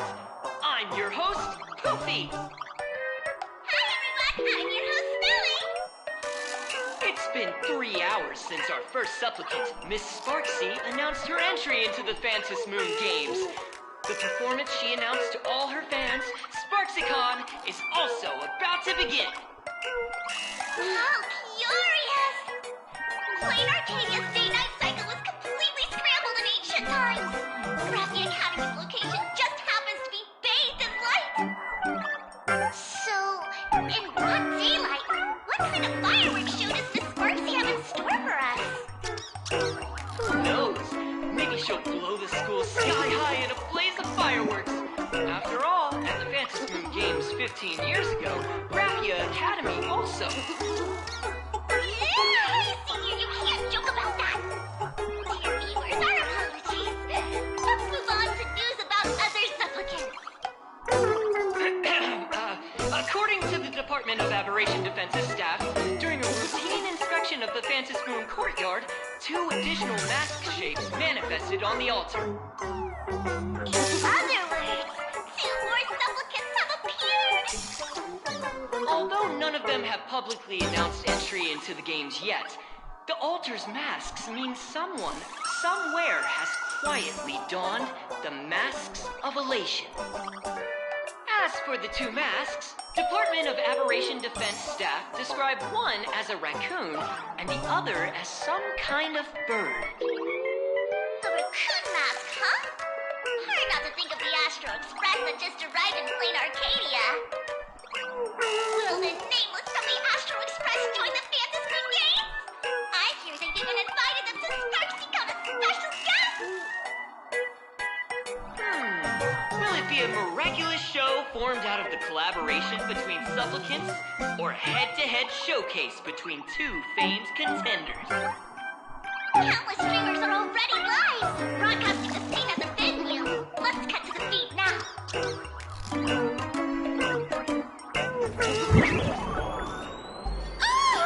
Look, it's the nameless from the Astral Express! One girl, 1,000 faces. 1,000 faces, one girl. Welcome to the SparksyCon live broadcast. Dear lovely fans, please be patient. SparksyCon is about to begin. This horror stream is about to end. Time for you all to log off. That woman has Miss Sparksy's face. What a pathetic imitation. What? My face is the original! Miss Sparksy's face alone is the greatest masterpiece in the world! Everyone should listen to her sweet voice and gaze upon her adorable face! We shall become Miss Sparksy!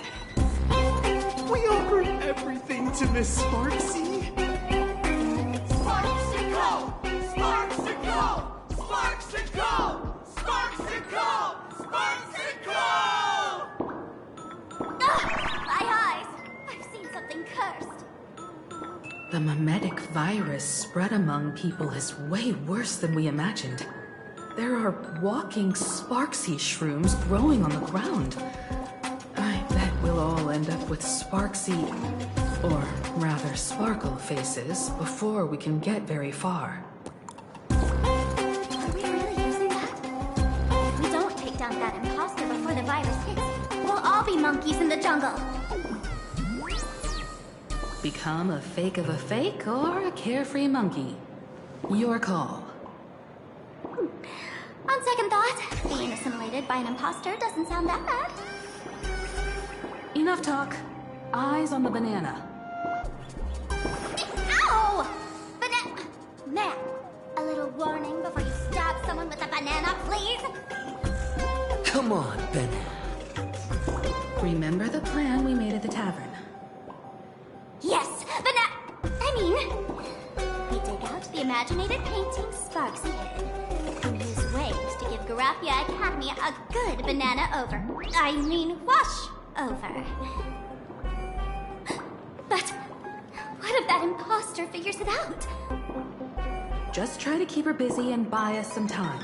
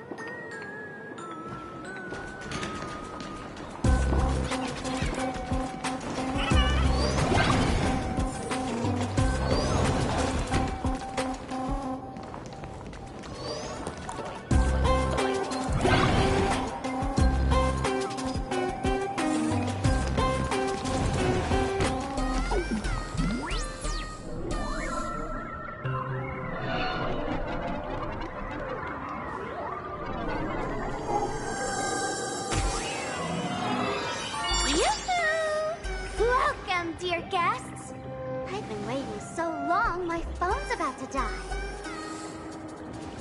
Drop the act, my dear Mask. I shouldn't have called you an imposter. That was harsh of me. Come back to Mama's arms. It's not too late. If the Astral Express crew gets involved, they won't be pulling any punches.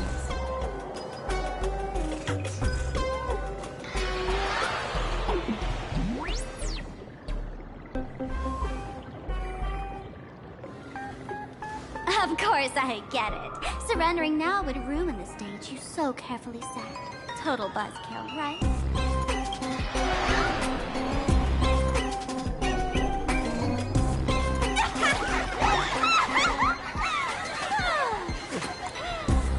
So you still don't get it. The worst thing an actor should do is be tied down to one type of role. Standing before you. The loyal friend who's been by your side all along. The masked fool who never played any tricks. She is actually the old mask I have shed.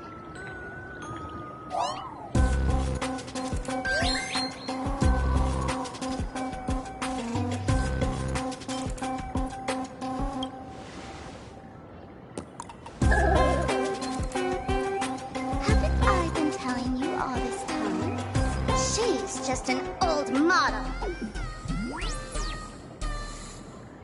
No wonder the light orb in the tavern didn't react to Sparkle. For real? That explanation is kinda awesome. Look at those expressions on your faces. This is the best open act for Sparksicon ever! I shed that old mask, and with it, the weak, timid, all too human me. This new me will break free from all shackles, gather my fans' wish power, and stride onto the stage of the Phantom Moon Games! In return for the wish power offered by everyone in Planarcadia, every son must show them what elation truly means. We will demonstrate the elation we desire!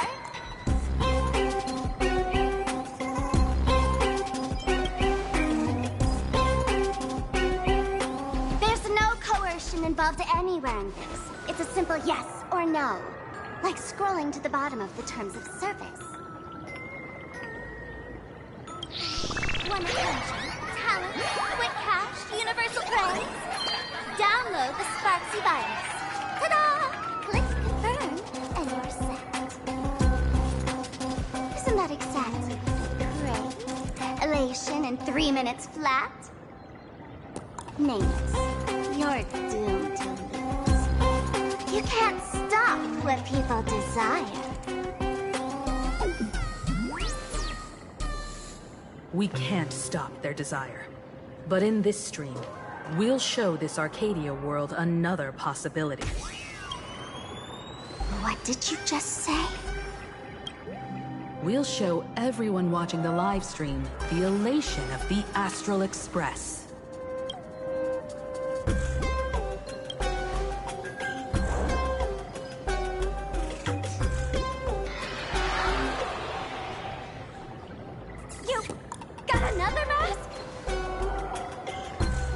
Before Sparksicon begins, the hero of the Express will defeat the villain who tried to spread the virus. And soon, the world will watch it happen live. In their hearts, they'll long for the Trailblaze too. You were never the only option for the audience, Sparksy.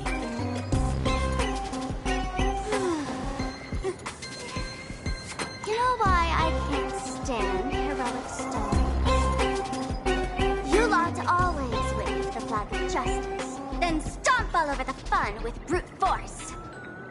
The elation has nothing to do with justice, and you haven't won yet. Ma'am, gray hair. Don't tell me you forgot the plan. I'll stall her.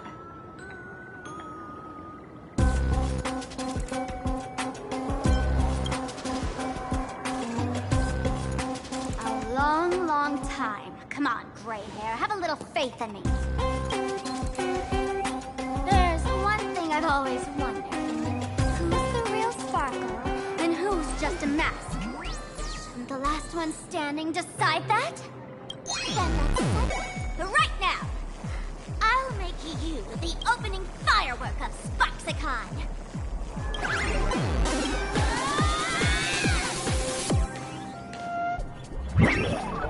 Unbelievable!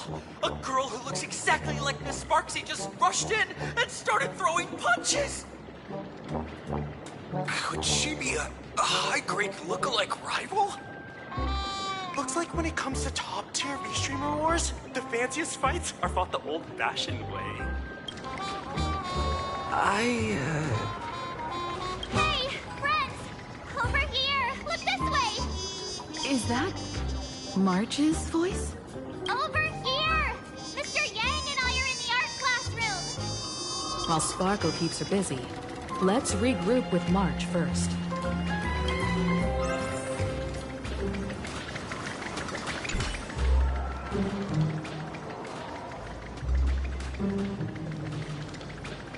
A mere mask dares to threaten its master with such arrogance! Who's the mask and who's the master? That's still up for debate!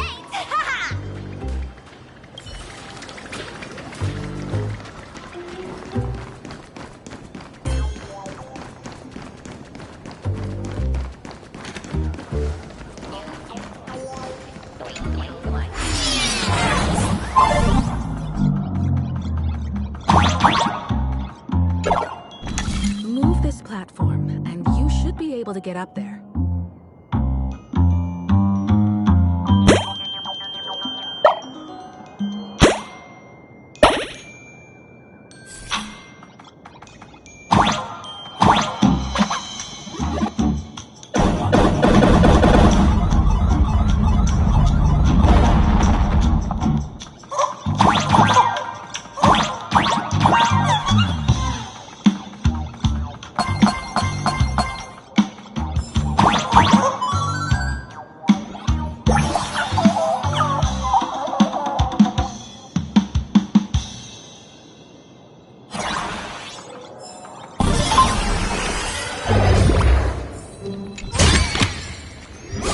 It all.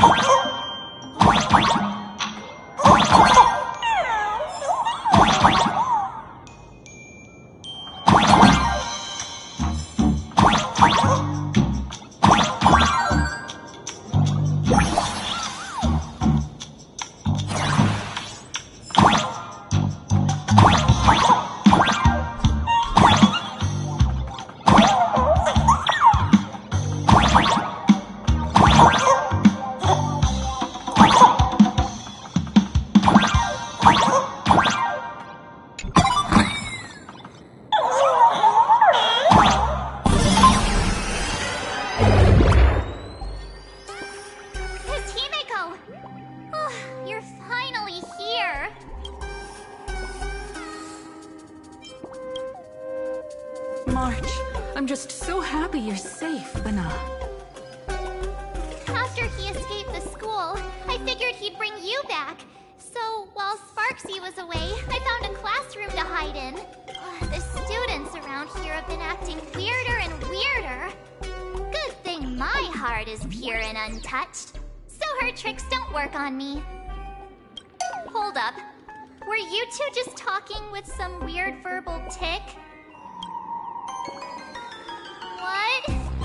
You actually used that Penaconian mimetic virus to counter Sparksy's influence?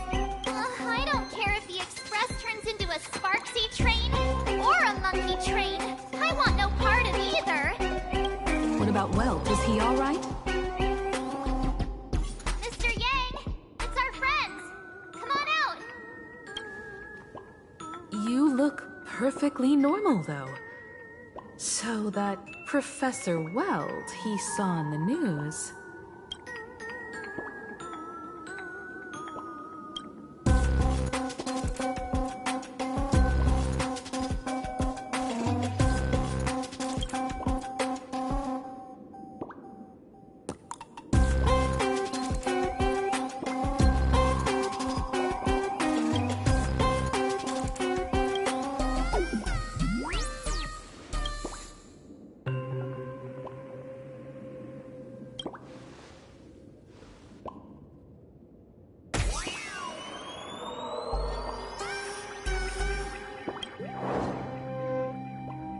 As expected from Teacher Yang. We might have a lead on the other two painting pieces. Have you seen... Furbo, Nana? You mean... a Furbo? We sent a local reporter into the school, but his luck turned sour, Nana. Sparksy caught him red-handed. Before he was taken away, he managed to take a photo of the library. I want to check it out with him. What about me and Mr. Yang? Now that we have a lead, no way we'll just sit here doing nothing. That's the plan. Let us know right away if you find any leads.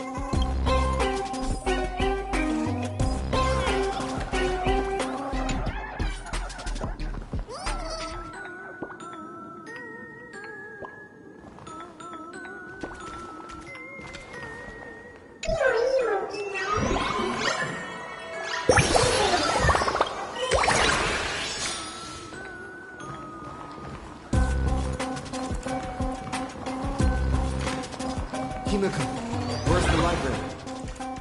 I know the way.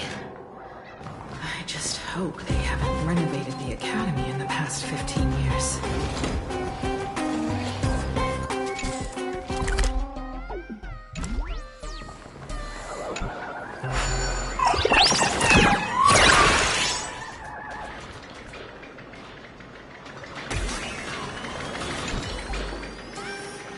Give it up! You outdated model! Shush! Eat my hammer! Ow! What? Darn it! Light up the dawn.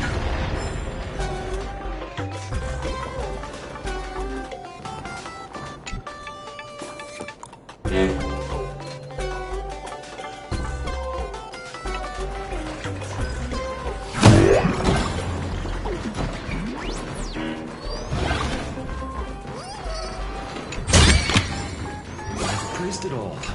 No thanks.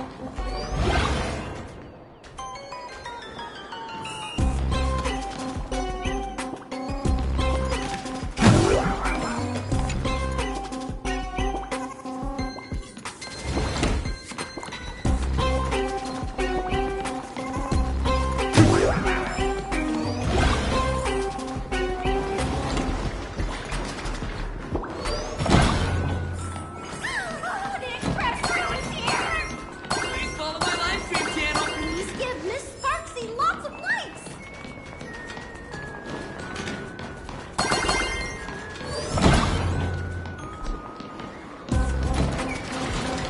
Let go! You're pulling my hair!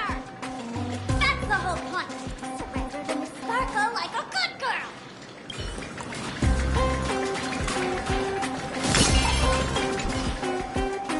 Let go! You're pulling my hair! That's the whole point! Surrender to Miss Sparkle like a good girl!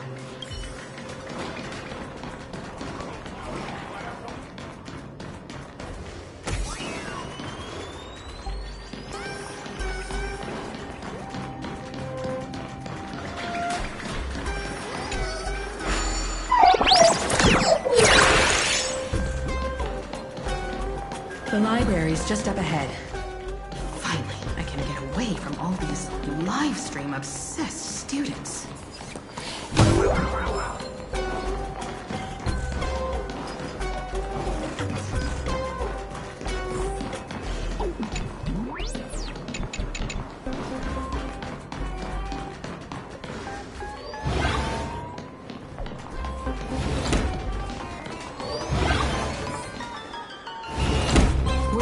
Bana.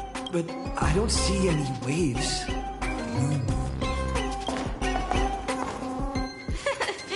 Where could it be? Like I'd ever tell you. Miss Sparksy herself ordered us to guard this place with our lives. Hey, get that stream running. Ugh, kids these days. They ignore their studies just to focus on the internet. As an alum of Graphia Academy, it's my duty, as tradition dictates, to give you all a proper extracurricular lesson. Hey, juniors, ready to roll?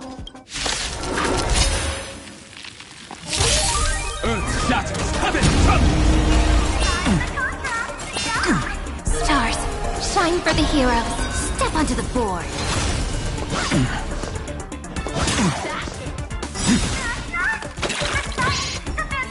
Memories waiting to be woken up by a shooting star. Remember me with love. May world bearings ignite the dawn. Don't blink. May law walk into the stars. Replace hatred with love.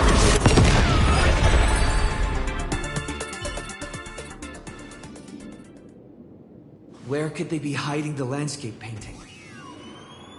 After all, it's an image-nanted thing.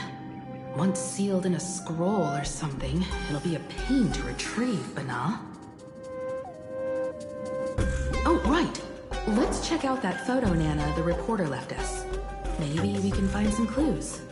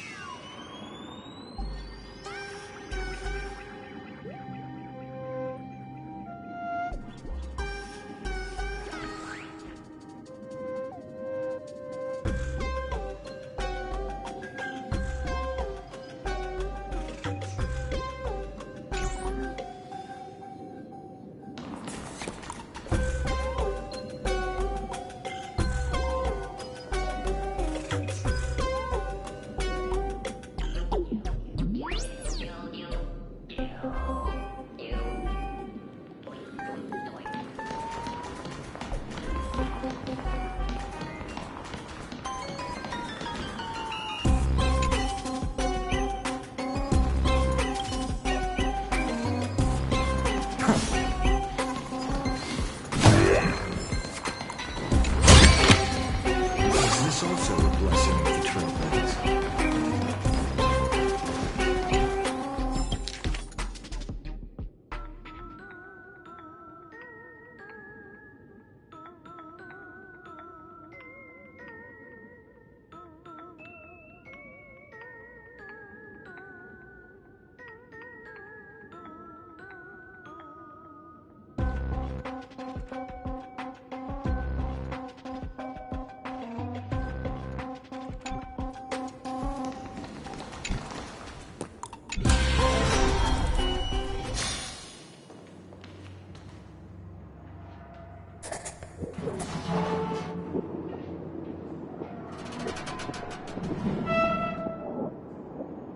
Where are we now?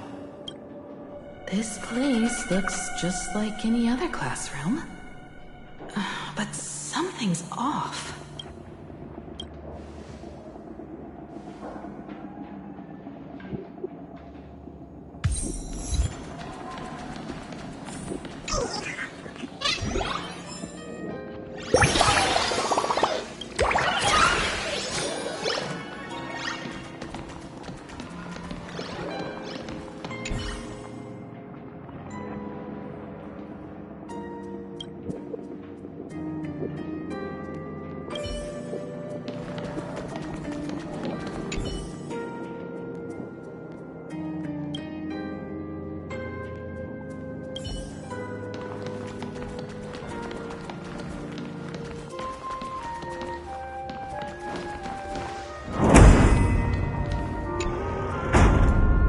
So this is where they stashed the wave. Did you hear something? I think I heard someone laughing. Something's not right. Is there something hidden here?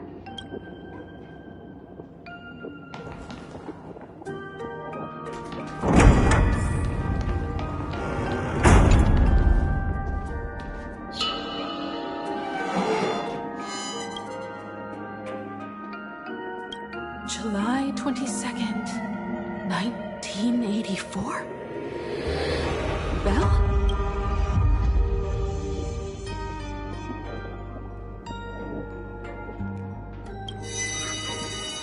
Senior? You're back!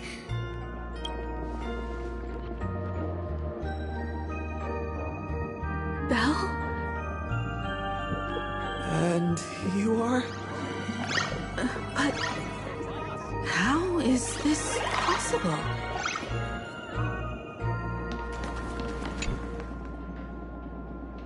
It really is you, Senior!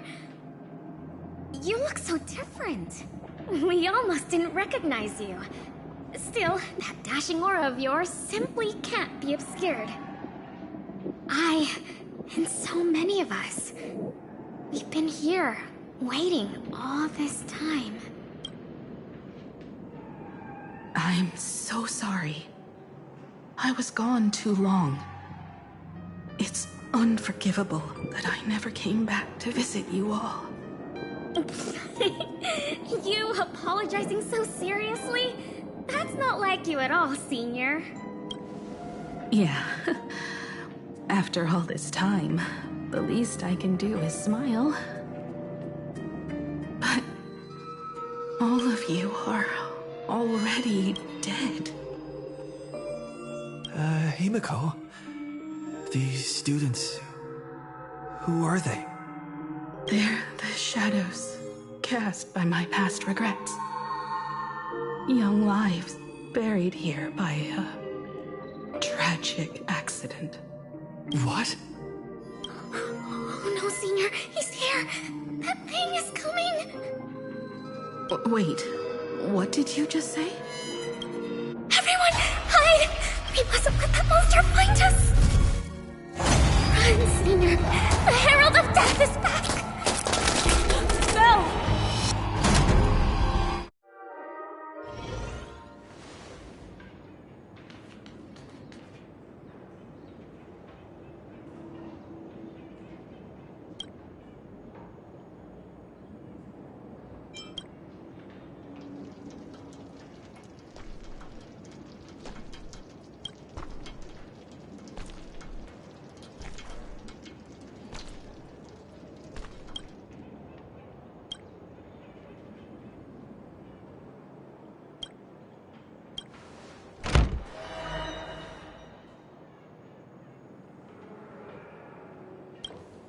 We've got the wave now. Time to regroup with Welt and the others.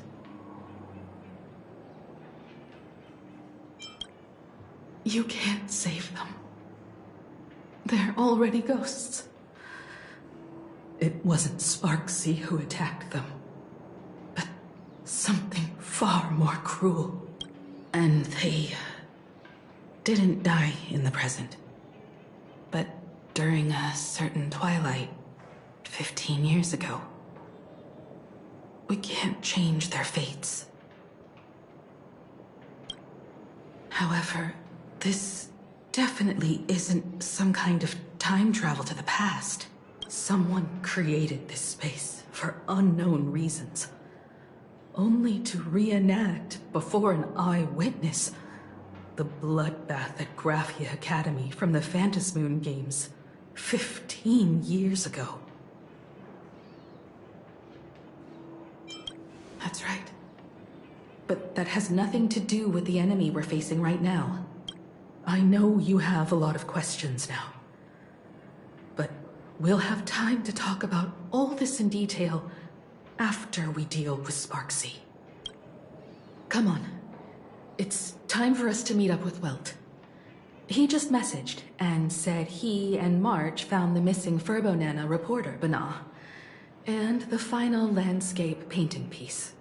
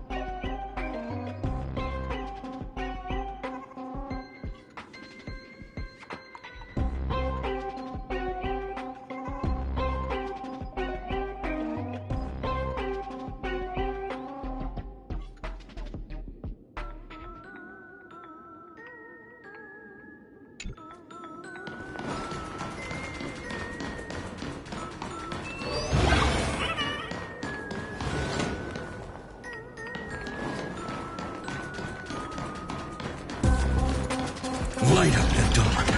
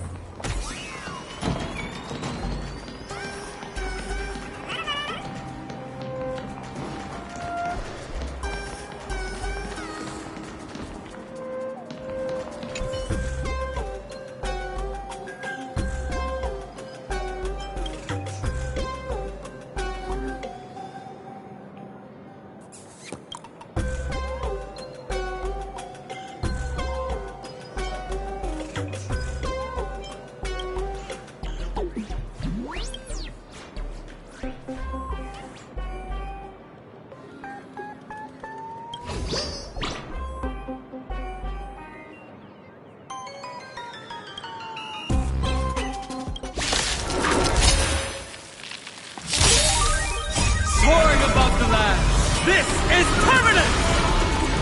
Your downfall is absolute. Mountains will run! Stars, shine for the heroes. Memories waiting to be woken up by a shooting star. Remember me with love. May world bearings ignite the dawn.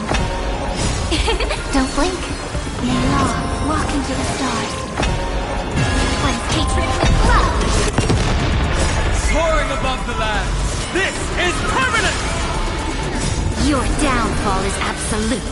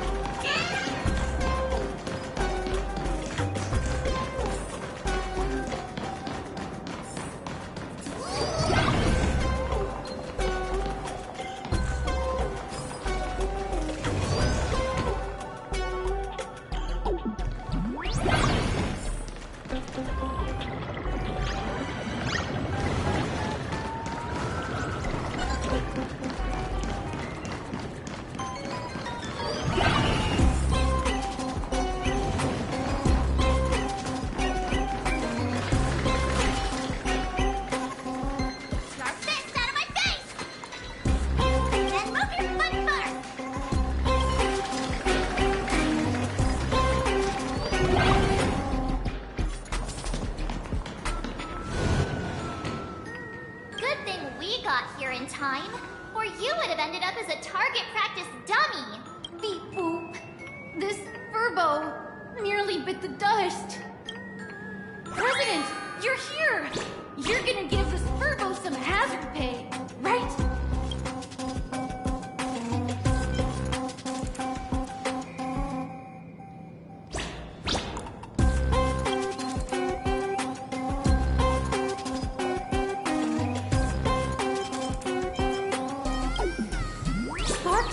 Given the moon to one of the emotes to look after. She really went all out, didn't she? The whole gym's full of moons. Now what? It's Sparkle or Sparksy. Both are equally just as headache-inducing. All right, everyone. Let's round up these emotes and take a look.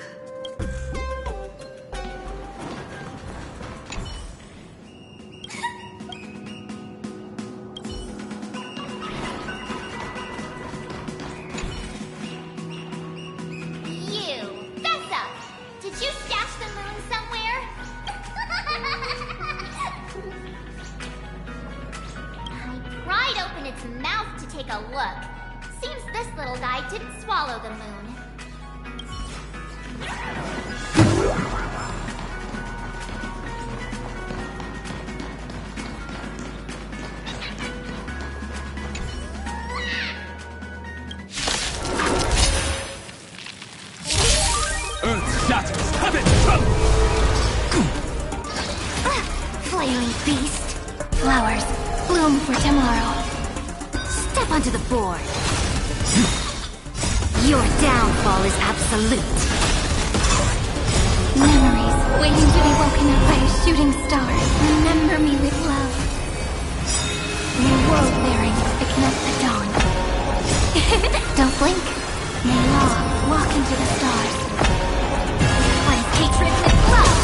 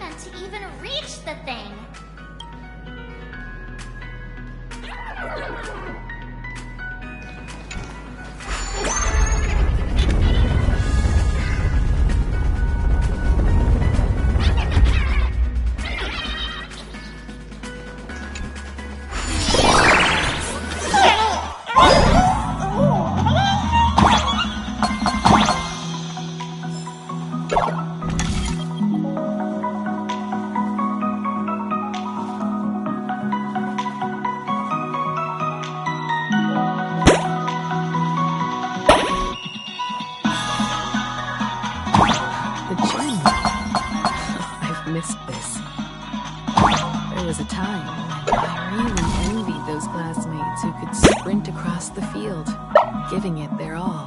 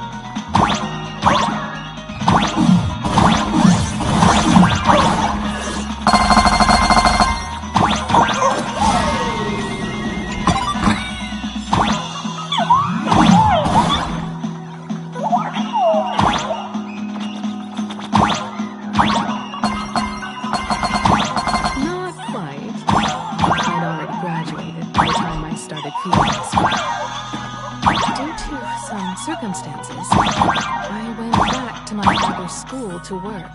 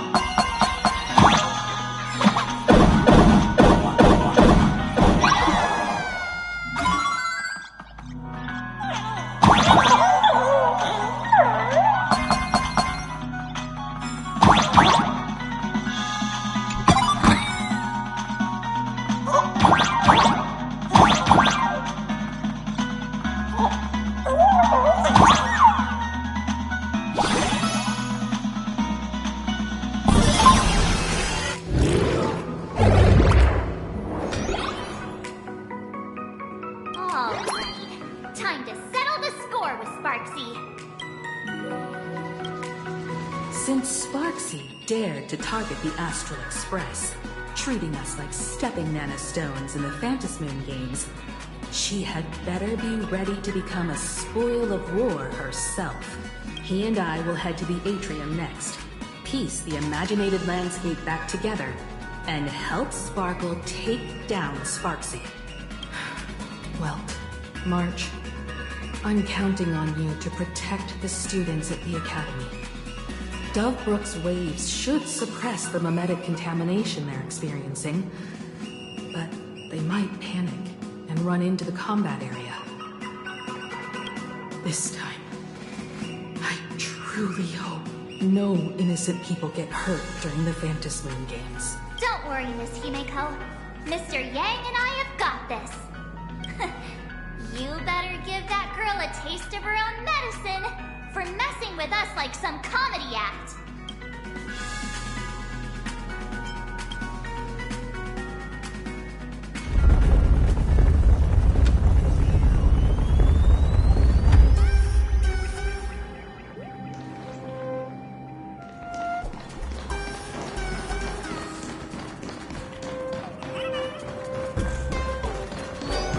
What does everyone think?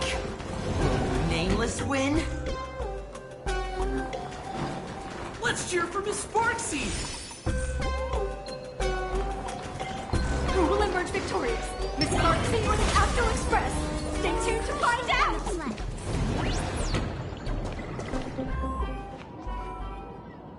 Sparkle and Sparksy are gone? And the students too?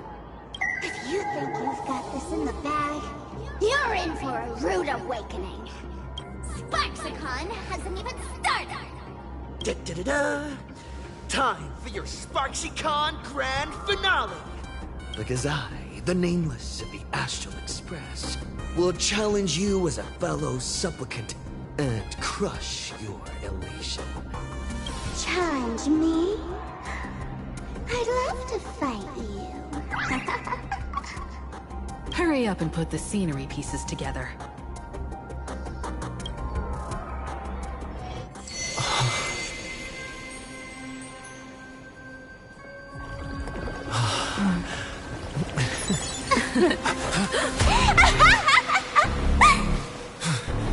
That annoying old model has already fallen asleep.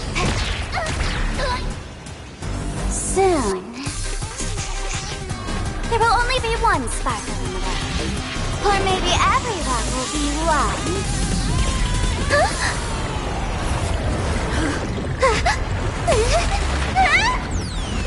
Don't attack during my transformation! Despicable! Too bad. The audience has all arrived. I hereby declare the first battle of the Phantasmoon Supplicants has commenced!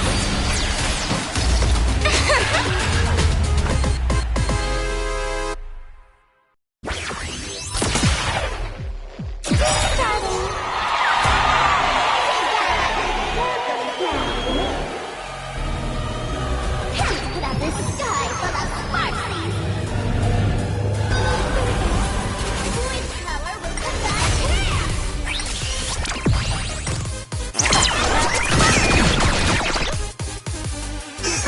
I'll stand in their To the way. defeated, Oblivion, your downfall is absolute. Dragons soaring above the land. This is permanent!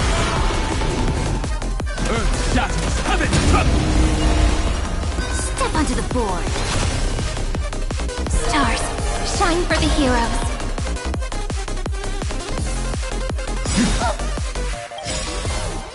Memories waiting to be woken up by a shooting star.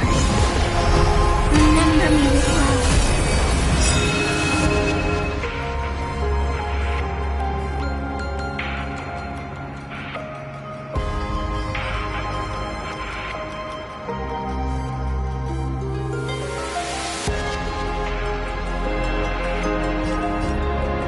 New world bearings ignite the dawn. To the defeated, your downfall is absolute. Dragons, obey this order. Soaring above the lands. This Blink. Look. Into the stars. Cleanse hatred with love.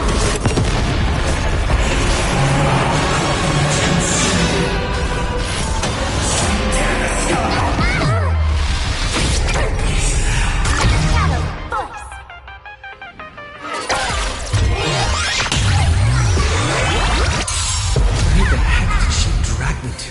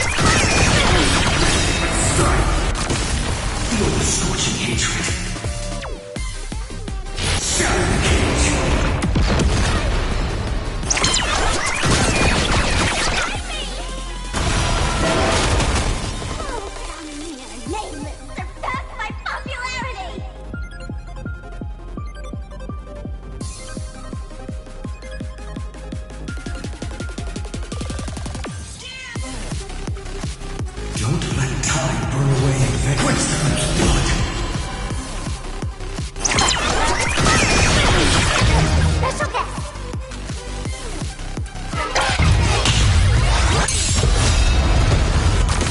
Hands are not strong.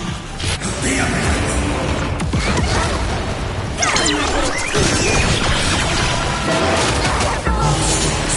to ash. I'll never yield defeat. Tear the sky!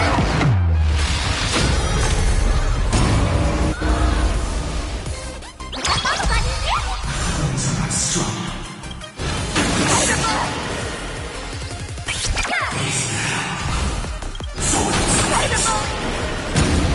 Hands are not strong.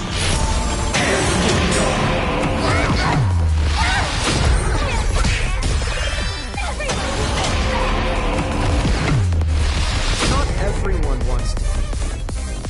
I'll show them.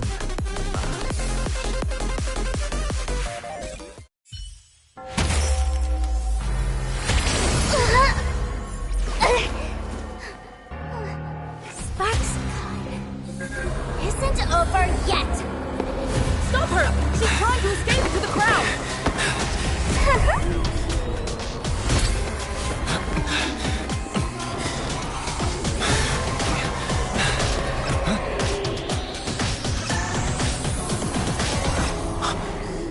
No need to panic, you two. Sunday will share my vision with you. Let my eye of Ishvara see through it all. Weal and woe, clear as day.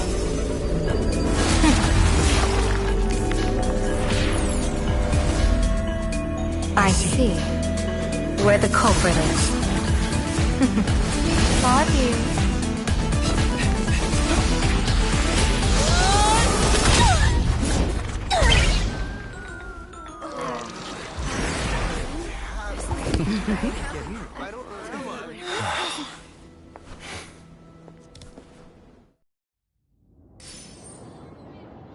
Are you okay?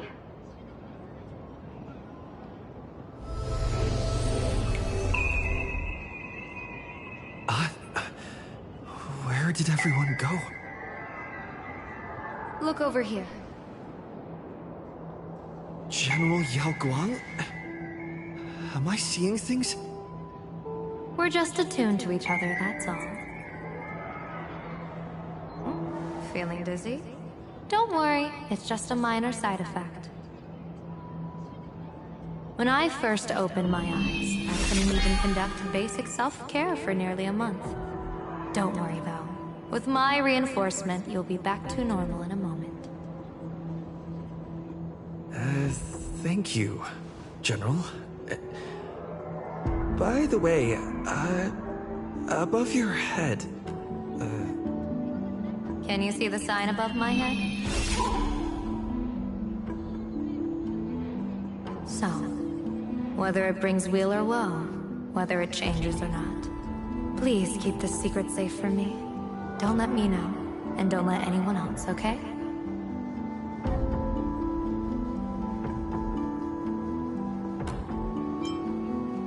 I'm afraid not. As an observer, your gaze reaches far deeper than his. Hey, I went out of my way to help you here.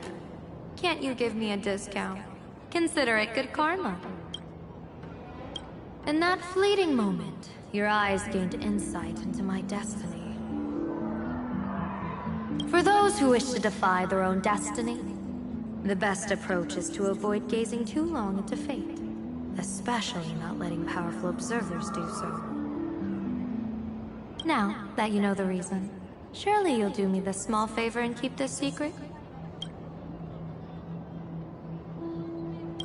Thanks. And of course, be careful not to let it slip. Or else. I'll tell everyone all about your true identity. You're a former Stellaron hunter, aren't you? Oh, just imagine the chain reaction that would cause. I don't even want to think about it. Doesn't this feel like the opening scene of a comedy? Two people who barely know each other, yet they're keeping each other's destiny a secret. I guess you could say we're now partners in fate.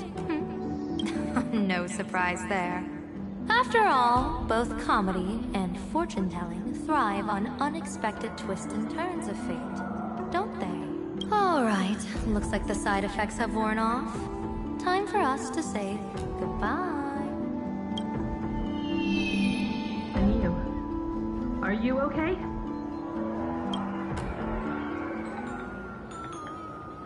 What just happened? I was so confused. I couldn't see a thing. All I remember is Sparksy and the Nameless got into a fight. I saw everything. The Nameless from the Express smashed Sparksy right into the wall with one swing. That strength was unreal. That was such an epic fight, as expected from a cosmic hero. That was seriously awesome!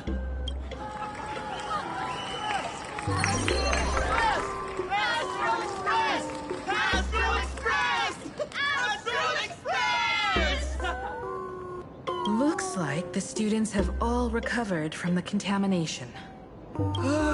Did they recover?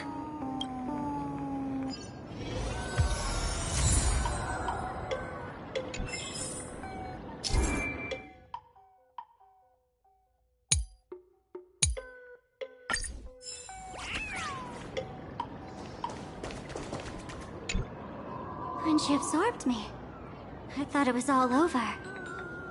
Thankfully, Gray Hair, you won this one. 1 point for the Trailblaze.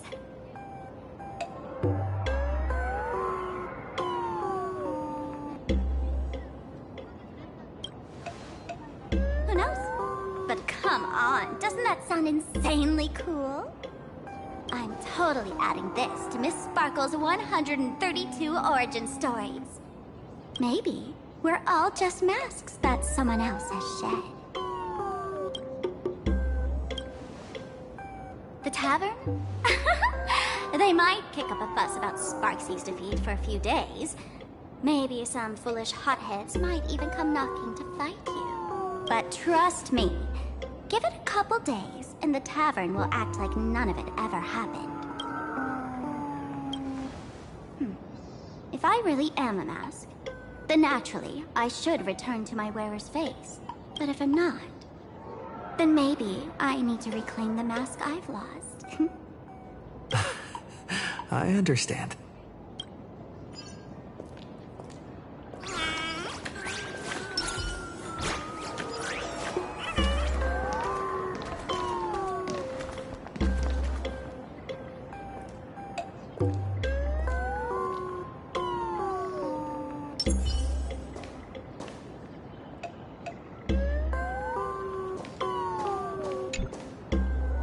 Sparksy probably didn't expect that the first miracle of the Phantasmoon games wouldn't be everyone becomes her, but The Express hero defeats the villain spreading the virus.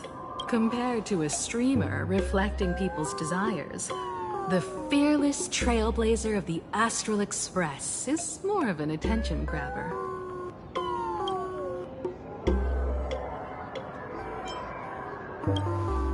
You're one step closer to an audience with Aha. Right now, all of Planarcadia is watching you, and all of their attention's flooding over you. And the mask you wear. Make the most of that attention. From now on, you'll represent the Trailblaze to show this world of elation what elation is. That's right. Sometimes the supplicants work together, sometimes they clash. It's like a coin toss.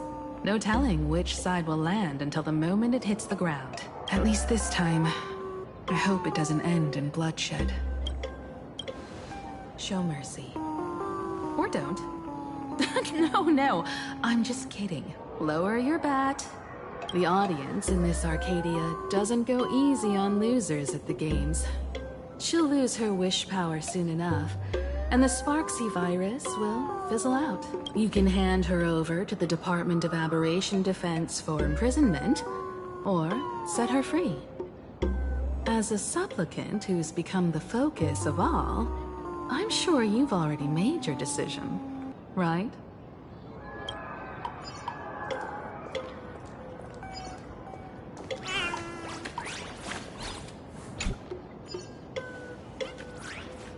So, Victor, here to claim your prize? Very well. Sparksicle has no objections to that. So what'll it be? Gonna hand me off to the Department of Aberration Defense? Lock me up as a hardened criminal? But knowing you, you're not that heartless, are you? Or maybe you want to take away my streaming account as punishment. I'll livestream 24/7 and sing praises of your valor. All right! Let what belongs to the Graphia family return to the Graphia family. But don't let this little win get to your head. You've still got a long, long way to go before you meet the laughter. We can keep working together. Better to have a friend at the Phantom Moon Games than another enemy, right? What? No parting words?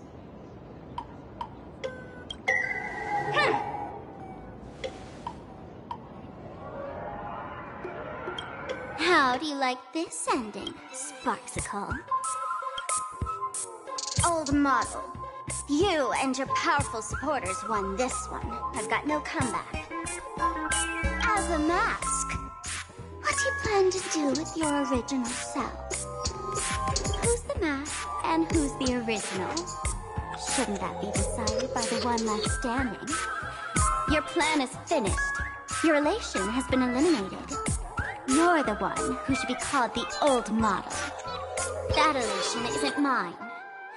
It's the elation everyone chose. And besides, wasn't it your idea in the first place? What? You told me to leave you behind. You also told me to take the idea and its relevant memories and go chase my dreams. That's totally something Miss Sparkle would do. How do you like this ending, Sparkle? How does that joke go again?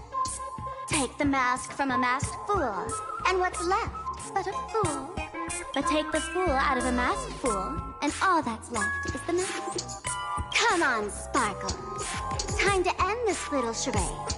No show is complete without a curtain call. Shall we become one at last? Ladies and gentlemen, are you having fun? A friendly reminder from Miss Sparkle. Don't underestimate the Phantom Moon Games. You won't get another opening act as spectacular as this Sparksicon, you know.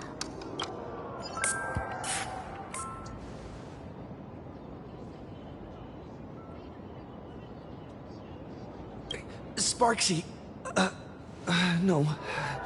Sparkle? Which one is which? Perhaps it was just a masked fool, playing a harmless trick under the watchful eyes of the gods. Or maybe she just wanted to remind us that the elation in Planarcadia has become something even the gods no longer recognize. In any case, everything here has come to an end. We should move on and unravel the next plot.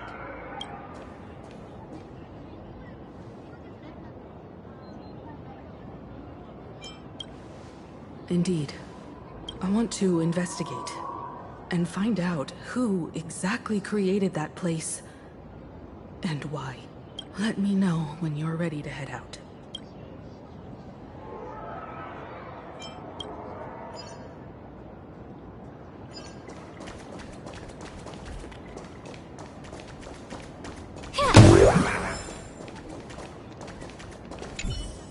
I'm real just...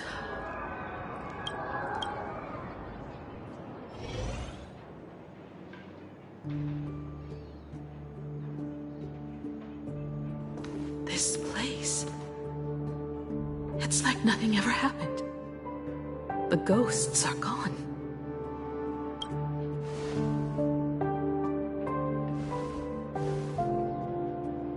"15 years ago, during the last Phantasmoon Games, I participated as a supplicant.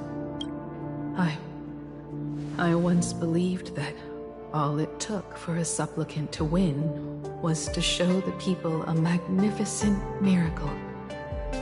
And then I'd have an audience with the Eon of Elation. How foolish. How naive I was. Not everyone wants to obtain everyone's wish power in a positive way. On July 22nd, year 1984 of the Arcadian calendar, Asahi slaughtered 22 students who had stayed behind after school. Then went on to Dovebrook District, where 146 innocent civilians were either killed or wounded. That spirit moved like a deranged artist, leaving corpses, imprinting his signature mark.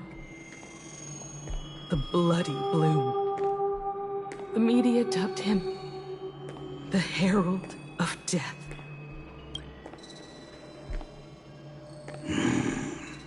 It was a tragedy that the world could not forget. The Phantasmoon Games of that year came to be remembered as the Blood-Stained Games. So many parents lost their children. So many people lost those dearest to them. One of the victims was my very own daughter. Upon my return, I stood before the grave where she was laid to rest. Her name was Himeko.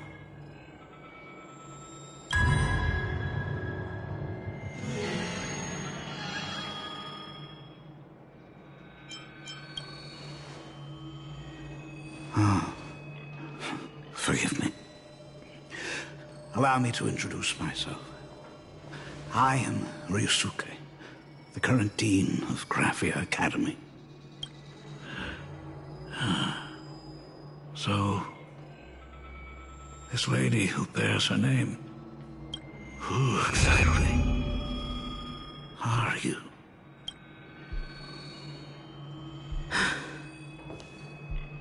"15 years ago, when I made up my mind to join this Phantasmoon Games, my father wasn't with me. Even as I fought for my life against the Herald of Death, my father was still off somewhere, wandering the cosmos. Strictly speaking, ever since I can remember, his presence in my life has been as thin as the air in space. So, I would ask you, who bears his name? Who exactly are you?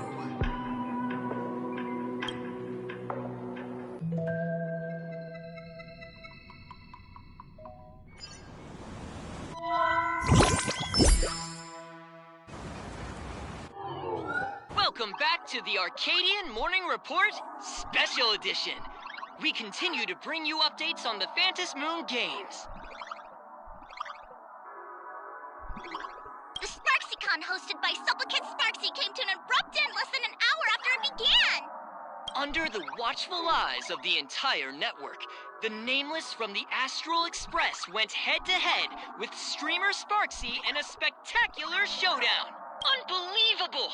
I used to think all of the Trailblazers fight scenes in director Rekka's latest film, Holy Grail Stay Night, were just special effects. Turns out he's got real moves. We'll continue following the Astro Express's activities and bring you... Breaking news! Around 4 p.m. today, the Security Bureau uncovered multiple corpses at the Sinwish Syndicate's headquarters in Dovebrook District. Initial reports suggest violent infighting among gang members as the cause. Even more shocking, an IPC employee was found dead at the scene. According to the investigation, the victim was identified as... Lyndon Scott. Lyndon Scott, age 34. Field operative in the Strategic Investment Department. Ring any bells, Mr. Ashvale? Never heard of him.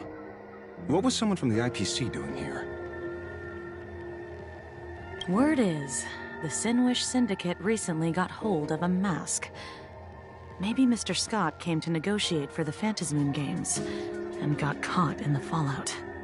Apologies for interrupting your work, Mr. Ashvale.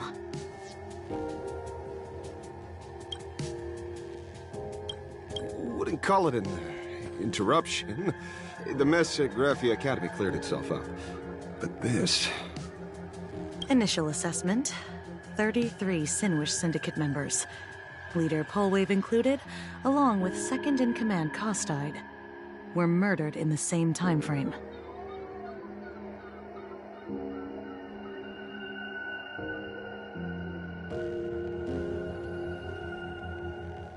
Costide. The victims show clear signs of trauma and fractures, along with massive blood loss. Exact cause of death still pending further autopsy. These stylized handprints. We both know what they mean. Bloody Bloom. Only one person ever used that as their calling card. The Herald of Death is back. Your suspicion isn't without merit, but that guy was executed 5 years ago. Executed? Who witnessed it? Was the execution broadcast to the public? Who can prove he's dead? Who's to say you didn't let him out to rig this entire game? You've heard the rule, haven't you? No one can enter the Phantasmoon games twice. So let me give you a piece of advice. Don't let rage gnaw away at your reason. It's bad for your health. The case's info is in the dossier. Get to work. The Department of Aberration Defense isn't paying us to bum around,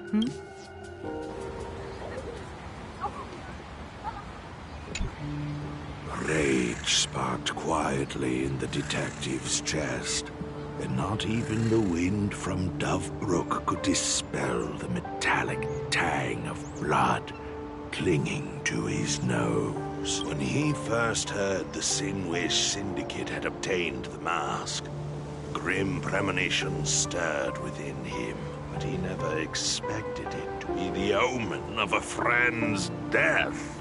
Mr. N, he's no longer with us. Now he's just a body, another nameless casualty buried beneath a headline. People only care about the stars twinkling above, about the epic tales of the eternal conflicts among the cosmos' great figures. Compared to all that, Who would mourn a small-time thug from a petty gang? What should we do next? I've been slacking off for far too long. It's time to make a choice. Mr. Ashvale, if you're calling now, may I assume you've accepted my offer? You are right, Miss Pearl. I'll join the games. Assuming you still need me, of course. My offer still stands, just like 15 years ago. The same omen returns.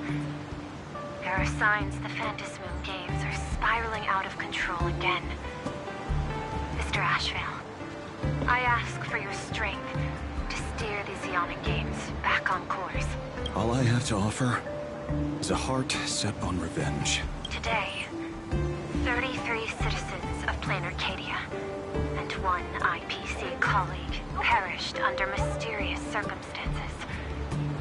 Someone is imitating the Herald of Death's methods, attempting to interfere with the games. Only victory can bring solace to the fallen. No. What consoles the dead is only justice.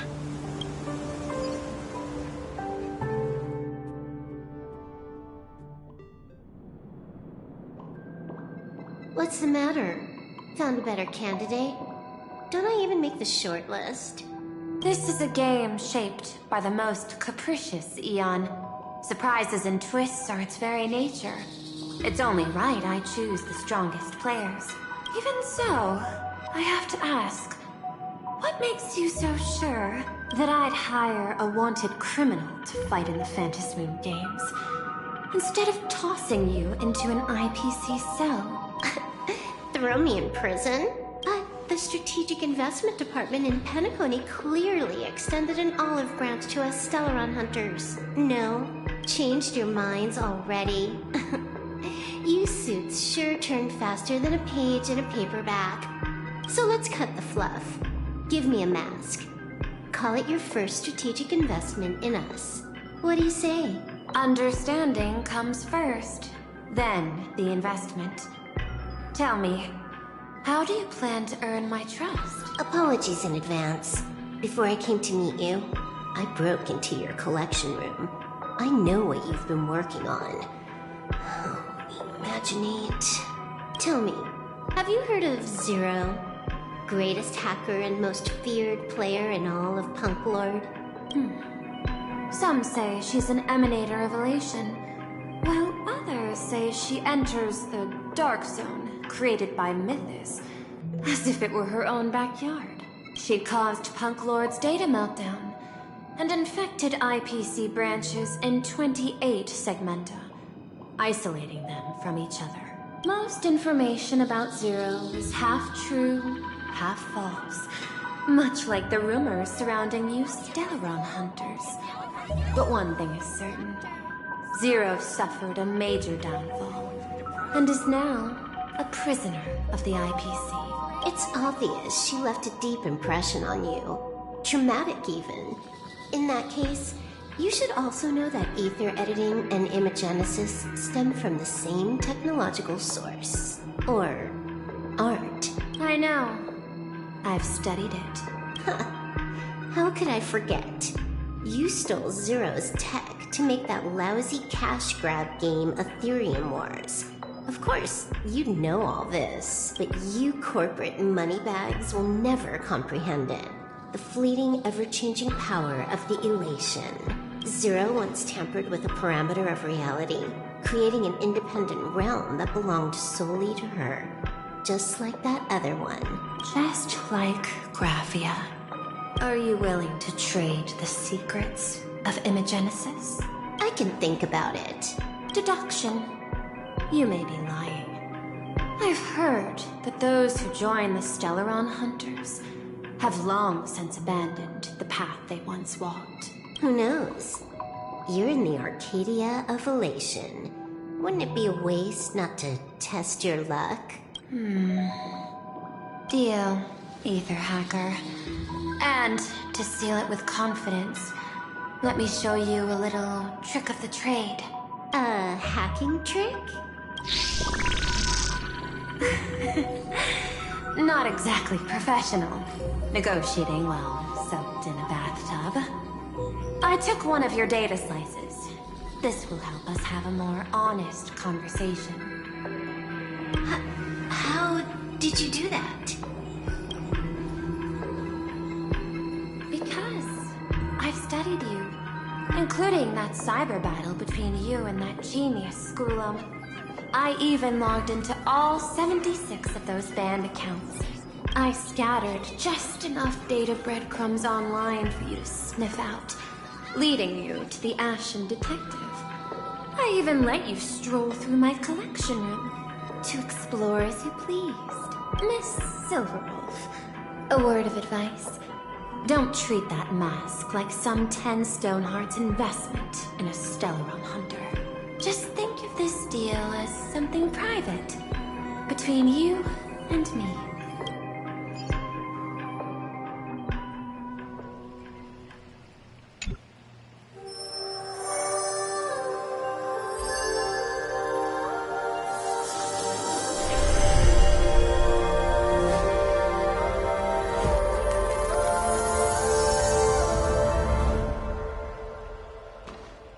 What the heck? I just blinked and suddenly half the supplicants are wearing masks? I was hoping the show would get better. Streamers clashing with cosmic heroes. A flashy brawl without anyone getting hurt. Wouldn't that have been nice? But now we've got a crow, a shell, a cat, a wolf? How many more mystery guests are crashing the stage? And this thing? When did it sneak in?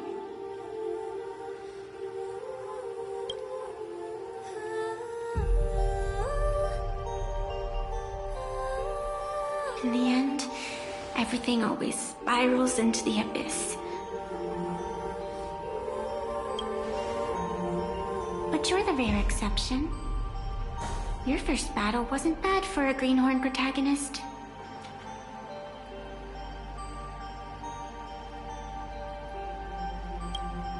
Since you came out on top, let's wipe the slate clean on that doom-filled oath. Who knows if the owners of those masks will become your friends or opponents? Or maybe one of them will bring about that terrifying future I saw in my dreams.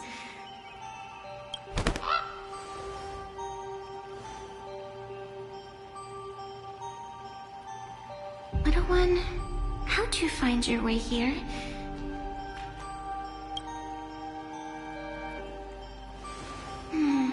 The supplicants in this Phantasmoon Games really caught me by surprise.